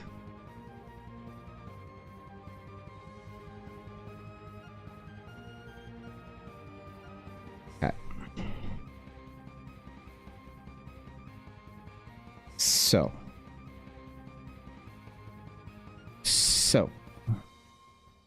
We're going to put this into perspective. And since the perspective is pretty straight on, it's not going to be that big of a warp. And then all we need to do is put our little diadem in there. And ooh. Sometimes it works. Sometimes it just works.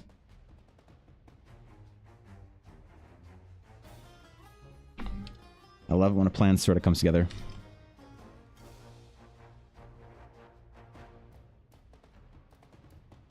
And we gotta sketch it out a little bit. All right. We're getting after it. Art in general? Oh, okay. Yeah, me too. Thorkin, how do I get better at art? If I'm having a bad struggle with being bad at art, what do I do? How do I play for a Thorkin mentorship? That's what I fucking need in my life, I think. Post this video, see you tape a diadem to her forehead like that. Yes, it will. Yes, it will, actually. And the excruciating process of me, like, actually drawing it out so that it looks like it's in perspective without it being flat and taped. But yes, it'll have all of that in there, unfortunately, Sabine, so... The internet will see my my tricksy tactics. They'll know.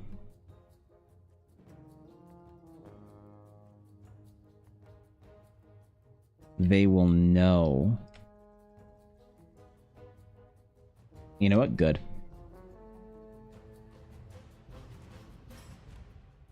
Taping it. Holy. You think she's funny?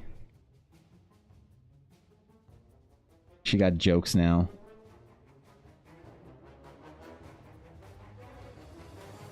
Only Vesper could pass that kind of a charisma check. Imagine.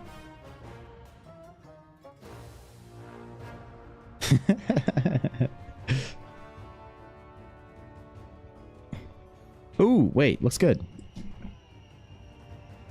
Wait, sometimes it works.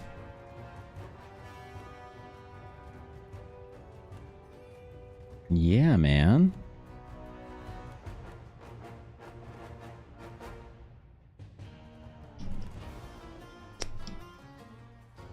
Okay, dude. Like I said, sometimes it works. A tricksy tactic of using marbled beef and pork to use the white fat as guide marks for drawing ocean waves. That's hilarious. I love shit like that. I never do any sort of like little tricks like that, but I love shit like that. It always makes me happy. I see those kind of I see those videos, man. It makes me want to do clever shit with my art too. Reminds me of an artist by the name of Seb McKinnon, who he'd start every piece with a giant amount of texture just like smashed on the canvas, because he said he hated like looking at blank canvases. So he would always just like create texture of some variety, so that he just like had something to work off of. It was always very random and gross at the beginning, but then he'd like control the chaos. That's like such a artist thing to do, like a real artist thing to do. Like some classically trained shit is controlling the chaos. I don't know if I'll ever be that good.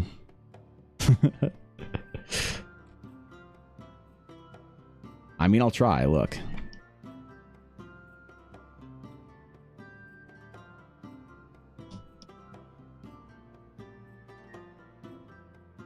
Dude, she's kind of princessly, I'll admit, or queenly. I'm really trying to channel that energy. Little do you guys know that I haven't been listening to my stream music the entire time. I've been listening to Queen Card by G Idol the whole time. That's such a stupid joke. No one's gonna get that. You're not funny, Evan. Go back to your fucking hole. The only person that thought that was funny is Ella. Fuck. Okay. Oh man, brain cooked.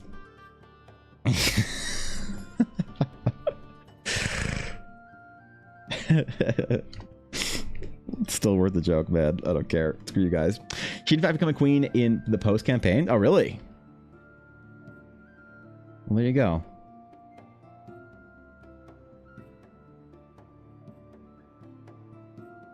I'm trying to channel those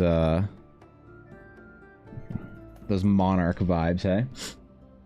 That's why you married Ella and not the chat. Ooh woo. Why did you put the ooh woo after that shit? What's... God damn it. Boy. That was unnecessary. That ruined my day. Look, just because you're right doesn't mean you have to say it out loud. Imagine liking your wife. That's so gross, right? Ugh. Ugh. Healthy marriages? Oh, God. Wife best friend? Is that normal? Is that normal? It's gotta be normal, right? Dude, I was talking to a streamer friend of mine, and she had the best analogy for Ella and I. She said that my KDA was 1-0-0 when it comes to dating. Like, damn. I'm a former League of Legends player. That makes so much sense. Now, if you don't play League of Legends, that doesn't fucking make any sense, but... Hey, listen.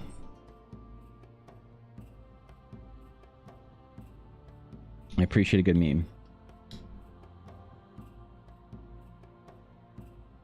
Okay, I want to do a little bit of sort of Nordic kind of patterning on here. Just a smidge. Viking inspired, but...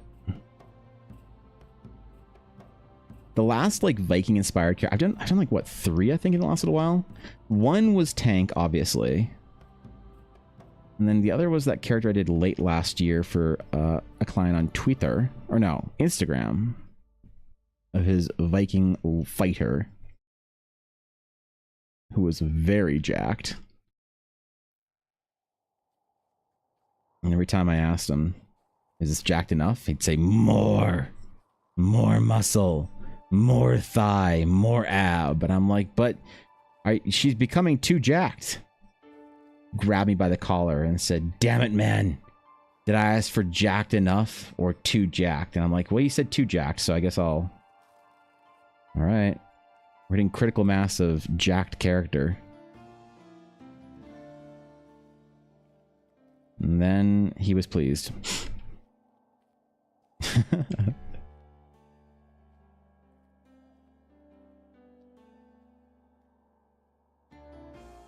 My clients be silly sometimes, man.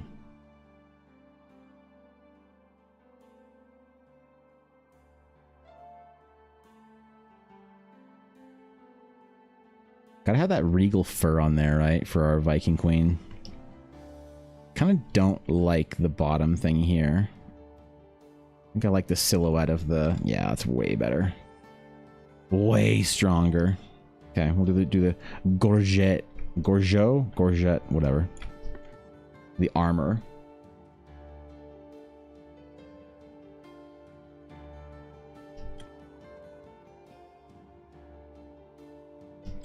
You draw some like slashes in it, because like queenly, but also, you know, uses her armor, right? Like ceremonial armor, but also used in combat.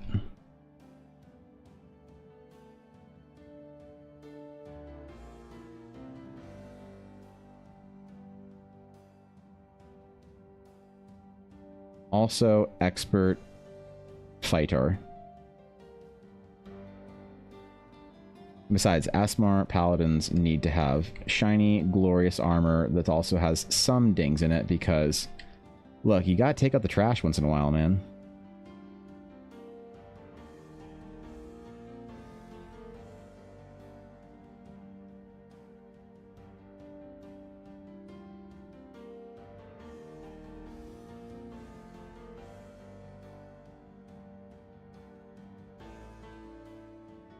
Okay.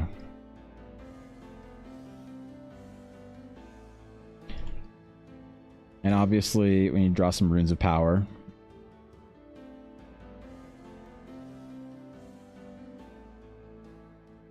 As the old story goes, a queen she was in carven throne, in many pillared halls of stone, with golden roof and silver floor and runes of power upon the door. The light of star and shining moon. Wait, light of star and sun and moon in shining lights of lamps of crystal hewn. There we go. Undimmed by cloud or shade of night, but shone forever fair and bright. That's what they say about her, in case anyone's wondering. That's the character lore for that's the that part is the Wings of Vengeance part of her title, I think. I don't know.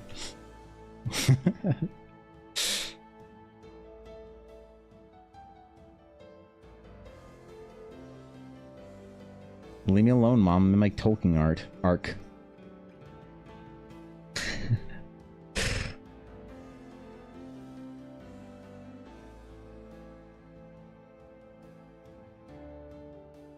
Man, these two characters have been bangers.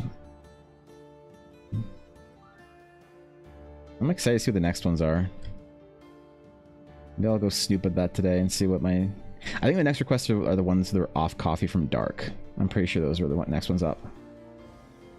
Dark had to submit them off Kofi because Kofi wasn't working for some reason.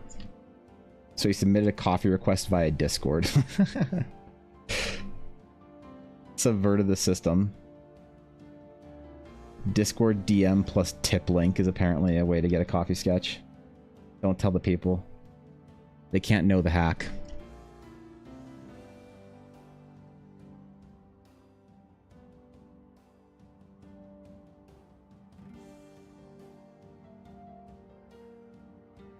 It's too great of a power.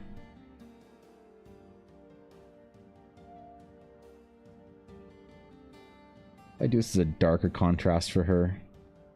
The fur against the what? The hair. Coffee wouldn't work for me on Firefox. I had to re-download Chrome. Really? Coffee didn't work for you on Firefox? What the fuck? Are you serious? Holy shit, really? That sounds reasonable though. Like I don't know why, but I just immediately believe that and understand that. Yeah, yep, that checks out. Well, like I have Chrome and Firefox because I try and keep like all the streaming stuff that I do on Chrome, and so like all of my like EBA accounts, like my Gmail and everything, are logged in on Chrome, and then when I'm on my personal stuff, then that's on Firefox. But there's a lot of stuff that like whenever a service or a site doesn't work on Firefox, I just try and open it on Chrome. And I'm like, yeah, okay, that worked. Like there's something recently that I was messing around with it. I forget what it was, but it wouldn't work on Firefox. I don't know why. It worked on Firefox for you. Weird, dude. Yeah, I don't know. I don't know what the difference is or what the Spotify also doesn't work on Firefox for me. Really? Wait, you use it through the browser? Oh shit! I just use it through an app. I forgot that you could even use Spotify on browser. That's a good point. I forgot.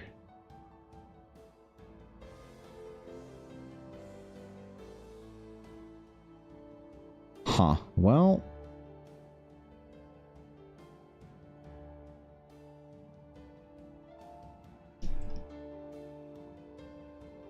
Rip to Firefox, I guess.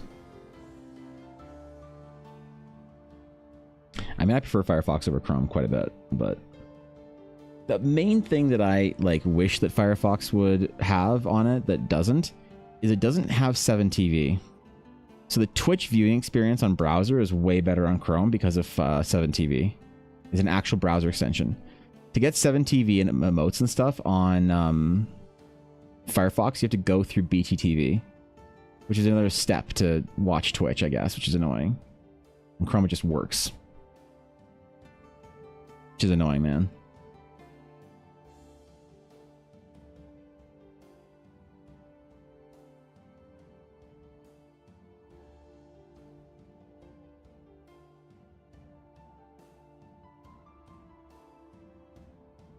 All right. Getting there. Getting there. Ooh, and can I delete sketch? Do I want to? Let's do this.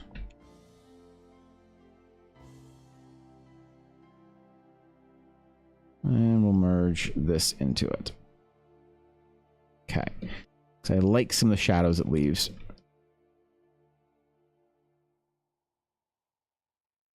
I've done a lot of metal, honestly, for characters in these sketches. I don't know why. I have to go back to my old sort of lighting techniques for shading metal in.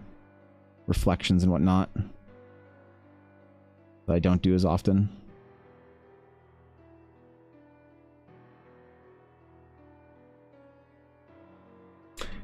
Firefox doesn't let me watch our TV provider's online system, but only on my PC upstairs. The fuck? That's weird. That's really weird.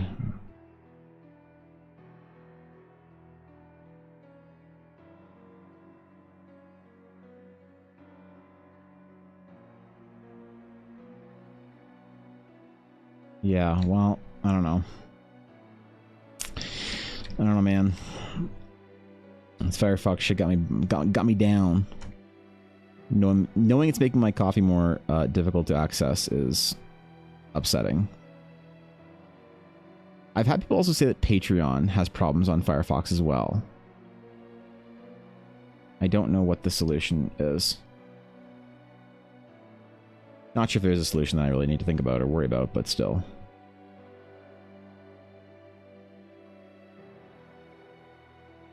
I want the user experience to be easy, man. I don't want people who want to, you know, order a portrait or whatever to have to go through any hoops like downloading fucking Chrome. Poor Sabine. Firefox hates indie creators canceled? Oh my god, Firefox is trying to sabotage me? What? When did Firefox decide that they have a policy of hating indie creators? Oh no. Has Reddit caught wind of this yet? Quick, someone contact your favorite Reddit mod. To Shy Lily's chat. Okay. Okay.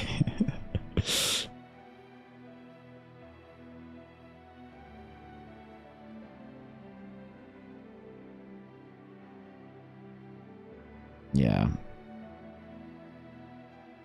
Can you do some fill layers here, but not a ton, I don't think.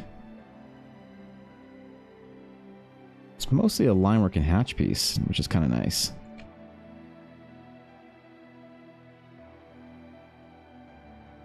She does look pretty badass, I'll admit.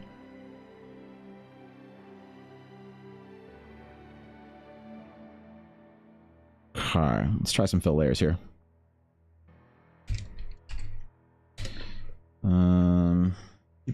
Let's do It'll make her armor a little bit darker and her fur pretty contrasting. Gray wolf or whatever, I don't know. Look, I don't know what kind of fur a Viking Aasimar paladin queen wears, okay? Like a dire shih tzu or some shit or whatever, I don't know. Not my D&D world, bro. Gotta ask Tombstone about that. D&D today? No, unfortunately not. I have to go after stream to go for some more tests and shit. And so I won't be back in time for D&D. I'm very upset, but I'm gonna blame it on Elden Ring and say that my toxic DM didn't want to play D&D with me because she wanted to play her video game instead. No D&D day for me today. I'm very sad about this. I will not be going on adventures. I will not be memeing with Vixie and Ulnar. I will not be frustrating Ashy. None of the above, in fact. Just me going for annoying ass tests and scans and shit. I think at this point, for people who would use Patreon or Kofi or whatever, we should expect to just remember to try in different browser if a site isn't working. I've had to do that across official USA.gov websites. That's hilarious. Yeah, I heard that there was something about like a bunch of people were like upset that they couldn't like submit their tax forms or something like that or whatever because like the official government site for whatever you have to go through for some reason or whatever wouldn't let you do something or open up a window or some shit on one browser or another or something like that. There was like some drama about that. People were mad about it in my chat a couple weeks ago. I've heard similar things. Never had like that problem with an official like gov site in Canada. Then again, I can't think of the last time I was actually on an official government site in Canada. I don't do my taxes online. I do my taxes through like an accountant, so they just get me to sign shit. So I don't know. I've never like interacted with the portals like that, really. Or well, not never, but just not in a while. It's been a bit, okay. But I believe it. The inefficiency, man. It's rampant.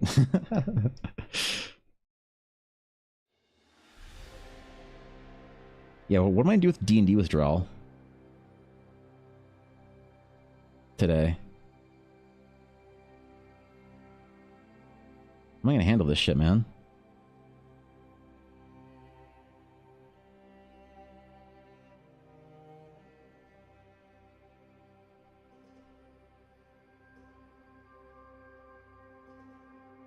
Okay. Yeah, I feel like I've like bricked just so much of my week. Like, doesn't feel like Thursday. I've only been live once this week so far. Like, just what the fuck, man? I really hate this, like, hospitals shit. I might not have to miss stream next week. Actually, hold on, let me check. I know what my appointments are. Next week, I think I might be able to be live on Tuesday. Next week, am I live on Tuesday? Let's find out. Scroll down to picture of appointment card, and June 3rd, I should be live, actually, on... I'll be late to stream next Tuesday, but I should be live. And then June 10th, I'm fucked. And then June 17th, I should be able to go live on Tuesday. Ugh. I had to scroll past like 15 photos on my phone to get my appointment card of just photos of Yuna asleep that I can use for videos when I talk about my dog. So, excuse me, I had to scroll here. I take too many pictures of my dog, dude. What's wrong with me, man? Ugh.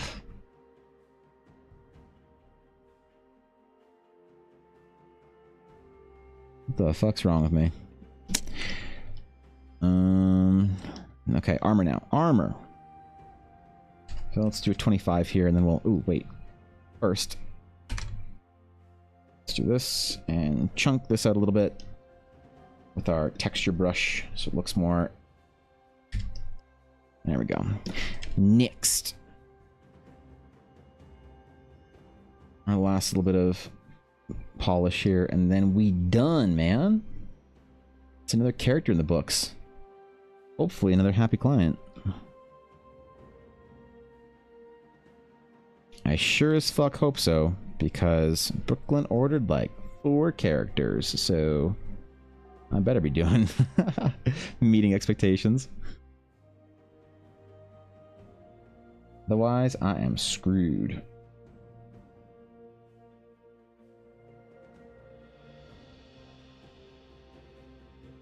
Yeah, these are like full stream projects. I was thinking these would be like 2 a days type things, but they're like more like 1 a day. That's okay.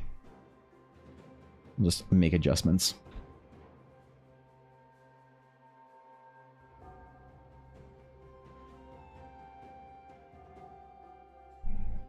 Ooh, this is a great brush for this, honestly.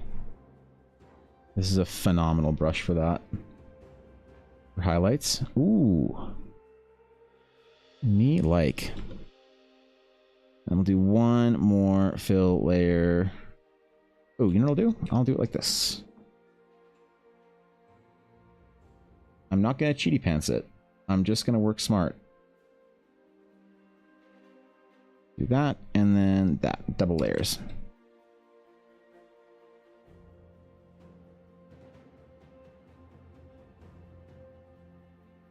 Once in a while I'm smart, okay? I have my moments. They're brief. Okay. Now, the ever-important signature. Is it going to be a good one today? I've been on a roll with them recently. Let's see. Oh. Oh. That's a good one. That's a good one. Single pass on it. Let's go, dude. Very happy you exceeding expectations, no question. That's what I like to hear. Thanks, Brooklyn. I appreciate it. Is a profile picture phone wallpaper worthy? Damn, bro. Your first request that he sent last year, your current phone wallpaper. I have 2 happy clients with phone wallpaper portraits. Oh my god, I'm honored. I'm humbled. I don't know what to say. I'm beside myself. All right, then I will do some touch up on this later and figure out all the things I hate about it and then fix those things before I send it to you, as I did with the last one. And I do some highlight stuff on here. Anyway, I'll do it later. But that's that. I think we're good on this. I think we're Gucci on this one. Are we? I think we're good. Yeah. Yeah, man. All right. Control S. Okay, let's see the video process. 4 hours for that one. Holy man. And I was cruising. I was working pretty efficiently for 4 hours. Whew, man. Them complicated hairstyles. I love it. Thank you for the request, Brooklyn. I appreciate it. I'm honored. I'm humbled that you trust me with your characters. Once again, I mean it. Like, people think that I'm just like saying that shit, but I really mean it when I say that it's a deep honor to draw characters for people. All right, let's see the recording. Okay, ready? 4 hours in 4 seconds, and go. Oh yeah, doing the dude. Do it. There's the taping of the diadem. There you go. There it is. That's a good one. Yeah, I should have started with the eyes. The next one I want to start with the eyes completely. That's cool. I love that. I love that, man. These process gifts are like I should make little process gifts out of these and send. Like, I wonder how I could make this into like a little process gif. I don't know. I hope it's cool to watch. Process videos are cool to see. Well, they're okay. All right, there you go. I gotta think of some character ideas though, to like things to talk about in these videos or whatever. Like dumb character ideas. I gotta keep posting stupid character ideas. Those are the most fun videos to post. So maybe I'll think up of a dumb character video idea that I can use this as the background for. Those piss people off though, because whenever I try and think of like a cool character idea, some people like are glasses adjusting nerds that just need to tell me why the character wouldn't work.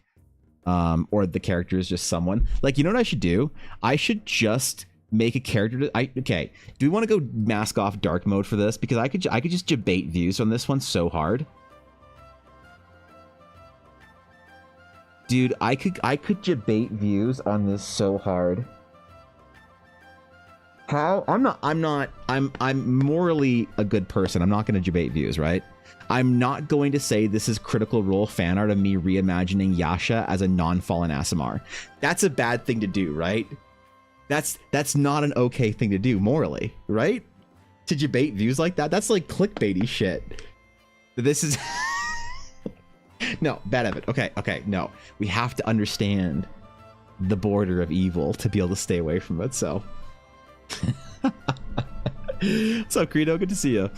Yeah, come on. I don't want to activate the Critical Role fans that hard. Come on, man. I've never done Critical Role fan. I want to so bad. I can't have my first introduction to the Critical Role fandom to like as an artist to be me debating them views about if I drew Yasha, but without having been a fallen Aasimar. What's up, Samurai? Live from the UK Games Expo. Oh, that's this week, isn't it? Ooh, have fun, Samurai. Hope you're enjoying your stay there.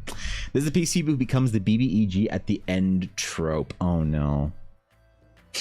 Oh no, not again, man. This reminds me, so dude, this is so close to like the last like Viking Lee character I did that wasn't Tank. This other, where is she? Right here. She also was became the villain at the end of the campaign. Similar hair braid type thing. I really like that kind of the top bangs pulled back into a braid. Yeah, it's becoming an EBA signature of mine. Oops.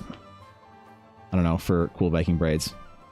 But they wanted this character jacked, dude. And I had to like I had to talk about how, because like they wanted her jacked, but with certain proportions you don't get with like low body fat percentage on women, you know, I just delicately leave it there. So I had to do some fantasy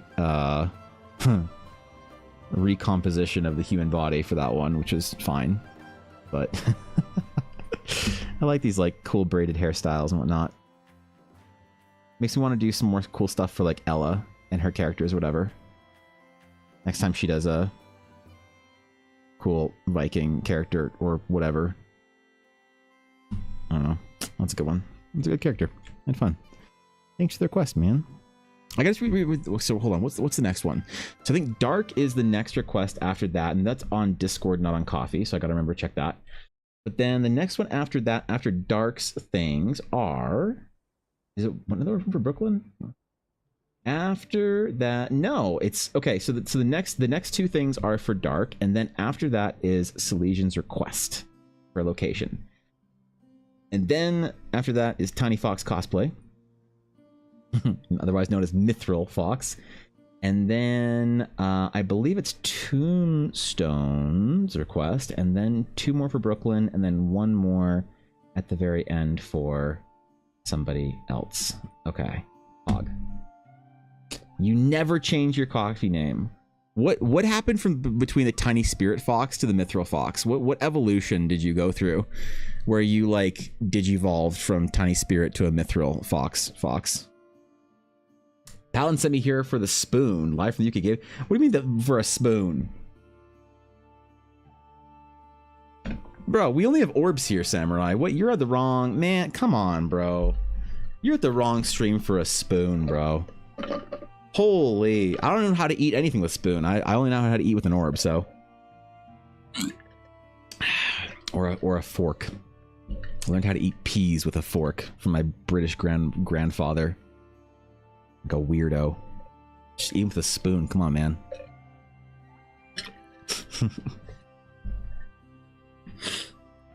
Yeah, maybe we do bait them. That would be kind of funny. I got to think about like video topics for some of my silly, dumb character idea videos. Maybe, I don't know. Maybe for this one, what kind of character could I talk about for a character concept? I got tired of Tiny Spirit Fox and needed something new, and I like Mithril, but it was taken, so Mithril is also enough of a separation that it kept a few people from recognizing the name that I'd like to not engage with. You didn't just ban them instantly? What the fuck? Thanks, Lurk Samurai. I appreciate it. Thanks, man. What a lovely individual. Mostly because of that tier 3 sub badge, but for other reasons too. You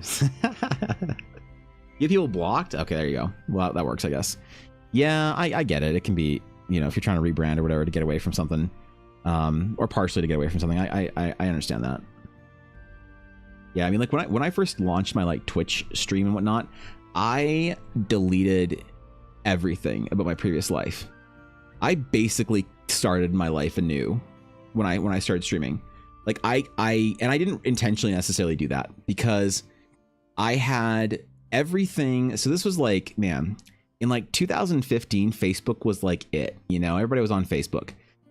And so I was like, had all my friends and contacts and everything on Facebook. But when I first started streaming, I like wanted a fresh start at stuff. So I purged my Facebook account and I deleted my Instagram and everything. I just didn't want like a connection. Like it was just like, I don't know. I just didn't want people I knew like coming to my stream being like, yo, what's up, Evan? How's, you know, it's just weird. And so the only people that really did, like my like IRL kind of friends that knew that I was streaming was actually like my online friends from like Warcraft and shit like that. But I didn't realize that with that, I also basically destroyed concepts or the concept of ever reconnecting with a bunch of my friends. Like, for instance, Fish and Bacon. Fucking Koi over there. You know, it's like I didn't have her contact info. And so I just deleted my Facebook and just realized that I didn't have anybody's info on my phone. And I was like, okay. So I wouldn't even have the... I mean, if I really wanted to, I could probably get in contact with people if I really wanted to find them. Like a couple of people. But like any of my friends from high school, except for my friend Yavuz and my homegirl Mary, I probably wouldn't be able to contact with them at all. Any of my college friends and any of my work friends. I think there's one that I could have his phone number. And that's it. So yeah, I basically like hit the full reset button. But part of that too also was that I didn't just do a rebrand. I also like went into the tank. Like I told everyone that I was basically gone from the world. And some people were like, okay, cool, man. Like, I'll see you later. Like, good luck. And I went in the tank, and then I came out of the tank, and I'm like, hey, you want to hang out? They're like, who are you? I'm like, but you said good luck in the tank for 2 years. You know? You didn't mean it? So, yeah, I had a full factory reset, I think, of my social life in 2020 when I started streaming. Which is weird when you think about it, I guess. Funny because I also never have used Facebook. Okay, well then I guess unless I saw you at the convention, I just would have never. Actually, I didn't even see you at the fucking convention. To be honest, I didn't see you. I saw what the fuck is her name? Their name on Twitch? Lack. I saw Lack, and Lack was like, oh, you know, so and so's just over there. I'm like, what? So I'm glad that I found you and lack of a, again, it's like, how would I have, you know, besides just the random occurrence of seeing you at a convention, right? They've gone to mutual servers and shit and gone on alts and had other people message me. Cringe. Just a lot of really shitty things that happened the past 2 years life-wise. So you need a full reset, online presence and all. No, it makes sense, man. That's reasonable because like, sometimes it's good to have a full factory reset if you need it. You know, I think people like crave that sometimes. Dude, these bookmarks are so fucking cool, dude. I'm so excited about these. It's good to have like a full factory reset once in a while. Because I think that what that does is it gives you like a sense of, I don't know, maybe not really control, but just the ability to kind of like reset expectations and like I think I have this like strong desire to just like move somewhere and just like not take anything with me, you know, and just go somewhere completely new and live a completely new life and like not like stop streaming and stuff, but just like not have it like all the stuff that you acquire over what 10 years of living on your own, you know. And I think that maybe it's socially the same thing is true.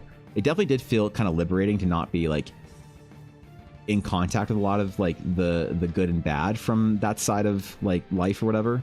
But yeah, no, I get it. I get needing that, like especially if you've had, I don't know the full lore, Fox, but I gather some of it. So yeah,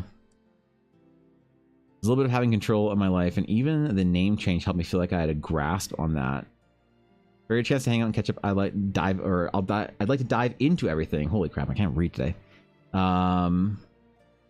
It was just needed. Yeah, that's fair. That's reasonable. That's reasonable. I don't know.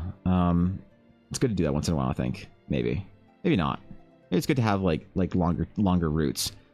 I think it's so cool when you talk to people that have like those long-term connections with like their friend group, their D&D group or whatever, where they're just chilling for the last like 20 years. Those are cool. You know, I think that being able to preserve like high school friendships or childhood friendships is like really dope. I always like really envied that in people that had that kind of connection with like long-term family or friends or whatever, where they like known each other since they were like 3 years old or whatever, and now they're in their 90s still talking about when World of Warcraft was good. Oh, god damn it. That's gonna be us, isn't it? Shit. Damn it. We're gonna be in our seniors' homes in our 80s still playing World of Warcraft Classic. Ugh. Still wiping an MC to like pulling too many fire elementals or whatever. Yeah, that's our generation's curse, I guess. This turned out really well. I definitely need to try the new test print with the proper, because this is on my proper paper. It is, but it just feels it's a little bit light. I think I need to darken it a little bit. The lamination seems good. I think I'm pleased with this, actually. I think I'll add to my print store, like, probably before the convention. Maybe I'll do it as a bonus or something, like with that you can get, like, whenever you order a print, you can get a free bookmark with it or whatever as like a promo thing or whatever, which would be fun. I need to do more stuff like that on my print store. I don't talk about my print store enough, and it's like I make a video that gets 28,000 views. I should be talking about my print store or whatever. But I find that like activations like that are always very dangerous. Videos can do very badly with that kind of stuff. It's way better curse than, I don't know, what old people do nowadays, be racist together. That's just what they're doing. They're just in their old folks home, just being a racist about shit. Yeah, you think so? I don't know, man. Is that like their pastime? I don't know, dog. No, don't talk to many old people. Yeah, man. I'm like the oldest person I know. Holy. God. Yeah, I need to figure out how to shout at the print store better, I think. Some of a lot of direct family and stuff, living a decent community with fellow nerds seems okay. I think, dude, Legion, we're gonna have, like, when we're in our old folks home, we're gonna have the best D&D games and LAN parties and shit. Can you imagine old folks home D&D? It's gonna be actually rad. Mm-hmm. Yeah. We're just gonna be sitting around playing fucking Fire Emblem and D&D and shit like that.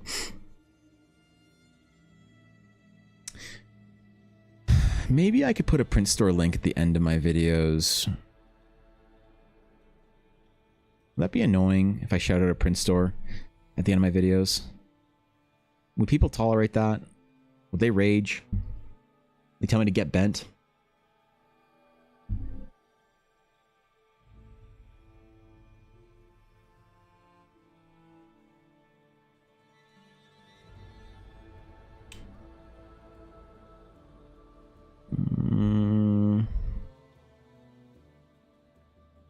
What about a video where I did say some shit about that?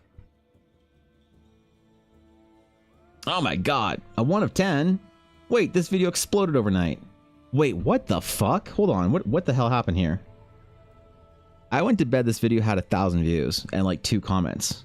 79% watch rate. What the fuck? What happened, YouTube? Look at that. Look at those people. Holy shit, man. 100 new subs in that one video? Views are 2.9 times higher than your other shorts and got more likes. Wow, dude. Wait, what are people saying about this? Uh-oh. Who cares about this?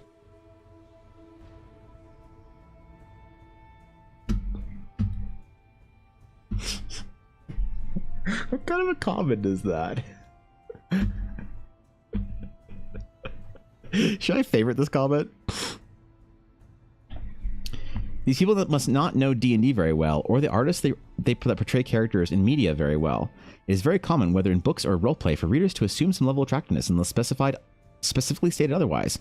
When a character is described as outrageously attractive or outrageously ugly, it is let the reader know that their appear— Oh my god! Holy shit, we found the final boss. I'm not reading all that. I'll read it later. Of course I'll read it, I just don't... Good grief, why do people play with ugly characters? If I want an ugly character, I use my goddamn selfies.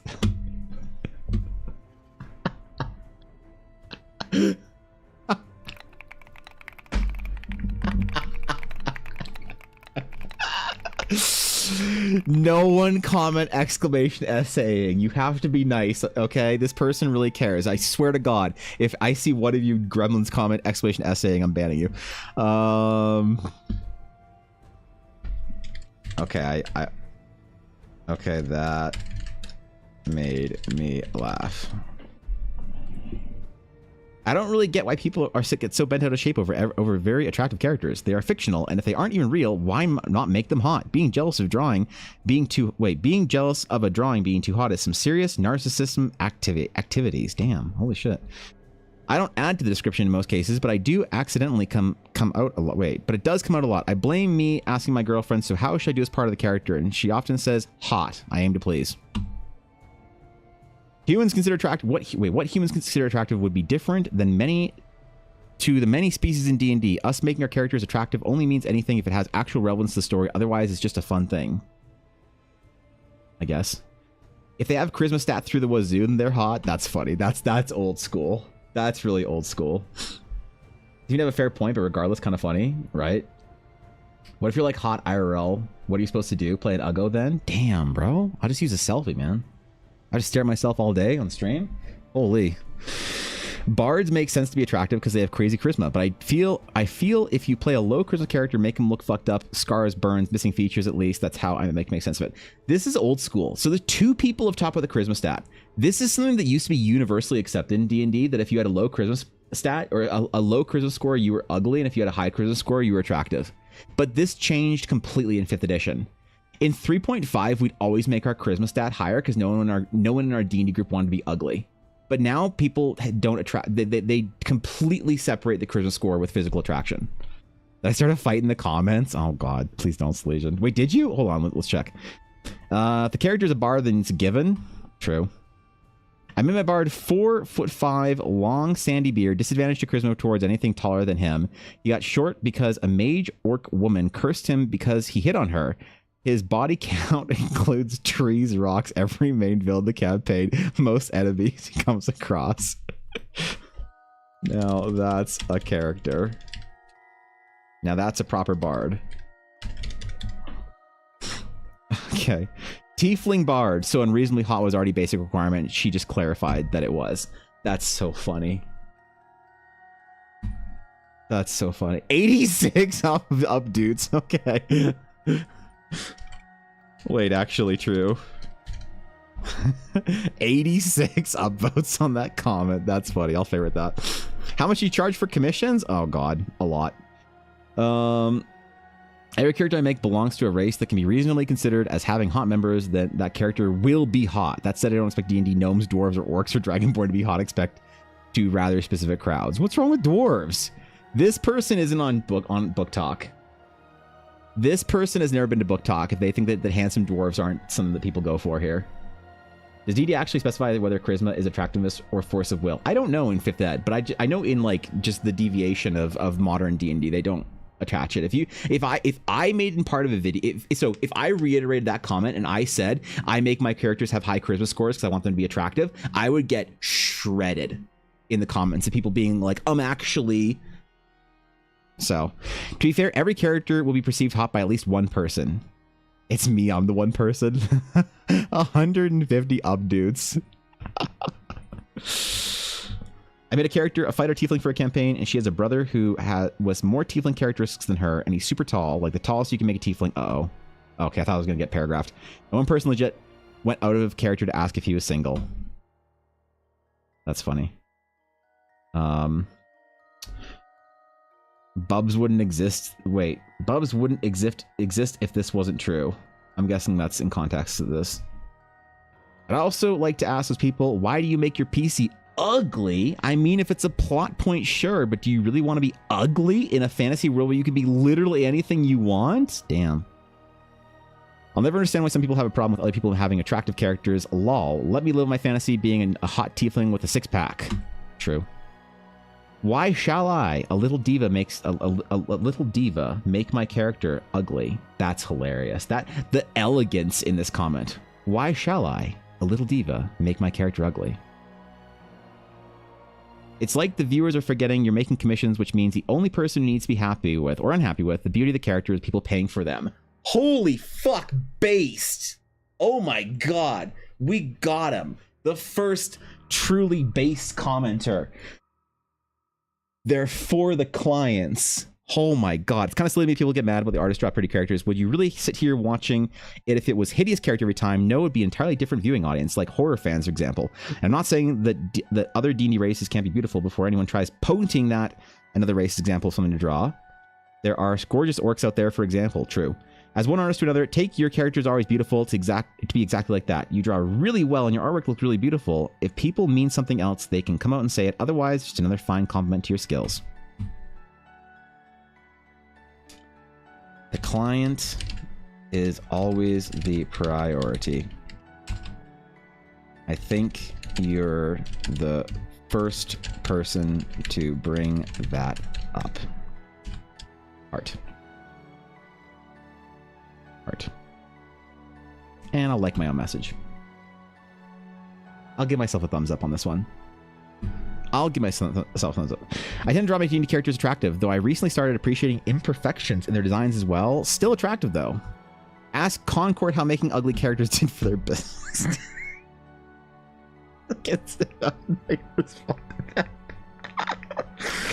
Oh my god. Okay. And then some older comments. That's cool. Wait, there's Silesian. I think what people... Wait, what was this about? Is this Silesian starting fight in the comments? I think what people say, meant when they say... I think meant... What people meant... Okay. When they say you draw too many attractive characters, that most of them look like the typical generic, conventionally attractive model type appearance that they look... Wait. Hold on. Is this... Okay, I don't want to be mean because someone is having problems with grammar, but is my brain fried because I've been live for 5 hours, or is this like... Okay. I'm gonna get through this. Okay. I think what people meant when they say you draw too many attractive characters is that most of them look like typical, generic, conventionally attractive model type appearance, that they look almost like the same character just cosplaying, and it's kind of limits the kind of characters that you can show off here. I'm assuming English not first language, so I'm going to excuse all that grammar. But I think that... So, are they saying I have same face syndrome? Saying the characters have same face syndrome? That's so funny. Fucking Silesian just coming out for me, man. Saying the characters have same face syndrome is a very different critique than saying they all look too attractive, though. People mean that their characters look too much alike, and they should be more clear about that. Honestly, also, do it kindly, TBH. Holy fuck, dude. If I could VIP people on YouTube, I'd VIP Silesian immediately. Can you do that? Is that a thing? I don't think I can do that in chat, can I? Hold on. Is there like a VIP? There isn't. Fuck, damn it. YouTube, why don't you let me VIP my... God damn it. Wow, I didn't think this video would be so contentious. In your defense, right? Wow. Okay. Shit, dude. That was a contentious video, man. It brought out the best and worst in people in that one. Holy shit, that was a conversation starter on that video. I'm shocked. I didn't think that video was doing so hot. Oh my god.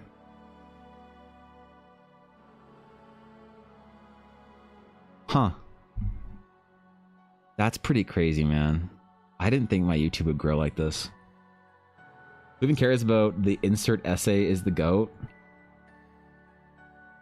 Should I read the essay? Did you guys read the essay? Is the essay worth reading? Should I read the essay? Alright, I'll read the essay. Where's the essay again? Which one was it? It was set towards the top. Was this it? Yeah, okay. These people must not know D&D very well, or the artists that portray characters in media very well. It is very common, whether in books or in roleplay, for readers to assume some level of attractiveness, unless specifically stated otherwise. When a character...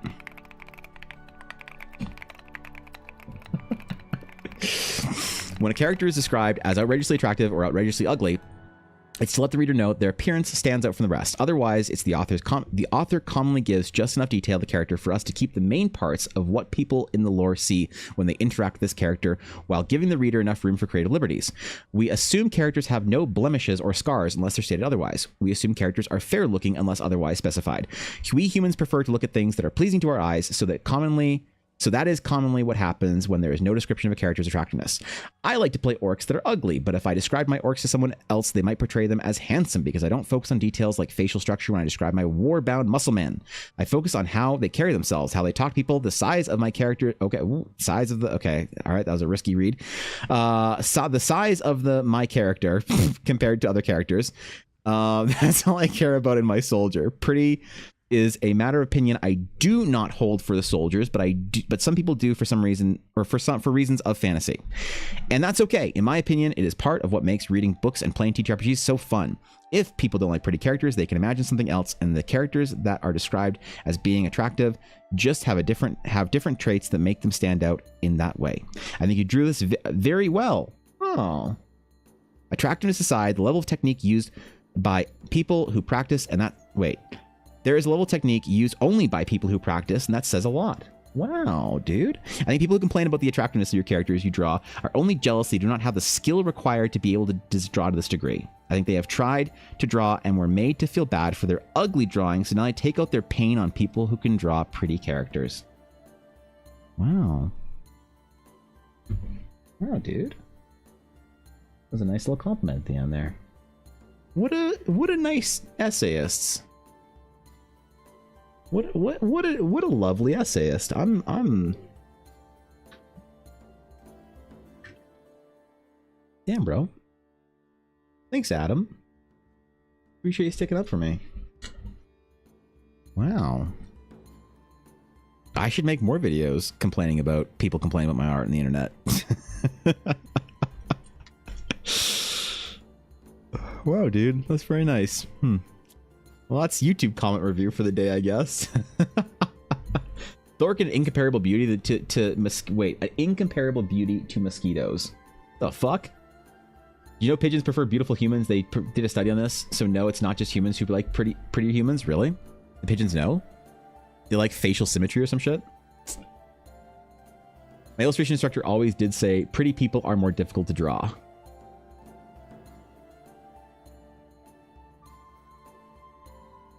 Yeah, and so you want to know one of the secrets for why people see that I have or will claim that I have same face syndrome, which I've thought about. Do I have same face syndrome? I don't think so.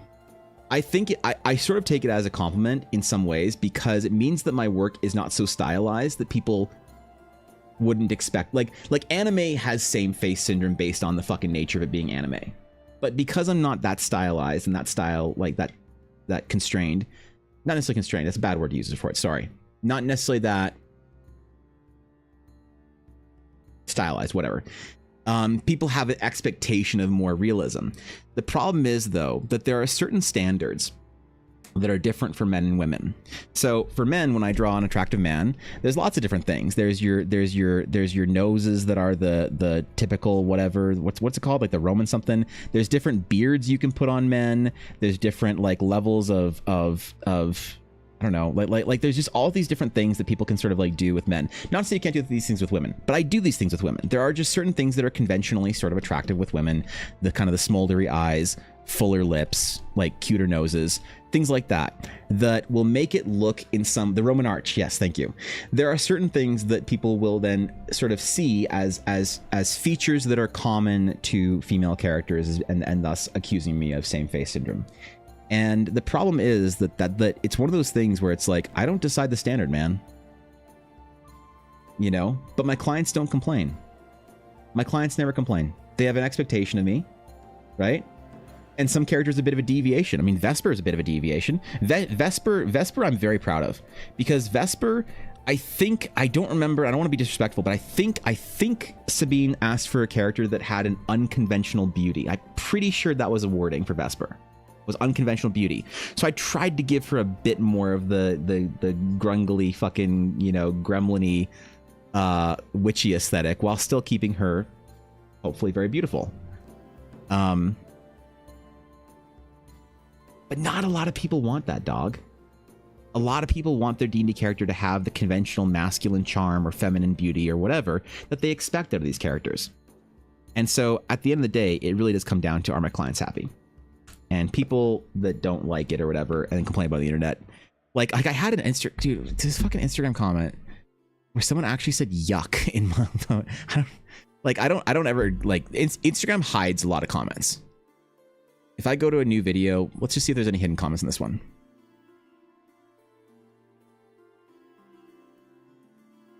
Few hidden comments. Okay, hold on. I'm gonna make sure that this is like doxy. Oh, wait. Okay, this isn't that bad. The hidden comment on this was, anybody crying about hot D&D characters can draw them their own but ugly monstrosities themselves. Some people just have to be negative towards others for no reason. Okay. There's which video was it? This one? Or did I just block the person? I think I just blocked the person. Shit. I should have left it up so I could, like, complain about it and then block them. Damn it. Well, anyway. People complain. I'm not worried about it. It's funny. I'll meme on it. I'll meme hard. Unconventional beauty or bog witch hag. Either works. Yeah, that... Does it mean I need to do a future coffee request 3rd edition Vesper and her canon 9 charisma? All right, guys, we're doing a redesign of a other character, a canonical 9 charisma version. Okay, warts and all. Okay, on the witch scale, she's instead going to be a 5 and a -3. I think, is that the witch scale? Is that the proper? Yeah, shit. Why is the comment hidden? I think it's a very good comment. I think it's because the person used stronger language like hideous or something, or monstrosity. Instagram tends to filter comments pretty aggressively.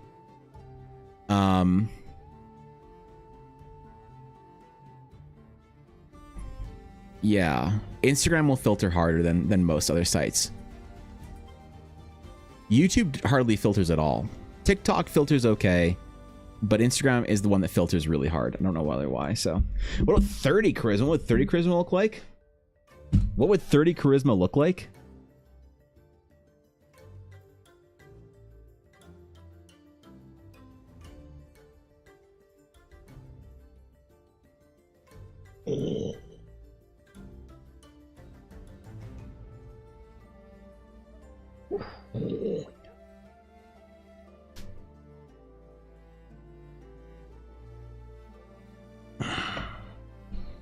There you go.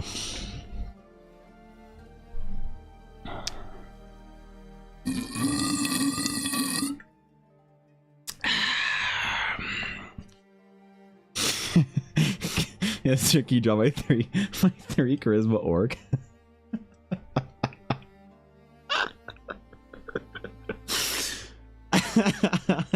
Yeah, right.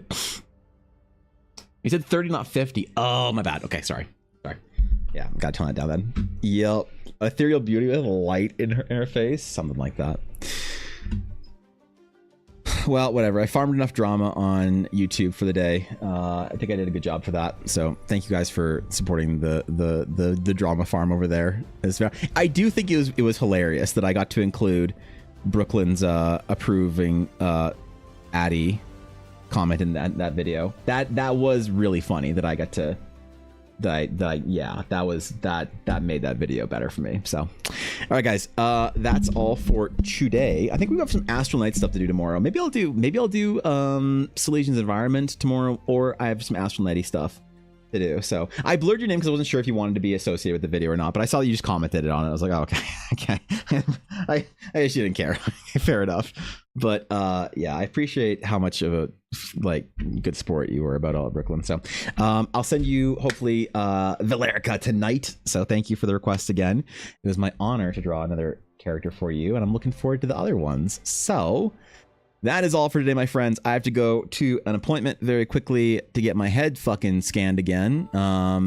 But hey, honestly, I think my hearing's improving. I think they're figuring it out, man. I'm on I'm on Canada Healthcare's fucking like ultra list of priority, which I've never been on before. So I think I should be able to figure out and save my hearing. I don't know. We'll see if I'm lucky enough. But I think it's been getting better. I'm getting used to it, and I'm really terrified of that prospect. But anyway, so I gotta go. I gotta run. I gotta do things. I gotta go. I gotta pick up a dog, and then I gotta go do important things, and then hopefully not be unhappy. So, thanks for chilling with me today. I'm really sorry that I had to miss 2 streams this week. I feel awful about that. Thank you again for the raid from Chris. I appreciate that. And thank you for chilling with me today. Thanks for being a part of my Thursday. If you guys are playing D&D tonight, please enjoy yourselves. If you're not playing D&D tonight, fix that shit, man. Holy. There'll be no new Process video tonight. I'm going to repost, because I'm going to be out later. I'm going to repost one of my old character videos. So if you want to go like an old video that I post as a new video, you can just click any of those. They'll be there. I think I'm going to repost the Olner video. Maybe, for funsies. But anyway, I'll see you guys tomorrow. Bright and early. Same time. 9 a.m. Pacific. I don't know, man. Patreon print is going to get sent out soon. So if you want the cool Patreon print for the month, which is the relic thingy or whatever of the runes, that's a thing. And, oh man. Until next time, my friends. Farewell.